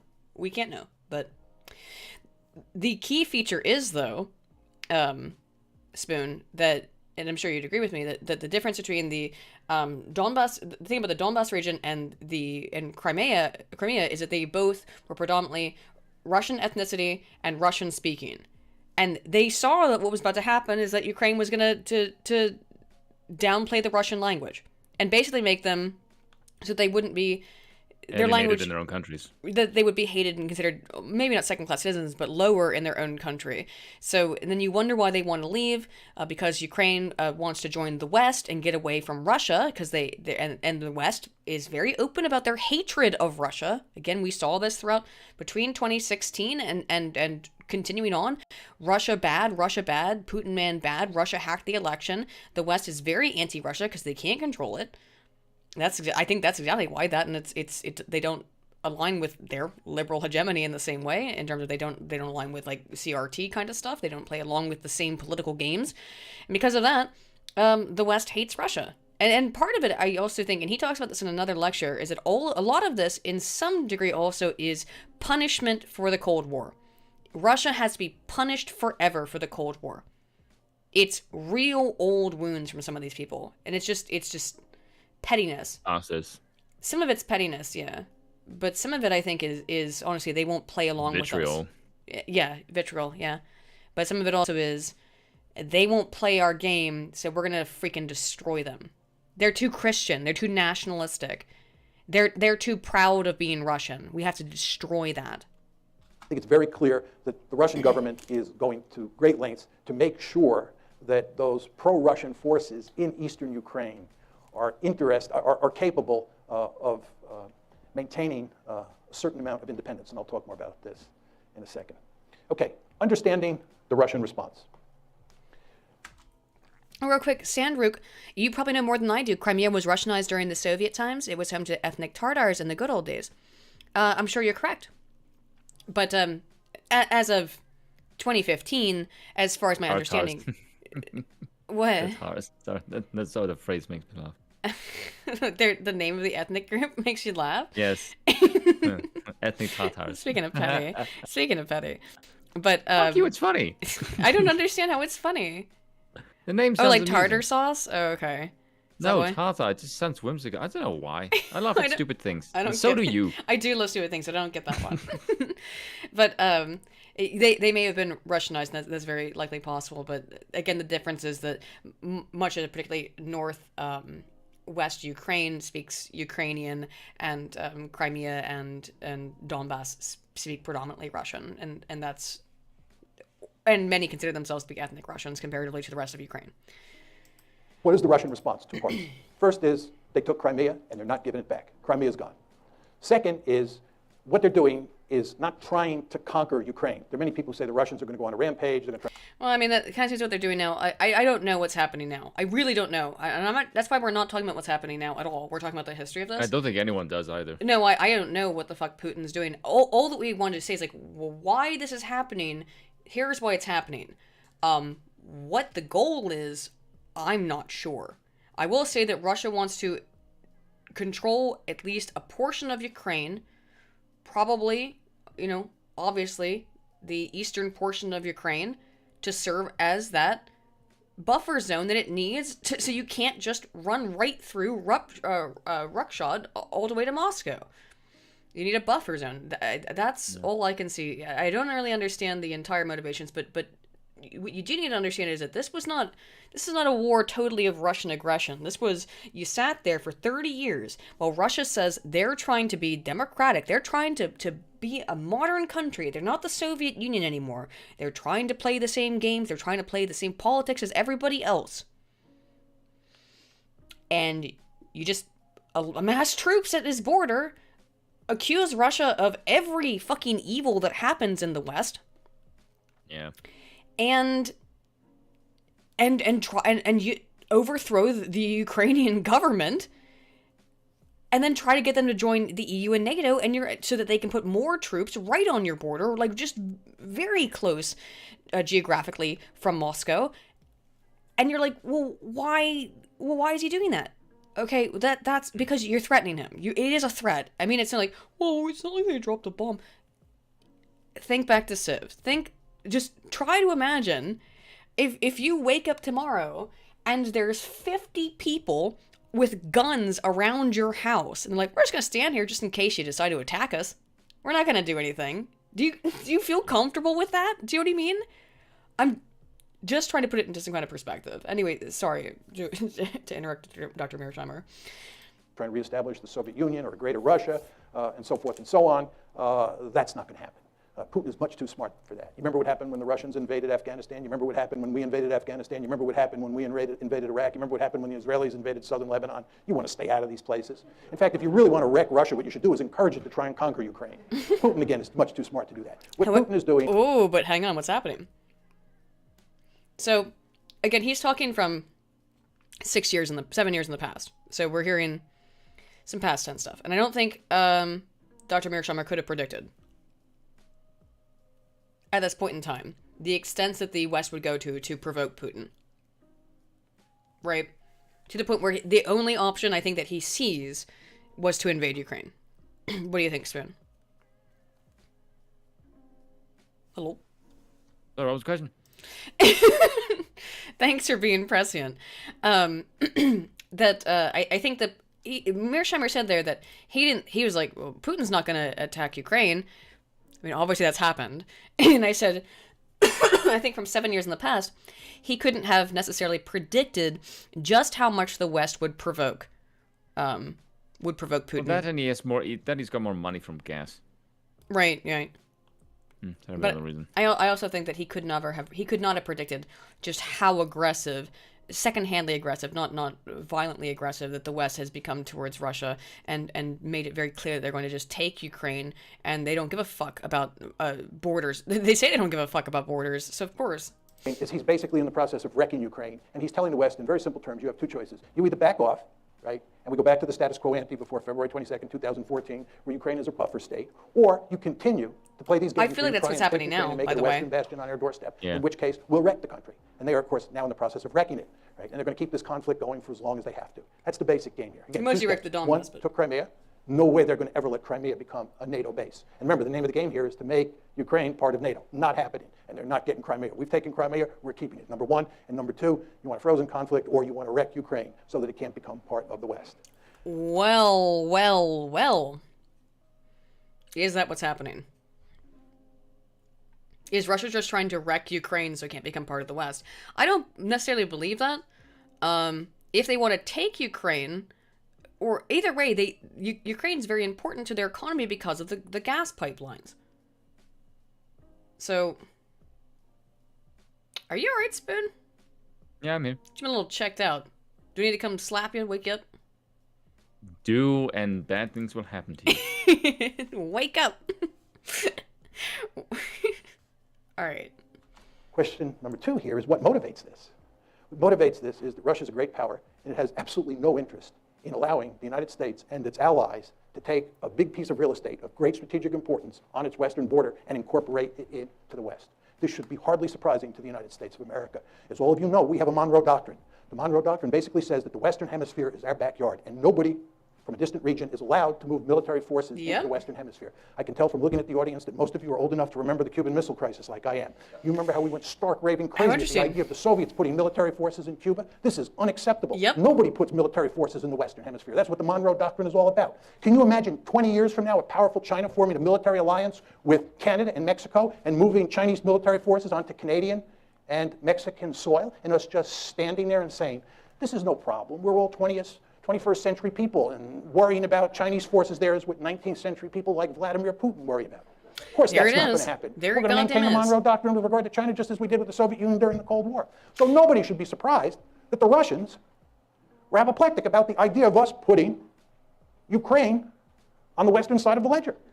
Yeah, exactly. And that's a perfect way of summarizing it. Well, was the U.S. happy about Russians putting funding and putting forces in Cuba? No, that's why the Cuban Missile Crisis happened. Because you put shit too close to us. Then I was like, why would the Russians be threatened by Ukraine joining NATO? I don't know. Why was the U.S. threatened by the Russians putting missiles in Cuba? I don't know. It really boggles the mind. Maybe if you're going to go get... Great word to use there. One I don't use enough. Apoplectic. If you're gonna get apoplectic on Twitter about Putler fucking invading Ukraine for literally no reason, you should try to think about how you would feel, again, if your neighbor shows up outside, your neighbors show up outside with a bunch of guns pointed at you and say, hey neighbor, we're not doing anything. Think about it for 1/2 of a second, you dipshit. And by the way, they told us. I gave you the quotes. In the wake of the Bucharest summit. I told you what happened in August 2008 with the Georgia war. The precedents were there. The rhetoric was there. They told us. But we did not stop our efforts to make Ukraine part of the West. And the Russians responded. Was it surprising?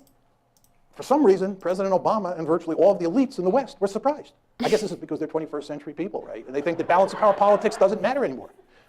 If you think these people in Washington and most Americans are having trouble dealing with the Russians, you can't believe how much trouble we're going to have with the Chinese. I'm very popular in China. I go to China quite often. And I usually start my talks by saying it's good to be back among my people. Because when I'm in China, I'm intellectually much more at home there than I am in Washington. Because in Beijing, much like in Moscow, you're dealing with 19th century people like me. Whereas in Washington, you're dealing with 21st century people. I think the Chinese are going to eat our lunch. Right? Well, what's happening now, huh? About the conventional wisdom. Conventional wisdom is that Putin is the main cause of the crisis. Some say he's either crazy or irrational. Angela Merkel was making this argument for a while. He's bent on creating a greater Russia, and he bears marked resemblance to Adolf Hitler. Say a few words about each of these. I know a great deal about Adolf Hitler. I've written and I teach extensively on Nazi Germany's behavior in the 30s and during World War II. The idea that he bears any resemblance to Adolf Hitler is laughable in the extreme. It's hard to believe that serious people make that argument. But Putler, but my hashtag, my Putler. He can't do it. Russia's a declining great power. And as I said to you before, if they were to try and create a greater Russia by invading Ukraine and by invading the Baltic states, they'd be jumping into the briar patch. In fact, again, if you want to wreck Russia, what you should do is tell them to try and create a greater Russia. It will lead to no end of trouble. I think Putin is much too smart for that, and he is in the process of wrecking Ukraine. I want to make that clear. And he's wrecking Ukraine because he's basically saying to the West, you can't have it, and I'll wreck it before you take it. Is he crazy or irrational? I don't. Ooh, well, is that what's happening right now, Spoon? Is he wrecking it so the West can't have it? That's. I don't think he. I don't really know. No, I don't think that's what he's up to. I'm not necessarily sure again, about that either. I'm not a foreign policy bloke.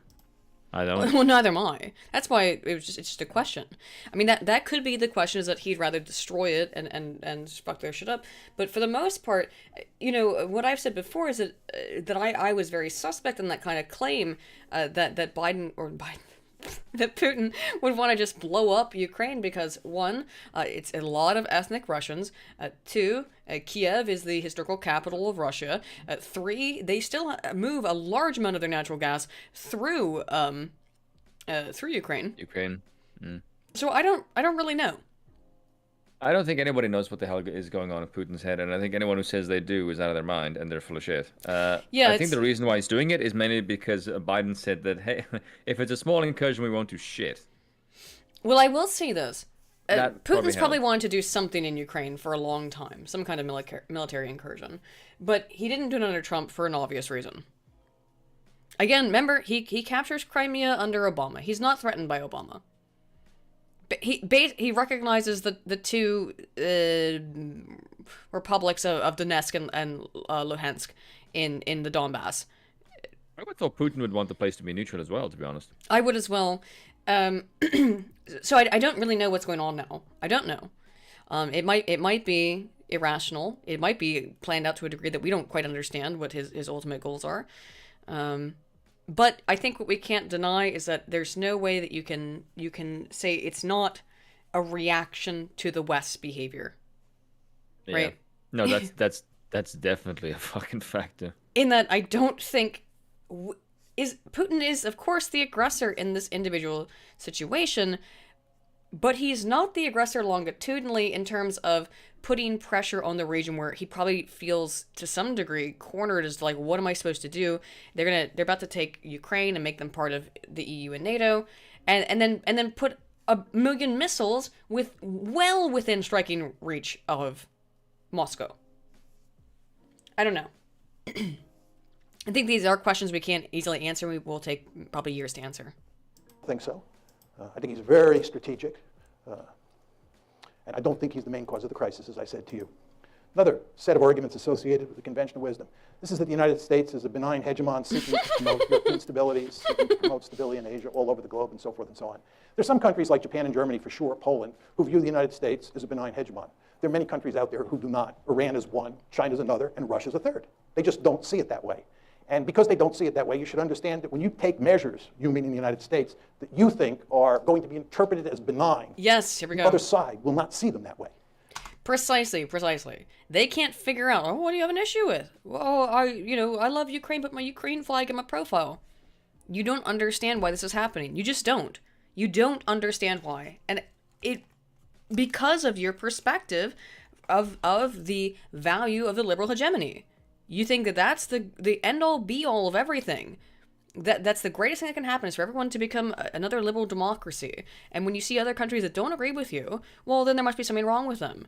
And there's even though technically, again, Russia's like a real technical democracy. They're not. They're an oligarchy. But, and they hate this country because they don't align. I mean, how can you expect Putin to react any differently? I guess that's my, again, point. They will see them as threatening. This gets back to my point about democracy promotion. We believe democracy promotion is an unalloyed good. We can't understand why people like Putin and the leaders in Beijing don't understand this, but they don't understand it. And if you don't recognize what other people think, you're incapable of putting yourself in their shoes, you're going to get yourself into a heck of a lot of trouble. Oh, everyone on Twitter right now. Can I just shout, just force everyone on the internet who's freaking out about this and yet doesn't understand a little bit of it, beg them or force them to listen to that little bit, that little freaking bit. You don't understand that they don't understand, and so you appear the aggressor to them, and it's not going to make sense because you're not reaching out, because you're not crossing the border, you're not crossing the communication barrier. Of course, that's exactly what happened here. God damn. And then another argument is that Putin's behavior proves that it was wise to expand NATO eastward to try to include Ukraine and Georgia, right? What's very interesting is that that's there is no evidence reasoning that we thought Putin was aggressive before the crisis. There's no evidence that we thought that. There's no evidence that we were talking about expanding NATO because we had to contain the Russians. Because again, NATO expansion was driven by 21st century men and women. They believed balance of power politics is dead. That's what happened here. Do you understand? Putin is a 19th century man. Right? He does view the world of balance of power in terms of balance of power politics, as do we when it comes to the Monroe Doctrine in the Western Hemisphere. But in this case, in the case of Europe, we were thinking like 21st century men and women. And we thought that we could just drive right up to his doorstep and it wouldn't matter. Right? We did not think that Russia was aggressive. What happened here is that after the crisis broke out on February 22nd, we then decided that Russia was aggressive. We then decided that Russia was bent on creating a greater Russia. It was after the fact.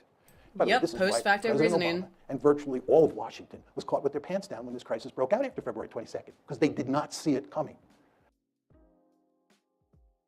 Ooh. Not sure about that one.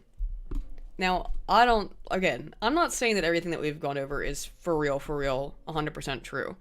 I mean, it is true. I've covered nothing here that is not accurate, not factually documented, published in major publications that were widely disseminated. We did not, besides that one Breitbart article, everything that you have seen here today is 100% confirmed, 100% accurate sources. What? No, that Breitbart thing was confirmed too.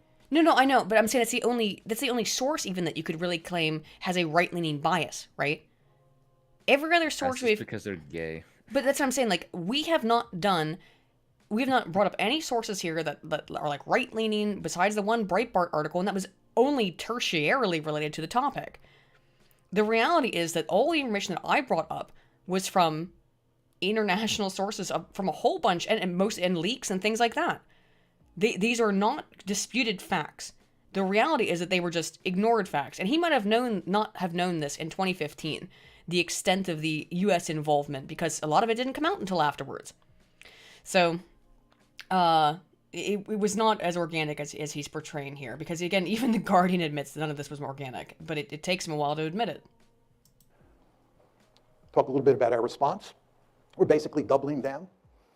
We're getting tougher and tougher with the Russians. That's our strategy. That's exactly what you'd expect if you're going to blame them. given that we're incapable of blaming ourselves because we never do anything wrong. You all know that. All the problems in the world are caused by everybody else, never by the United States, because we're a benign hegemon. Well, exactly. We're the good guys and they're the bad guys, and they're misbehaving, they're bent on creating a greater Russia. Oh my God, this is the 1930s all over again. Any sort of concession to Putin is Munich, October 1938. You can't do that, so what you do is you double down. You get tougher and tougher. Then this brings us to the question of whether we can succeed or not. Yep, that's precisely what's happened. It's gotten only worse since the reason 2015. you're playing a losing hand is because this is a competition between economic considerations and security considerations. The basic mindset of people in the West is that you can punish the Russians economically and they'll throw their hands up. My argument is when security considerations are at stake, when core strategic interests are at stake, and there's no question, ladies and gentlemen, in Russia's case, this is a core strategic interest, countries will suffer enormously before they throw their hands up. Right? Yep. So you can inflict a lot of pain on the Russians, and they're not going to quit. And they're not going to. What is happening right now, they're putting enormous economic pain on Russia, and it's not stopping because it's not an economic concern at this point. It's a stability and military concern. Quit because Ukraine matters to them. And by the way, Ukraine doesn't matter to us. You understand there's nobody calling for us to fight in Ukraine. Even John McCain, who up until recently has never seen a war he didn't want to fight, right, is not calling for using military force in Ukraine. What John McCain is saying is that Ukraine is not a vital strategic interest for the West. That's what he's saying. It is a vital strategic interest for the Russians. They've made that perfectly clear, and not just Putin, right? So in terms of the balance of resolve, it's all on their side. And I showed you that slide up there that depicted how much economic leverage the Russians have because of all that natural gas going westward. So we're playing a losing hand here. But let's assume that I'm wrong. Let's assume that we're playing a winning hand and that we are capable of backing Putin into a corner. And we're getting close to pushing him off a cliff. Is this good? You're talking about a country that's got thousands of nuclear weapons. And the only circumstance, really, under which states use nuclear weapons is when they're desperate, when they think their survival is at stake. So what you're talking about is putting Putin in a situation where he's desperate. And if you go home and Google Putin and nuclear brinksmanship, you'll be reading all the articles that come up for the next 2 years. Right? Because he's making it clear that you're fooling around with his core strategic interests. And again, he's got thousands of nuclear weapons. So you're putting yourself in a position, right? You're putting yourself in a position where you're willing to risk a possible nuclear war over a piece of real estate, Ukraine, that is not of vital strategic interest to the United States. Again, it's not of vital strategic interest to us. By the way, and this will be my final point on this, what's truly amazing about all of this is that we were talking about incorporating Ukraine into NATO when we have now acknowledged by not taking military action over Ukraine that it's not a vital strategic interest. You understand that when you incorporate Ukraine into NATO, you're giving them an Article 5 guarantee, which says you'll come to their defense if they're attacked. You only give Article 5 guarantees to countries that are of vital strategic interest, like Germany during the Cold War. What were we doing? Thinking about giving an Article 5 guarantee to a country that's not a vital strategic interest. It just shows you how discombobulated American foreign policy is these days.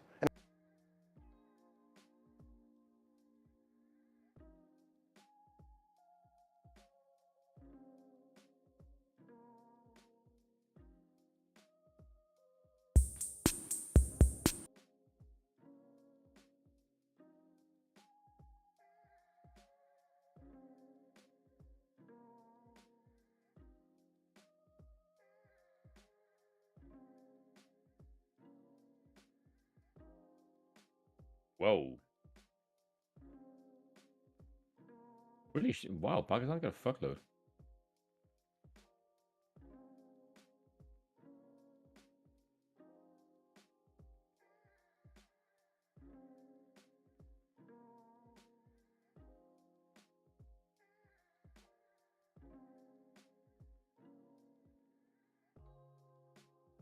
God damn. France has 300 nukes?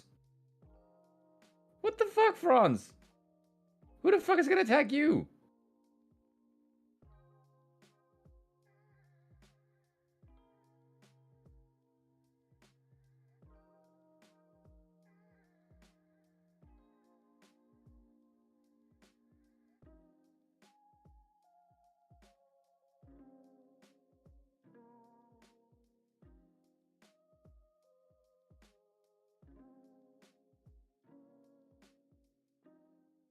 Holy sweet Jesus.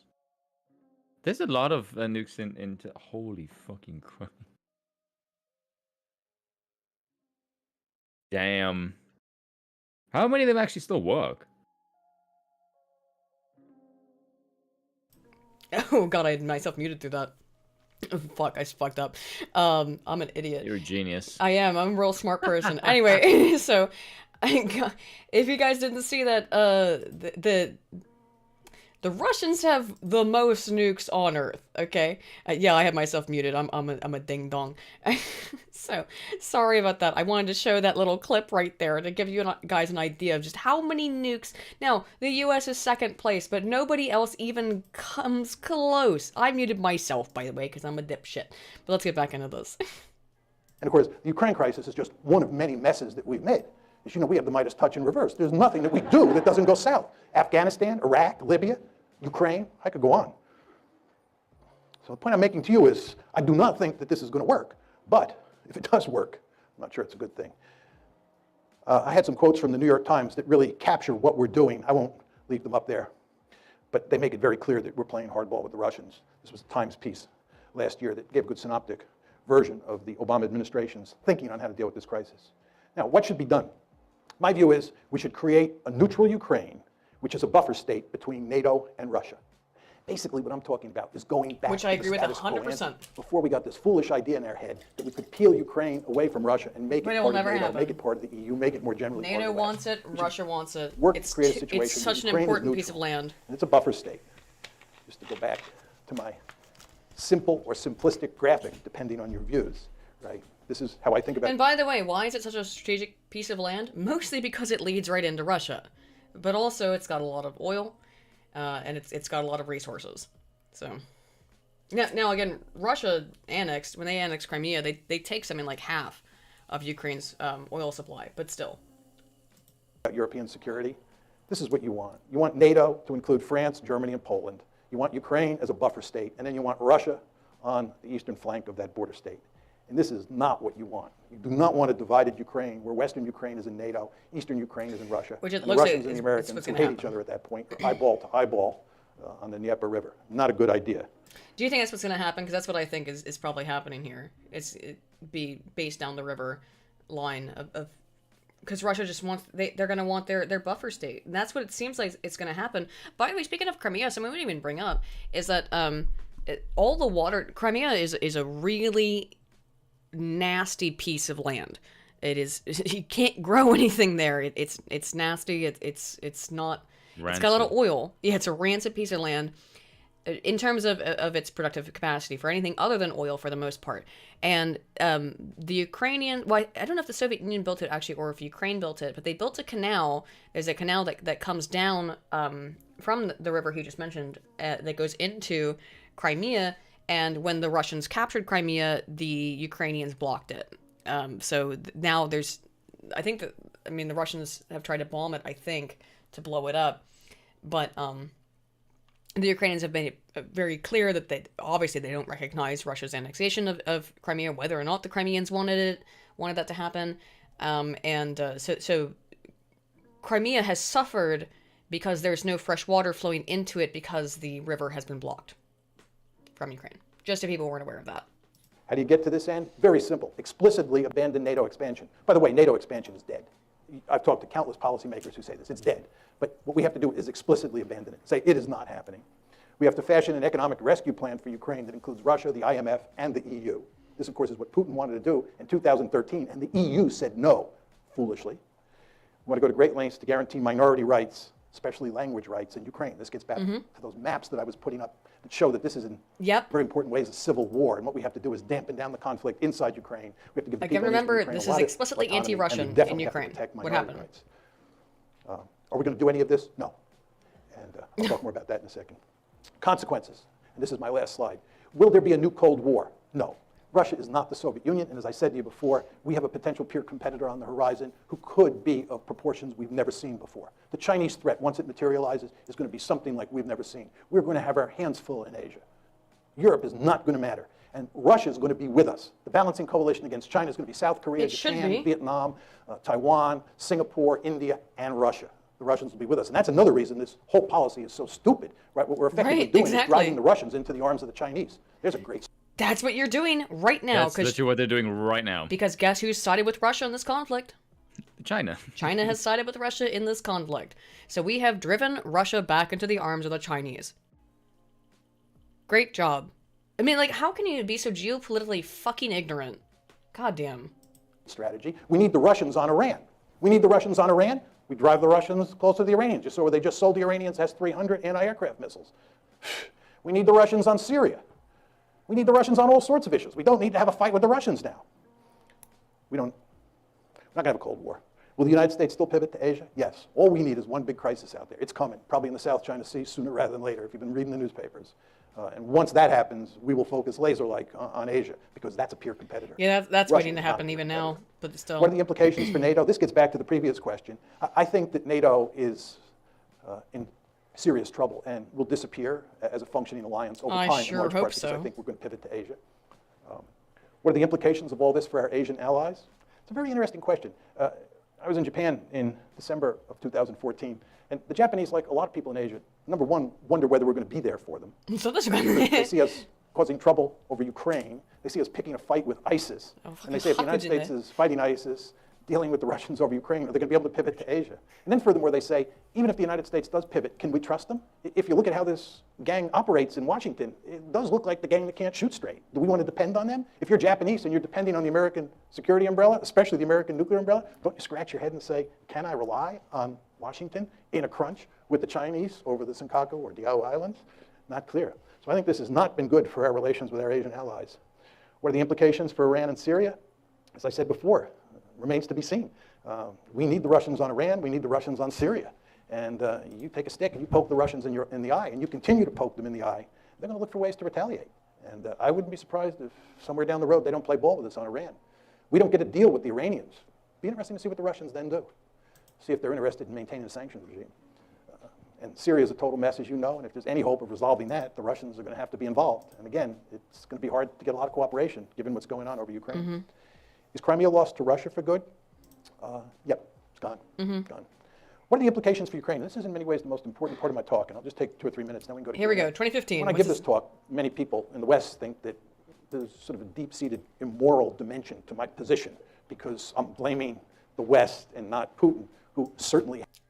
Oh, this has been longitudinal, hasn't it? This is something that people who have like an instantaneous emotional response to this, you have to understand, as we said in the very beginning of this show, for all of its problems we've had with the internet stuff, is that we're not pro-Putin. We're describing the geopolitical issues that are present. Doesn't mean we're Putin's pals. Same with Dr. Mearsheimer. He's just describing what's happening. And again, people get mad at him. They got mad at him in 2015 for just being like, wait a minute, stop and think for one goddamn second about why this is the case. Try to remove yourself from your liberal democratic hegemony mindset, as I believe he may describe it, and think about the actual geopolitical implications of what NATO has done for 1 second. You can't. He has authoritarian or thuggish tendencies. There's no question about that. But I actually think that what's going on here is that the West is leading Ukraine down the primrose path. And the end result is that Ukraine is going to get wrecked. Oof, and I believe happening. the policy that I'm advocating, which is neutralizing Ukraine and building it up economically and Almost getting like it Nancy's out of talking the about. competition between Russia on one side and NATO on the other side, is the best thing that could happen to the Ukrainians. What we're doing is encouraging the Ukrainians to play tough with the Russians. We're encouraging the Ukrainians to think that they will ultimately become part of the West, because we will ultimately defeat Putin, and we will ultimately get our way. Time is on our side. Here it and is. of course, the Ukrainians are playing along with this. And the Ukrainians are almost completely unwilling to compromise with the Russians, and instead want to pursue a hardline policy. Well, as I said to you before, if they do that, the end result is that their country is going to be wrecked. And what we're doing is, in effect, encouraging that outcome. I think it would make much more sense for us to work to create a neutral Ukraine. It would be in our interest to bury this crisis as quickly as possible. It certainly would be in Russia's interest to do so. And most importantly, it would be in Ukraine's interest to put an end to the crisis. Thank you. Well.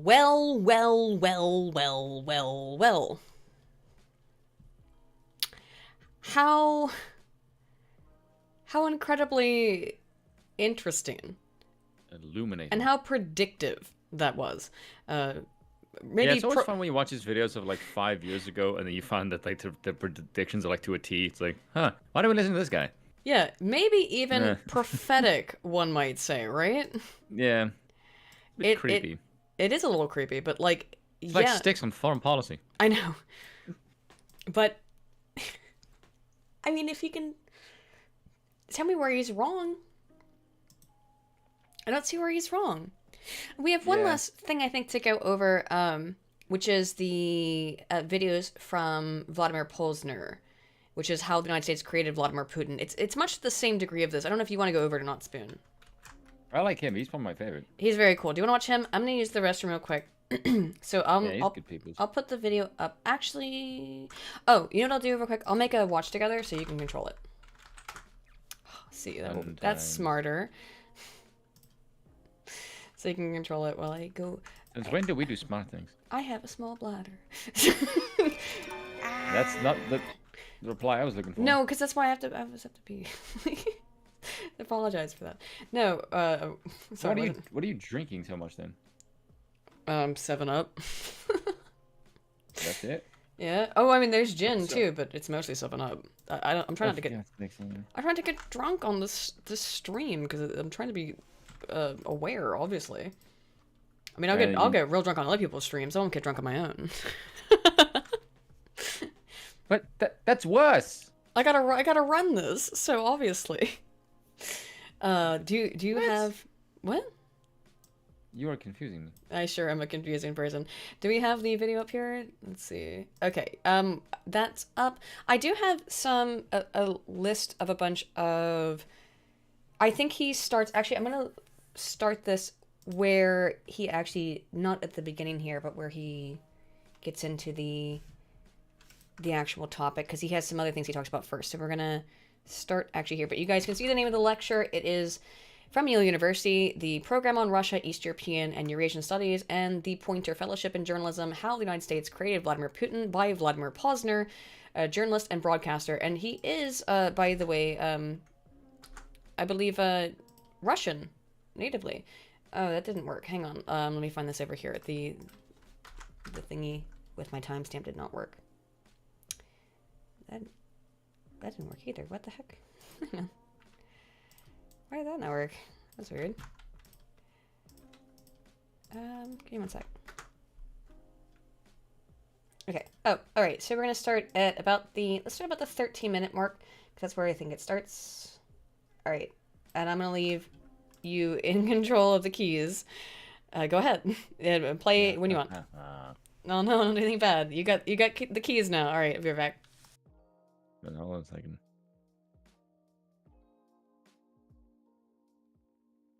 Because we will do that for them. And we must watch out for Russia because we don't know which way it's going to go. The bear might get up on his hind legs again and growl. When that document was leaked to the New York Times, there was an outcry by the more liberal, if you will.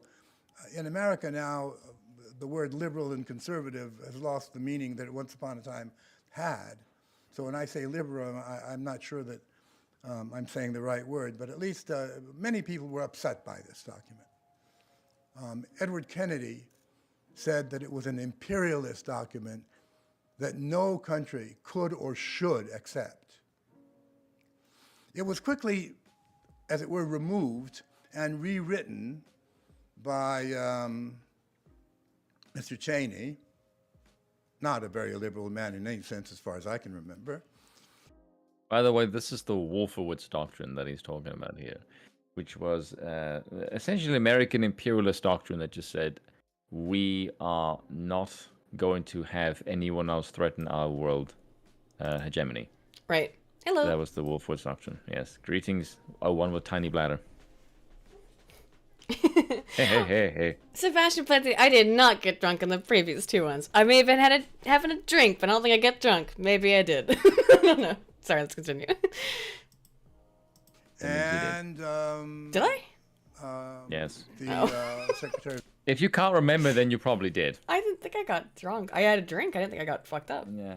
Oh no, that's not. I just had a drink and I was looking up. I can't remember, but I was not drunk. You're liquor lighting me. I don't appreciate that whatsoever. It beats gaslighting. At least you don't go on fire. Defense in those days. Well, you don't want to mix liquor and fire. You're Yeah, dangerous. you do. You make Molotovs. That's Just to bring it what back all around to keep it topical. Right, now we're keeping it topical. That's what it is. Yeah. Oh, basically, så it retained detta! that view. Ja, det är Sebastian. And Korean America- is so No. Go away with your Asianness. We're keeping it Eurasian. Okay, for sorry. God's sake. America must remain, Fucking weebs. be the only superpower. And basically, that view was the one that was accepted. It was the one that was accepted.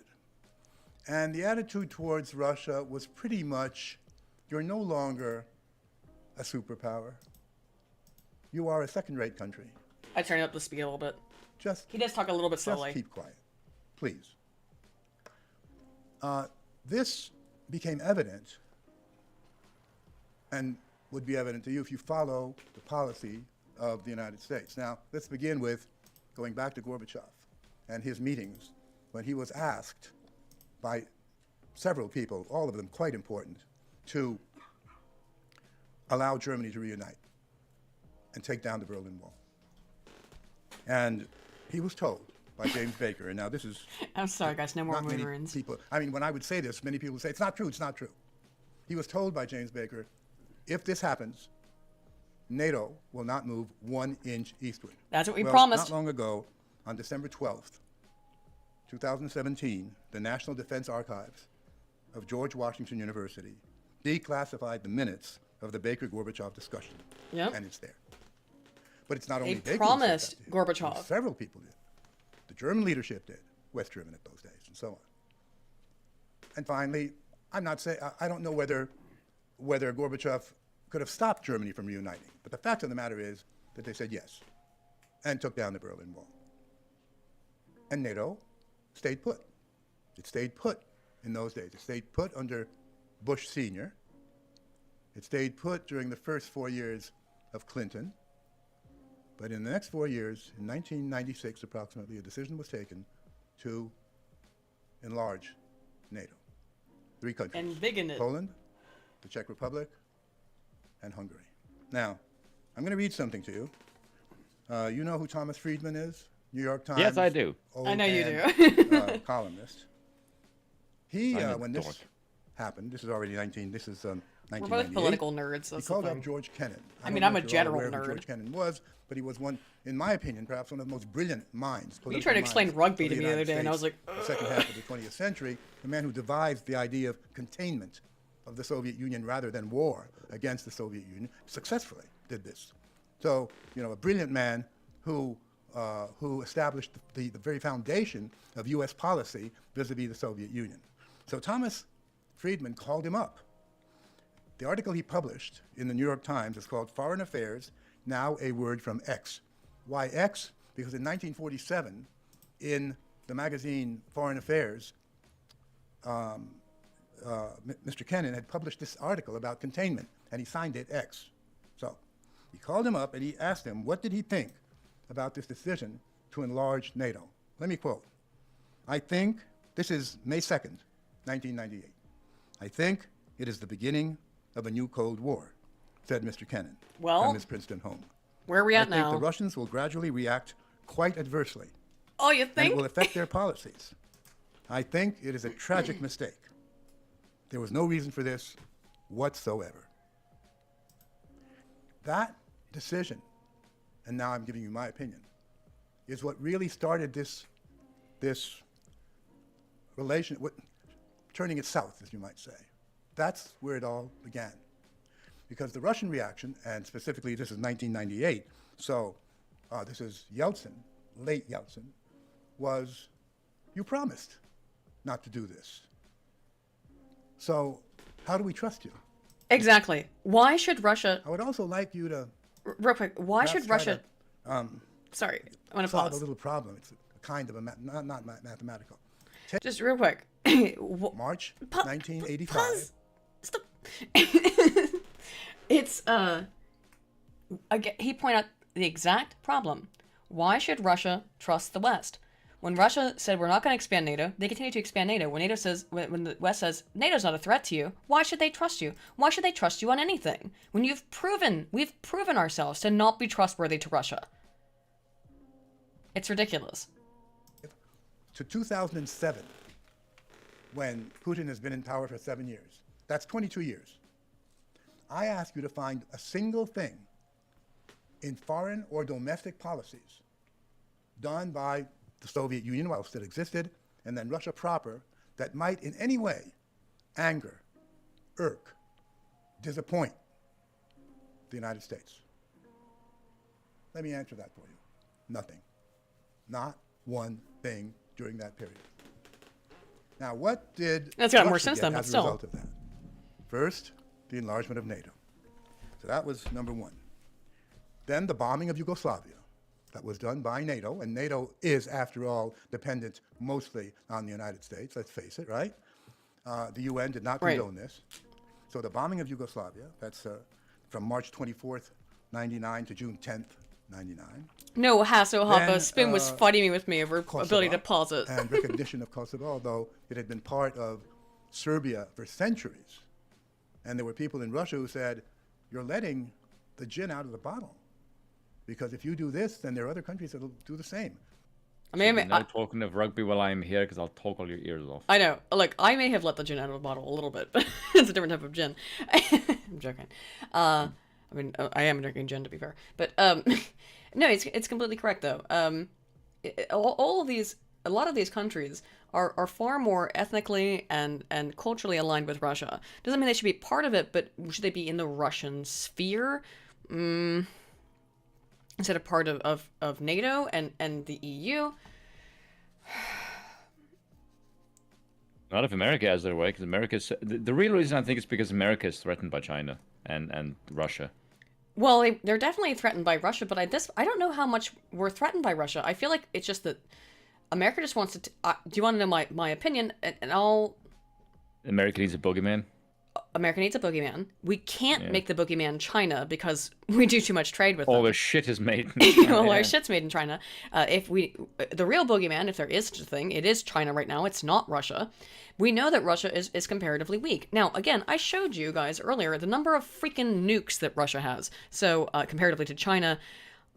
So, understand, Russia is the nuclear power. By far. I don't know how many of them work, but look up Tsar Bomba if you want to see like kind of shit that Russia fucks around with. I don't think anyone wants to engage in nuclear war. That's ridiculous. I keep seeing these silly fucking tweets and things like, Russia's gonna nuke Ukraine. Why? Why would they do that? If you believe that, your understanding of geopolitics is so minuscule. I think you should, like, I don't know, they put like a baby tag and put you in like Twitter kindergarten where you can only talk to other kindergartners and preschoolers, and you wear your fucking you suck on your fucking binky because you have so little goddamn idea of what's going on. God fucking damn it. I mean, obviously it's your free speech and you're fine. You're absolutely 100% free to be a goddamn moron all over the internet as much as your heart's desire. But it is ridiculous. That these people who have no goddamn idea what they're talking about, and don't understand how much of a nuclear power that Russia is, that it is the nuclear power. It surpasses the United States in terms of just pure number of nuclear weapons. And people don't seem concerned about that. But also, it doesn't mean that they're going to bomb Ukraine. Why would Russia nuke Ukraine? Because it can, to flex their might. Well, that's a very silly idea, considering that they probably I know, want... but you said, like, why would they? Like, that is the only thing I could think of. Right, but that's ridiculous. I don't have any logical reason. There's no logical reason. But you asked me why, what would they, like, that's the only reason I could think. And that has to be the way that they think about it, because you can't understand, they don't understand the geopolitical history here. They don't understand any of the history. They don't understand that Kiev was the historical capital of Russia, so they have a long-term historical connection with Russia, cultural connection with Russia, that a large portion of Ukrainians are ethnically Russian, that a large portion of Ukrainians up until the 2014 revolution spoke Russian openly. So, just saying, there's some... That's some silly shit that people just don't understand what's going on. Anyway, sorry, I got distracted. And Russia did the same vis-a-vis Abkhazia to begin with. Okay?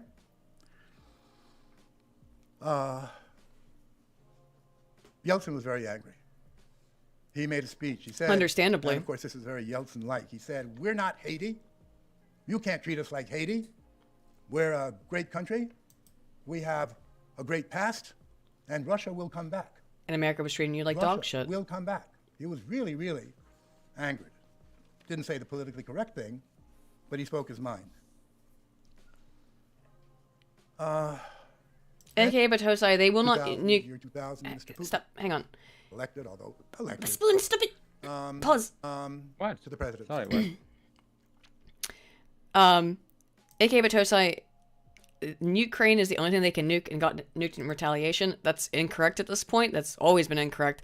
But also, you have to understand, and I know you've been watching the whole stream, that Russia, one, does not want to destroy Ukraine because their main source of distributing natural gas goes through Ukraine.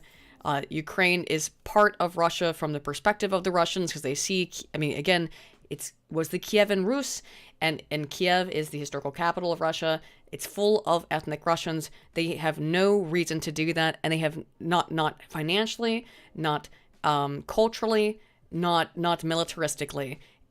Every single idea of actually desolating and destroying Ukraine to that kind of degree, because Ukraine is a breadbasket and because it's also a major source of it's got very important infrastructure. The idea that Russia would nuke Ukraine is so fundamentally absurdist. And I know you've been listening the whole time, but I hope we've imparted upon you part of the reason why that will not happen. Now, if I'm wrong, I'll eat a whole bunch of crow, but I would be astonished. I would be astonished if such a thing were to happen. It violates all logic and reason. And historically, culturally, financially. Is to ask for Russia to become a member of NATO. Why not be a member of NATO? NATO was created to defend Europe, and perhaps not only Europe, from Soviet aggression, from a country that you couldn't predict. There is no more Soviet Union, and there is no more Warsaw Pact. Why can't we create an organization where we're part of it, said Mr. Putin, and act together to protect from some kind of aggression? He was told, go take a walk, basically. What about some kind of partnership or becoming part of the European Union? Again, and this is all documented. Everything I say, except when I say my opinion, is documented. We've gone over much of it, yep. And he said, no, you're too big. Your country's too big. You can't. And all the while, Russia was being reminded that it's no longer really that important a country. Now, gee, why would they get mad? One of the things you must keep in mind is that much like the Americans, the Russians believe that they have a mission, that their country was selected by destiny. Now, my being French, I laugh at that. I laugh both at you and at them, because we French know that we're the best, and we have no mission. That's it. But seriously speaking, that's a fact. And so the sense of losing this aura of greatness, of being told, we don't care about you. The reaction of the average Russian to that was one of, you're insulting me. You don't respect me. Of course. And so the anger, gradually, and the anger focused on Gorbachev. Many, many Russians figured you sold the country. You don't stand up to these men, to the United States. And then the same thing for Yeltsin. You'd be surprised how unpopular Gorbachev and Yeltsin are today in Russia. Maybe 5% support them, precisely for that reason. Well, there are some others as well that have to do with economic things, but nonetheless. So now here we have Putin, who, as you know, as soon as 9/11 happens, calls up Bush Jr., W, and offers his help. And yes, and does help in Afghanistan.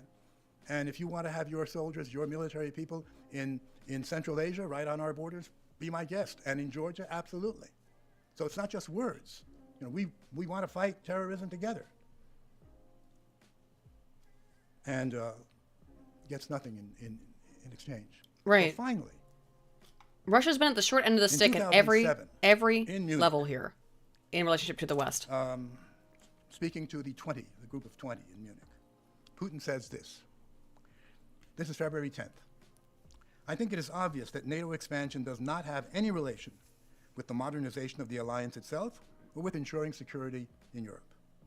On the contrary, it represents a serious provocation that reduces the level of mutual trust. And we have the right to ask, against whom is this expansion intended? And what happened to the assurance of our Western partners made after the dissolution of the Warsaw Pact? Where are those declarations today? No one even remembers them. But I will allow myself to remind this audience what was said. I would like to quote the speech of General Secretary Mr. Werner of Brussels on May 17, 1990. He said at the time, quote, "The fact that we are not ready to place a NATO army outside of German territory gives the Soviet Union a firm security guarantee." Where are these guarantees? Well, didn't happen, did it? The answer was yes, but that was guarantees given to the Soviet Union. And you're Russia. God damn. What bullshit. What kind of reaction would you expect? Last year, I think it was, making a foreign policy speech, Putin said, "Our mistake was that we trusted you too much." Yeah, clearly. And your mistake was that you tried to take advantage of that. Yep. I mean, it sure seems that way to me. Situation today. Now, it may seem to you that I'm blaming the United States. I don't want the word blame used. It was a mistaken political decision. It was not the Russians. It was this decision that finally led to this change in Putin's attitude towards the West, and in particular towards the United States, which is why I say how U.S. policy created Putin the way he is today. It's just, I mean, it's ridiculous. What he said there is so clear, and I don't know what your opinion on that is, Spoon, but like, we make this agreement, we say we're not going to violate it, and then we're like, oh, but no, we made that agreement to the Soviet Union, and now you're Russia, so we don't actually have any reason on the books to actually live up to the things that we promised, because you're not the country we made the promise to. The country we made a promise to doesn't exist anymore. Instead, we're going to just move in NATO right along your borders. And we're going to try to, from what we looked at over the course of this entire stream, clearly try to enact a coup in Ukraine to get the people that we want into power so that we can get them to be part of NATO and the EU. What's your opinion? Oh, yeah, that's absolutely true. I mean, as far as the coup thing goes, I can understand why people think that it's not a coup, because they're idiots and they're in love with the American exceptionalism idea, where they think that America can never do any wrong. And then you look at all of the people involved and like the timeline, and you think, okay, this is either corruption, most likely, or an insane amount of coincidences. I think the only thing you can say is, yeah. I still like to know, like, why the hell are there so many extremely high-level politicians involved? Why is the vice president here? Why is John McCain here? Why is John Kerry involved? Why is Hillary Clinton, who's undoubtedly involved? Why the fuck are all these people? Why is this woman who undoubtedly done regime change and fucking Jane involved in this shit? Like, I'm not gonna just bypass as, oh, that's just mere coincidence. Like, it's just a weird coincidence. Does it? Yeah. I mean, I don't know. I mean, I guess chat, like, we still got some people watching. It's dipping up and down, but like, thank you guys for showing up. This is very long. Is it okay? Do you guys think that is it all just a coincidence?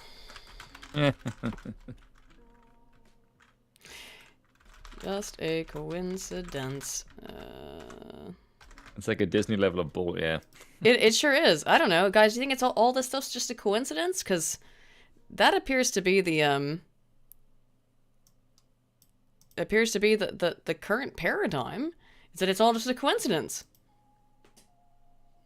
All right. And the really, if you will,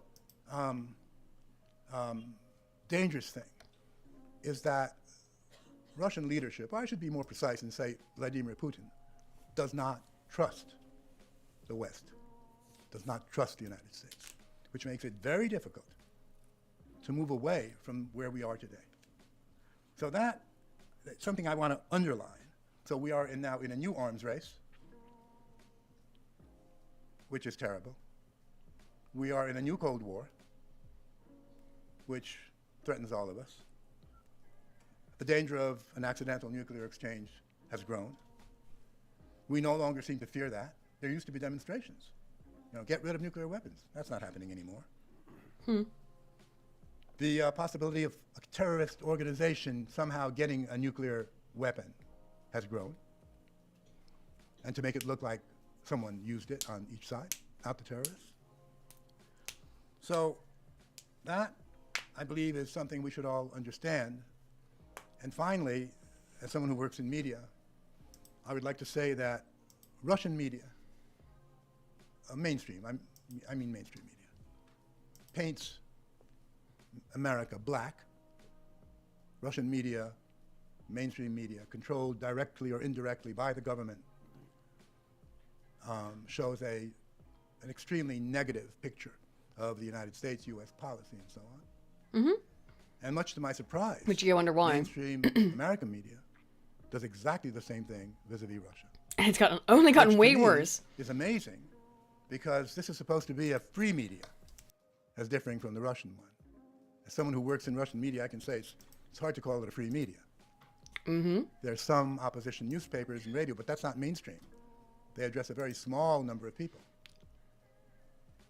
So there we are. I think people who call remember themselves Dr. journalists in Posner my book, speaks Russian. He grew up there. He understands this stuff quite well. A destructive role in creating the fear, the dislike, the distrust that the people in both countries have vis-a-vis each other. And the fact that we don't seem to question our media. How interesting. It's really quite interesting. But there it is, nonetheless. We just take it.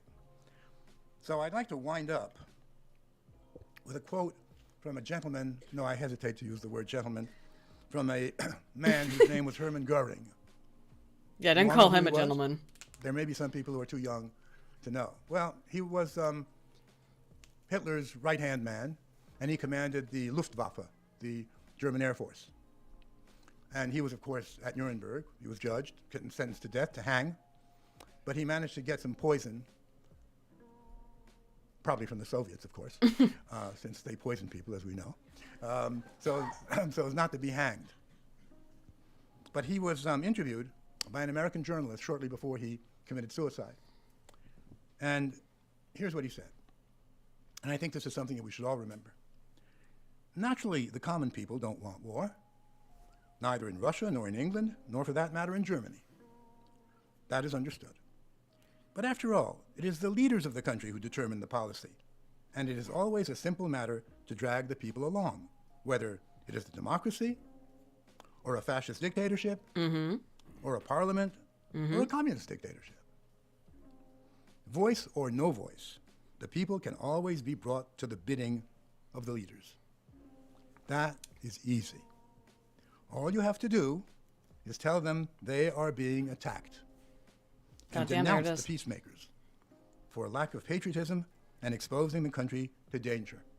It works the same in any country, said Mr. Goering. And I think he was absolutely right. How horrifying. I mean, I agree completely. I hate to agree with Goering, but he's right. If you make people feel that they're attacked, their natural proclivity, as a species designed, obviously, evolutionarily, to want to protect ourselves, then we'll be strung along with whatever fucking story you tell us. What do you think? Yeah. Yeah. No, I agree with that, and I'm familiar with with Hermann Goering. Yeah. I've seen enough Nazi documentaries because I find the Nazis quite interesting, for totally academic reasons. Before anyone makes fucking jokes about it. Oh no, okay. Like I guarantee that it sounded like what you just said was was sarcastic, but Spoon is not a Nazi and really just is interested in them for historical reasons. Which no, like that. Like the only thing I do like about the Nazis, as far as like an appreciation for, is that no, the style. The drip, yes. Everyone likes the drip. Well, that and their architecture is like fucking badass. Like it's really imposing and huge. It's like it looks like if you see like the Third Reich building, it looks fucking cool. I don't know, it's scary. I do. We all have to admit that. Scary. I look at it like, god damn, that really looks like it would stand 1,000 years. I guess it looks scary to me, but I do. We all can appreciate the drip of Hugo Boss. Also, the Nazi eagle is badass. Yeah, all right, but that's a very common symbol across. I mean, it's adopted from the Roman eagle, obviously. So. By our media, by our politicians, in that direction, in both countries. I remember an ad that I saw, a famous American actor, whose name he starred in, oh gosh, so many movies. an African American, not a young, yeah, Freeman, yes. And he says, we are at war. And he does it very well. He's a wonderful actor. But he tells you, we are at war, and we must, and da-da-da-da-da-da-da. And of course, it's very scary. There's nothing I can do about that except speak. And I speak, I'm happy to speak here today. I do this in Russia, and I'll keep doing it as long as I possibly can, because there has to be some voice raised against what's happening. We're being manipulated. The way Putin is portrayed, well, he's worse than Hitler. And even Hillary Clinton compared him to Hitler. I'm not a Putin fan. From her, that's pretty fucking funny. Yeah. What's going on? We're not Putin fans either. Course, but President comparing him to Trump, Hitler is a ridiculous comparison. Even your own press is not too. And that's ramped up to 1 billion degrees now. He's Putler now. So basically, that's what I wanted to share with you. And see, I've only spoken for 45 minutes, and I would very much like to discuss. I hope you have problems. Problems. That was a Freudian slip, wasn't it? I hope you have questions. I'm sure that what I've just said, in the sense of what's happened, it can't be argued about.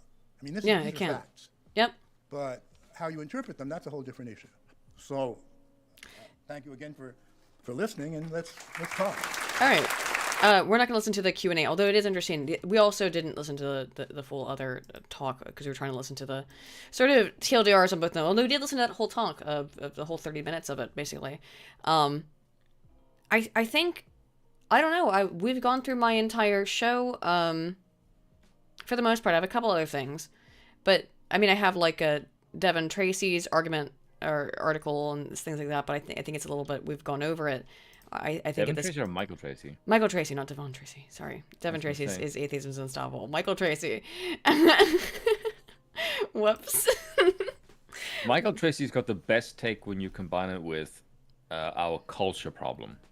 I think his take is fucking outstanding. I read him like, this is the best thing I've read, and fuck all mainstream talking points. Like, Michael Tracy is hands down the best take.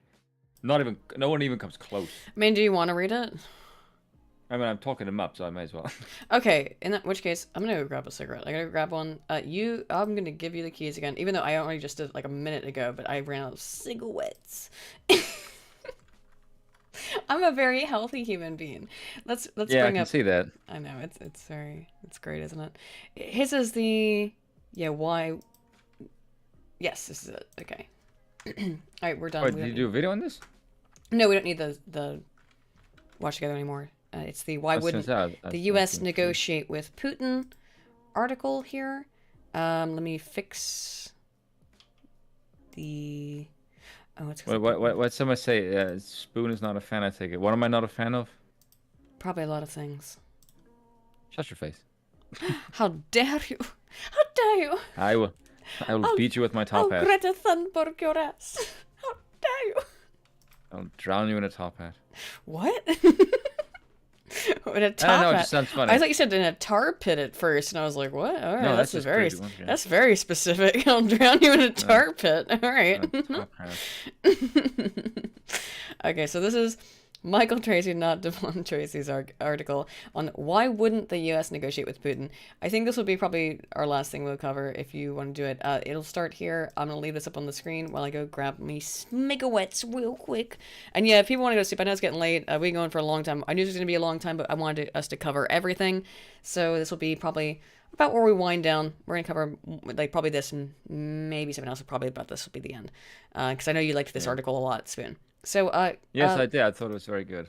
Go ahead. I'll be right back. Okay, so here we go.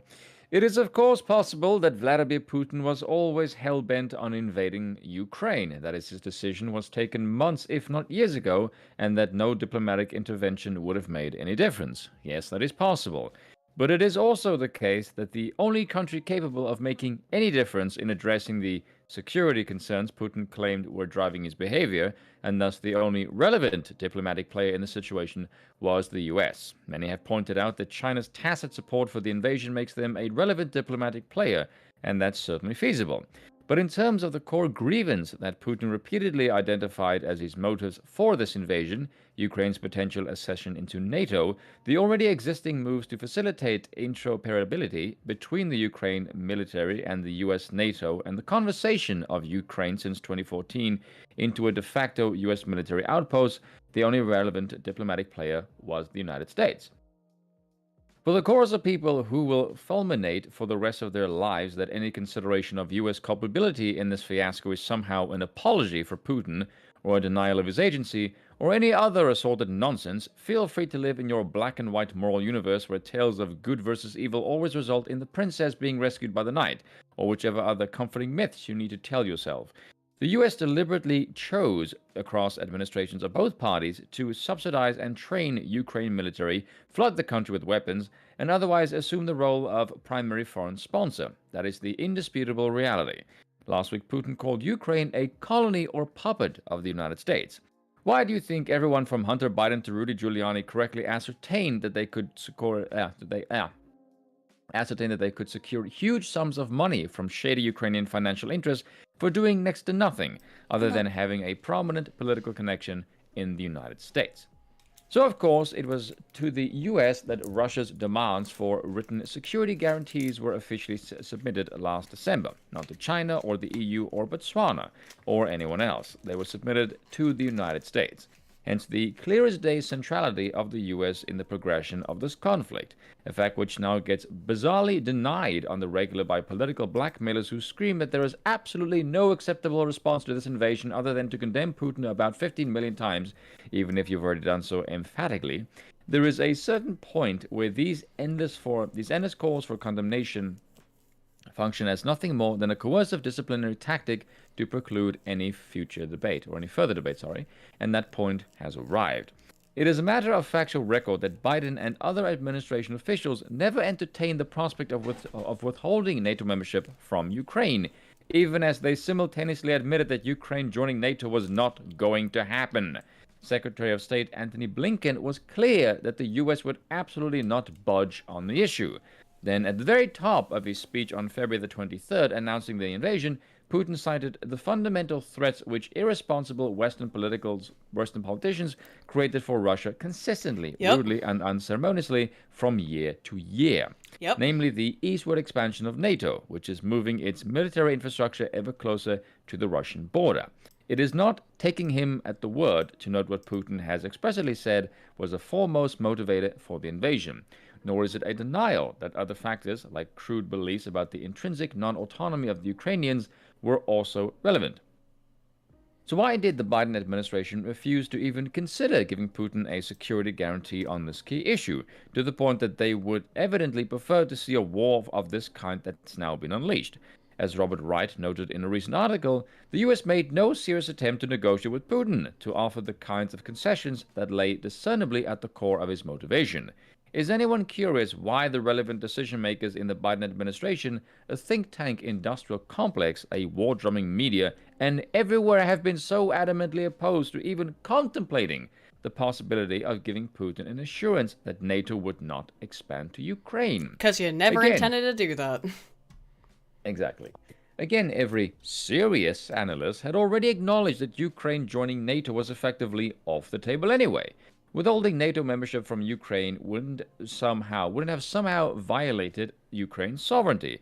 It would have been an assertion of NATO's well-established prerogative to admit or not admit prospective members based on the criteria on its constituent states choose. Prior to the invasion, Putin described the prospect of Ukraine joining NATO as eventually meaning that Russia would be accused of occupying NATO territory, given its control of Crimea. A situation would then prompt a direct military confrontation between NATO and in Russia. So, in short, everyone... Real quick, just to reaffirm and reillustrate what that means. If Ukraine joins NATO, they get the Article 5 protections of NATO.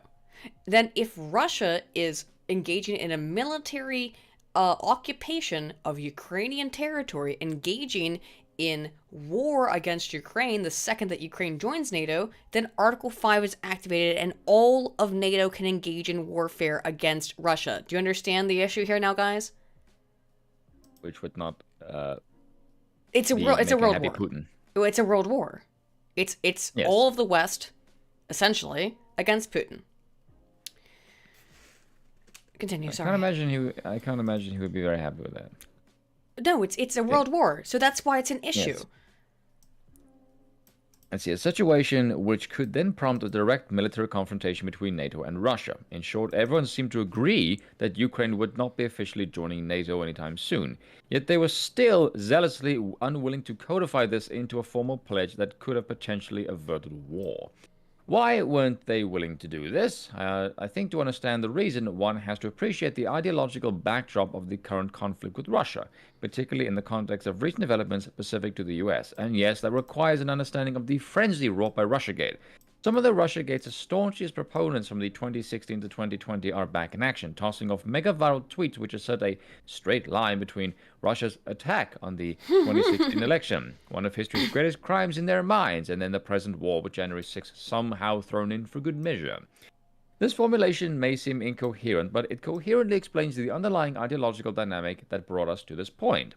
Back when the term alt-right was still constantly in circulation, you couldn't look up at a prestigious US media outlet without seeing some grand proclamation anointing Putin as the fearsome tribune of global right-wing fanaticism. The Atlantic ran pieces proclaiming some new terrifying nexus of Trump, Putin, and the alt-right international. Serious-seeming NatSec sites gravely... Just saying, meanwhile, let's go Ukraine and the actual legitimate neo-Nazis associated with the regime. That's cool. Yep. That's fine. Go ahead. Serious-seeming NatSec sites gravely pondered how to go about confronting Russia's role in transnational white supremacist extremism. Media-adjacent academics christened themselves newfound experts on the unholy alliance of Russia and the American far right, and so on and so on. The contours of the ideological conflict between the US and Russia had thus shifted. No longer had it been anything remotely to do with capitalism versus communism. Rather, it pitted the US as the world's leading steward of contemporary liberal democracy, a status temporarily imperiled by Russia subverting the US electoral system to install Donald Trump, versus Russia as the greatest nationalistic saboteur of liberal democracy. There's that word again. If there is any threat that Western elites have been most exercised about for this past several years, this is the supposed international surge of populism, illiberalism, and/or right-wing radicalism, and Putin was appointed as the main global exporter and string puller, which made it all the more untenable over the course of the latest Ukraine standoff for a democratic administration, especially one that campaigned on confronting Russia to offer any significant concession to the world's #1 progenitor of white supremacist extremism. You know, the same extremism that we are all told toppled the US government on January 6th. It was consequently ruled out as unthinkable appeasement to give Putin a concession on Ukraine's NATO membership that wouldn't have actually conceded anything, but might have averted war. Yet there did already exist a baseline attachment to the sacrosanct principle of NATO expansion, but that's mostly confined to cloistered NatSec elites. The principle is now endorsed with such fervor and gusto on account of Putin emerging as an all-purpose global villain, the man behind the curtain of horrendous white nationalists, conspiracy theorists, and even anti-vaxxers. What? What, Putin was accused of being an anti-vaxxer? Oh, okay, because that sounds like some crazy shit. Is it?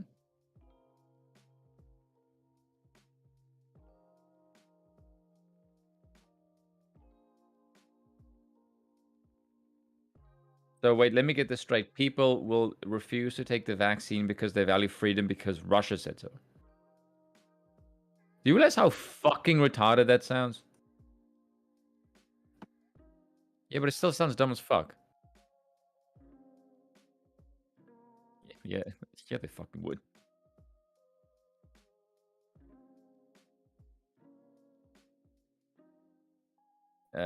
Yes, and we shan't discuss them here.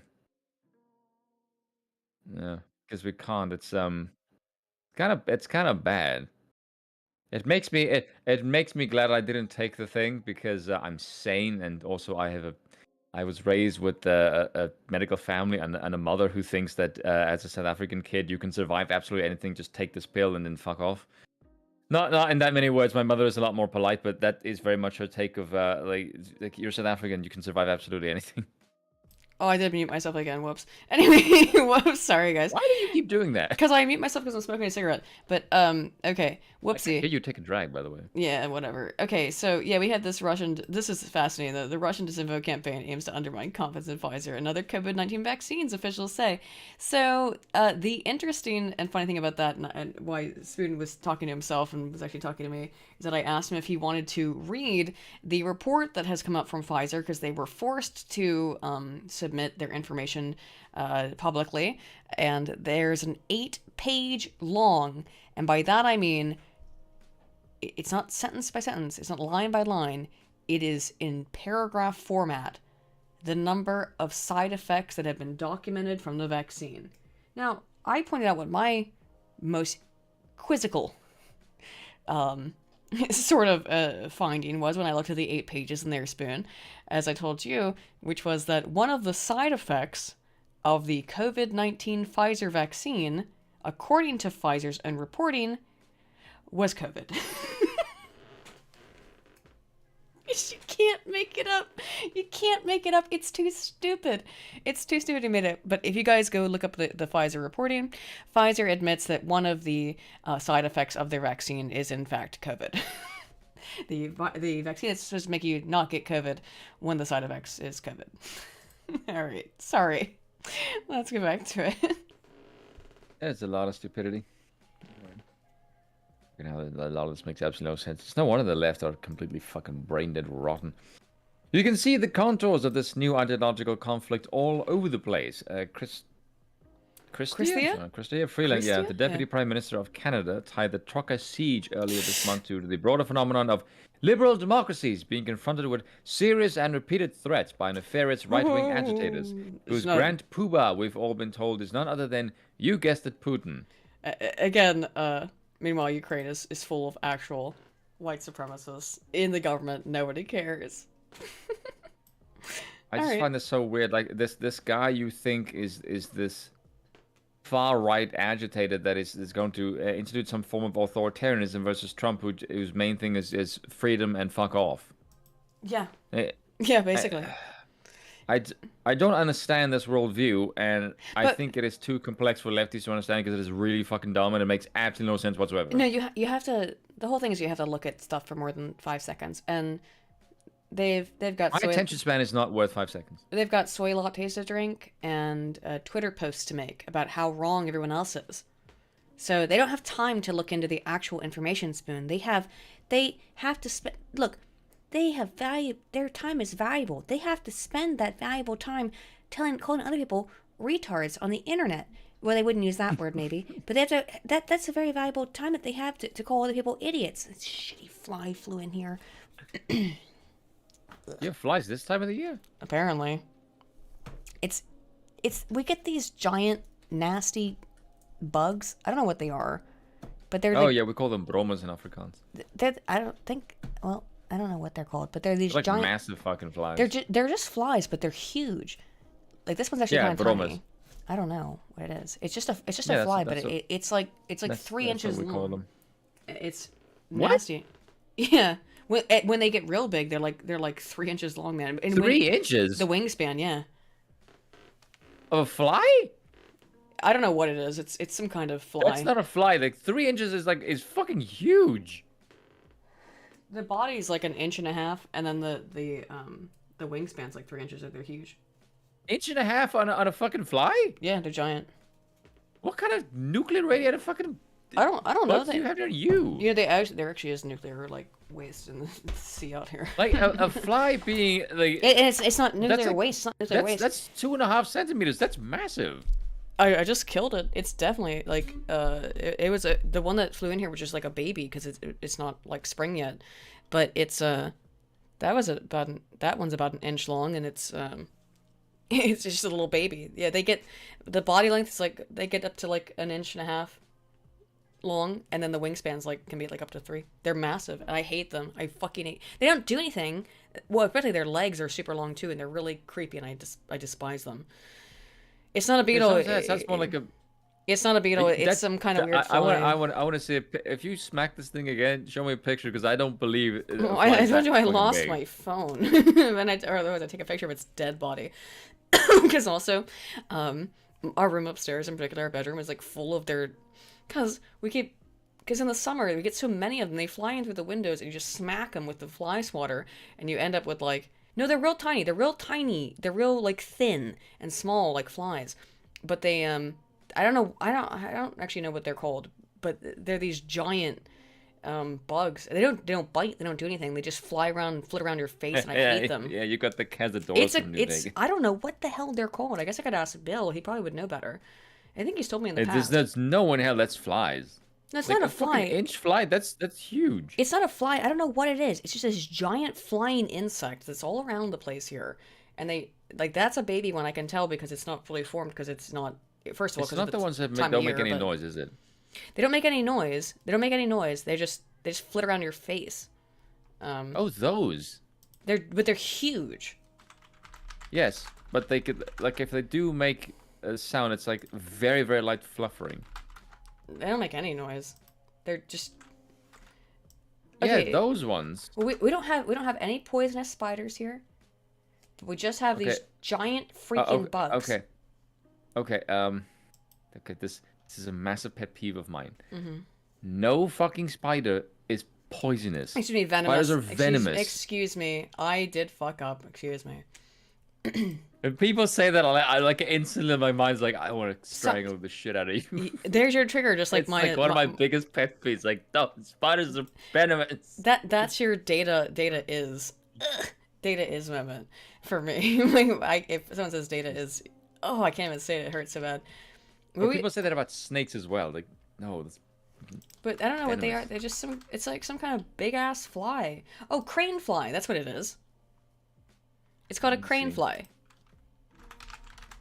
They're huge. Oh, yeah.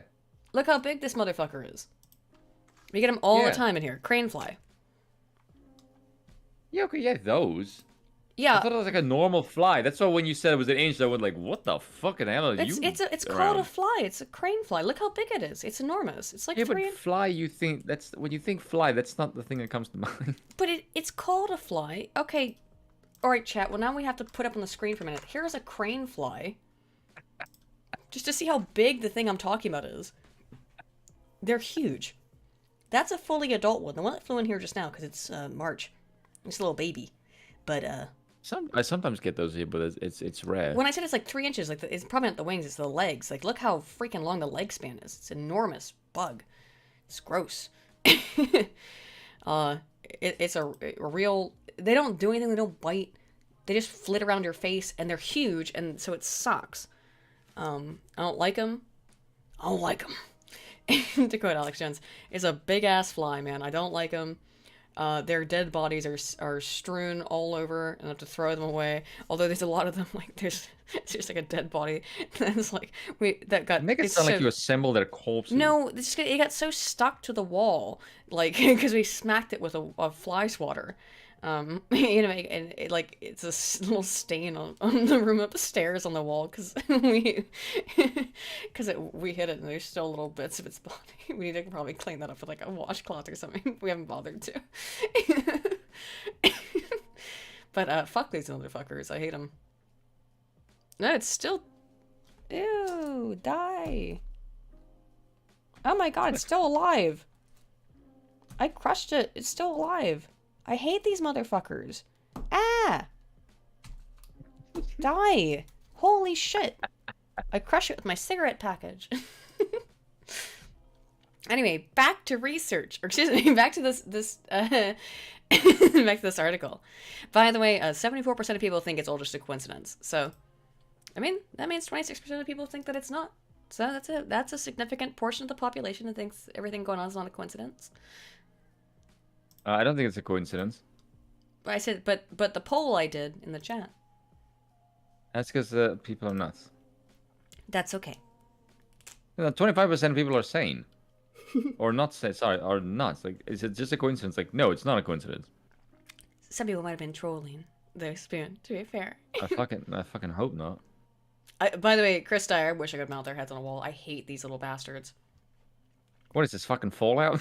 I love spiders. I love spiders. Wouldn't that... Really? Yeah, I love... Because spiders are good for the environment, and spiders are good animals. We have no poisonous spiders here. And whenever I find a spider, I just put it outside. Venomous. Excuse me. Venomous spiders. I backed up again. Look, it's ingrained in my language, isn't it? Yeah, terrible people. All right. Let's finish this off, and then let's head out. Yeah, fucking hell. Where the hell was I? Okay. Yes. Oh, so there we go. So there was very little compunction, about imposing some of the most extreme due process shredding emergency measures in Canada's history, or Canada's, what the fuck am I saying? In Canada's history, no, Canada. To squash these. I'm joking. It's a funnier phrase to actually say that. Canada's history to squash these insurrectionists.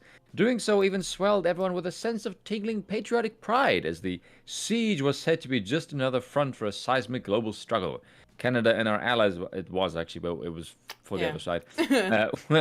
Canada and our allies will defend democracy. You want to fill in the blanks there? Like, there's a huge fucking gap of bullshit There's right there. that word again, as you became a de facto dictator, Trudeau. Yeah, declared Justin Trudeau as he froze bank accounts without judicial review and empowered police to seize private property. We are taking these actions today to stand against authoritarianism. It really is the... I mean, again, it's one of irony. those things where, like, if you don't laugh, you cry at the absolute hypocrisy and stupidity. Oh, hey, I'm gonna give myself the powers of an absolute fucking dictator, where I can do whatever you want. You don't have any rights as a citizen anymore to protect you against authoritarianism. Oh, because some truckers are mean to me. Nah. Oh, they're honking too loud. I'm slightly annoyed. My cat I would like to shit get on right the up to his floor. face and just makes a haunting noise. I would love to just have like one of those little clown horns. Just honk walking right and in just go. Absolute flying fuck boy Castro, you piece of shit. Excuse me, got a little mad there. Yeah. Yeah. What was that about? Aiden, tell us how you really feel. Oh, I hate Castro, and I think that it might be time for guillotines in Canada. That's all I'm saying. In Minecraft, of course, but that's all I'm saying. You know, that was my nickname as a kid. Castro? Yeah. I'm horrified. Why when I was about 5 years old, that was my nickname, was Fidel Castro. That's not a joke, by the way. I'm being 100% serious. That my parents named me that as a kid, like Fidel Castro. I have no idea why. I mean, I know what you look like. You don't look like Fidel Castro, so. No, I don't. don't know what you look like when you were a kid, but that's a little bit scary. Yeah.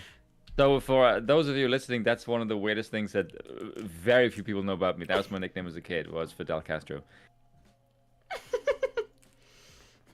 Never thought I'd say that on the internet, by the way. So it's very unusual that I don't like dictators and I'm sort of leaning far right. It's a monarchical sense, so it's very unusual to have that nickname as a kid. So. How curious. And my parents are not lefties, like, at all, so it's unusual. I don't think anyone in my family is lefty either. They're mostly like kind of center right. Yeah, all my family's center right. My dad's a hardcore libertarian. My mom's center right. Yeah. My mom's like a traditional Republican. Caught doing I've been caught doing blackface apparently. No, I'm white. I wouldn't debase myself. Oof, how rude. I mean, it is rude to do that. Honestly, it's. I mean, the Dutch fucking do it with a doll, so I don't. That's true. You do that. The Dutch do that. Zwarte Piet, yeah. Yeah, but that's a Dutch. Do you do that in South Africa? You have Zwarte Piet? No, I think it'd be a bit rude. Oh, that's true. I should have added a thought before I asked that question. If you think it's bad in America, fucking hell, you see what happens in we do it. If you guys the last action you'll ever undertake before you might end up as a corpse. For anyone who's not aware, in the Dutch tradition of Christmas, Zwarte Piet is literally Black Peter. He's like Santa's helper, and he's literally black as soot. And so people dress up in pure on blackface in a lot of Scandinavia. It's not just Netherlands. It's actually a similar tradition in a lot of countries in the region in Northern Europe that have this Zwarte Piet kind of tradition. So you will sometimes see white people walking around in full-on blackface around Christmas time. And then people go, "Oh my God! Like the Netherlands is so racist." Like, no, that's actually just a tradition. Just calm the fuck down. Anyway, of course, it's important. Yes, of course, it is important to note that, as per usual, this grandiose ideological vision of Russia's designs mostly exists in the adult imagination of think tankers. While it's apparent that Russia has grown more authoritarian in recent years, the US intelligence community actually just studied the question of whether Putin was really backing all these horribly destabilizing right-wing insurrectionists all across the world. The strongest conclusion is that their subsequent report that could master is that the Russian government probably tolerates support by private Russian entities for some dangerously motivated international extremists, but as the authors thoroughly concede, we lack indications of Russia's government direct support, with support defined as financing, material support, training, or guidance. Mm-hmm. Yeah, it's like what you did in Ukraine in 2014. Yeah, how interesting. Yeah. How interesting. Really, the CIA and FBI couldn't even come up with any evidence that the Russian government has provided guidance to these sinister factions. What a bummer. This less than fervent finding might explain why it took approximately 7 months for the report, written in July of 2021 by the Director of National Intelligence, to see the light of day when it was published in February 10 by Yahoo News. And even then it appears to have hardly made even a ripple.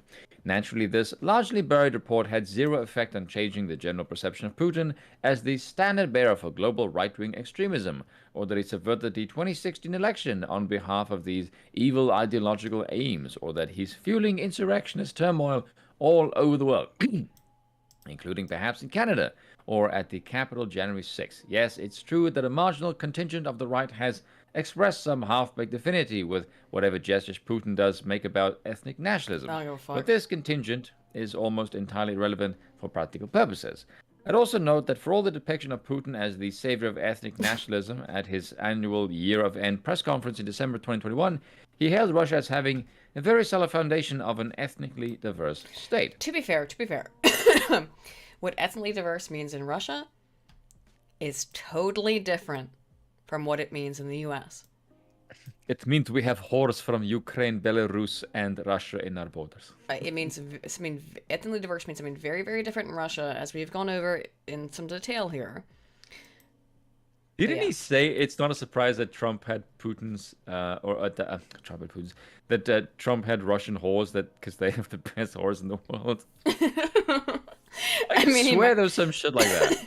But it's probably like some quote from somebody who said that they heard Trump say it. I mean, he might have said it, but whatever. Anyway, let's finish this off. Oh, God bless him. There's a huge array of factors that led to this invasion. Some are necessarily a matter of speculation, like what's going on inside Putin's brain. That's what most of us are speculating about. Yeah. Others are tangible and available for all to see, such as the dead certain demands were made by Russia, and any accommodation to those demands were rejected out of hand by the US, thus negating any real diplomatic process. To understand why this happened, you have to survey the ideological battlefield that has already been fought on for years, and if you think examining any of this defends Putin, there are plenty of other media outlets right now that will be happy to spoon-feed your preferred infantile pablum. Ooh. That's a very good ending sentence. It is. It's excellent. It is excellent. So, hang on, I gotta sneeze. 1 year after George Floyd, Minneapolis is Murderapolis. Had to sneeze. Now, if you can sneeze more than once or less than twice, I'll be very impressed. That's the problem. I always, well, you know me, so I usually sneeze twice or more than twice. But anywho, I think. By the way, I don't have a brother called Fork. I do have an older fat brother called Ladle. I know this is a total dad joke, but that's one of the. It's pretty good though. It's pretty good though. What were some kind of meme we were talking about earlier? Jokes about like calling people up pretending to be, was it Hitler or Saddam Hussein or something like that? I can't remember what the joke was. Do you remember what that was?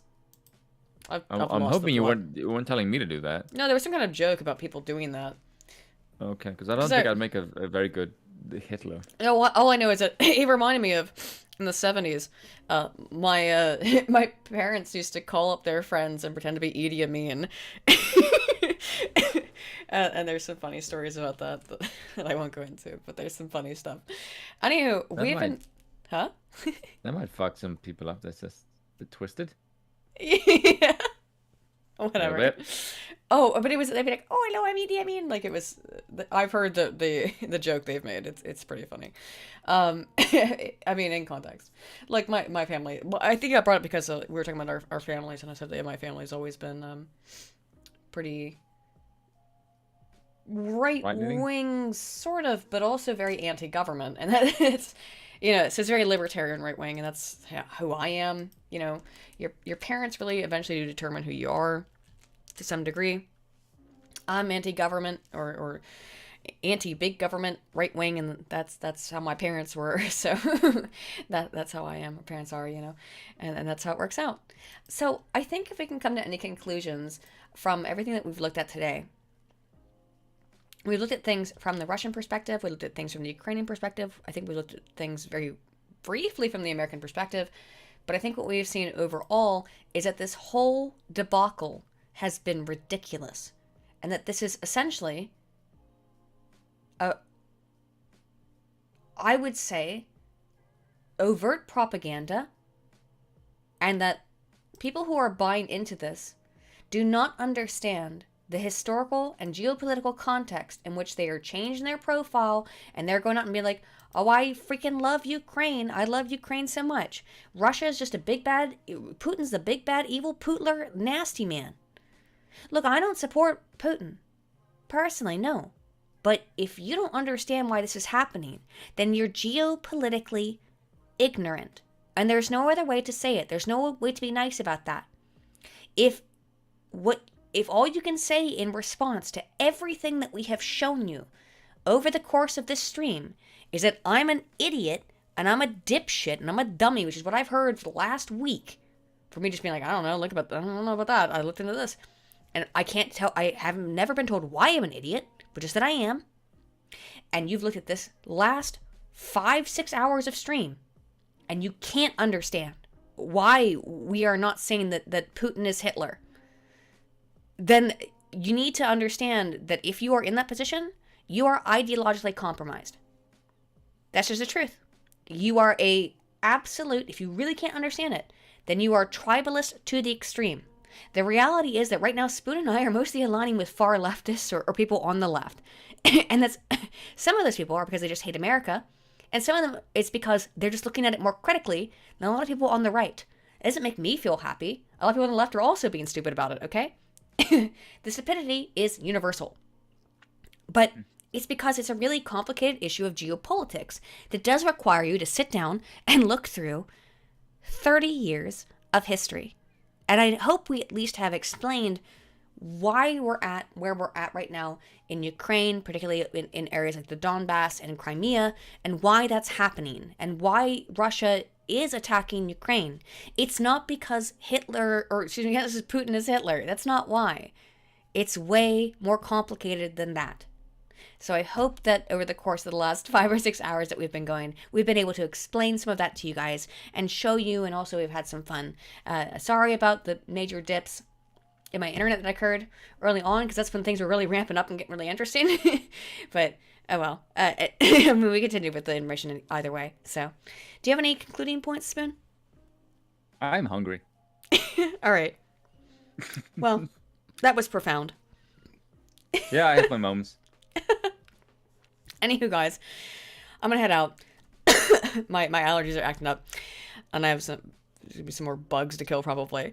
Anywho, if you guys do want to, before we hang up, if you do want to donate to the stream, there is a Streamlabs link down below. I guess we'll stay up for like one more minute if anyone does want to donate. If you have appreciated the stream and enjoyed it in any way, I don't know. And all donations will be going to get Aiden better internet. I told you already. There's nothing I can do about it. Like, it's literally. That's a joke, you silly naughty. Fucking nerd. if you do, real quick before we go, if you have enjoyed this like 6-hour stream, I will post the link. Here's the link if you'd like to tell us anything, but probably not. People are probably gonna head out real quick. It's a bit late. It is a bit late. Don't worry about it, guys. I'll stay around for about 5 more minutes and then we'll head out. Anywho, do you have any long-term prescriptions of what or ideas of what you think's gonna happen? Oh, I haven't a fucking clue. Yeah, I don't either, really. I don't think anyone does either. And anyone who says they do, I think is full of shit. Yeah, I don't think so. Niggas, like, fucking hell, like, I don't think, well, I imagine a fair few people saw it coming, but I don't know how many people just thought, like, oh yeah, this is definitely gonna be a quick thing. I think most people don't know what the hell Putin's end game is. I don't think he knows either. I don't know either, actually. I don't know.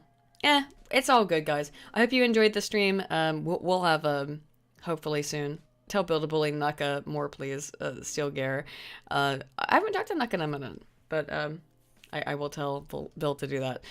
Nice to see you in the chat, man. Yeah, whatever. Guys. It's all been fun. I hope you enjoyed the stream and got something out of it. Thank you all for watching. And thank you, Simone, for joining me. Effin'. All right.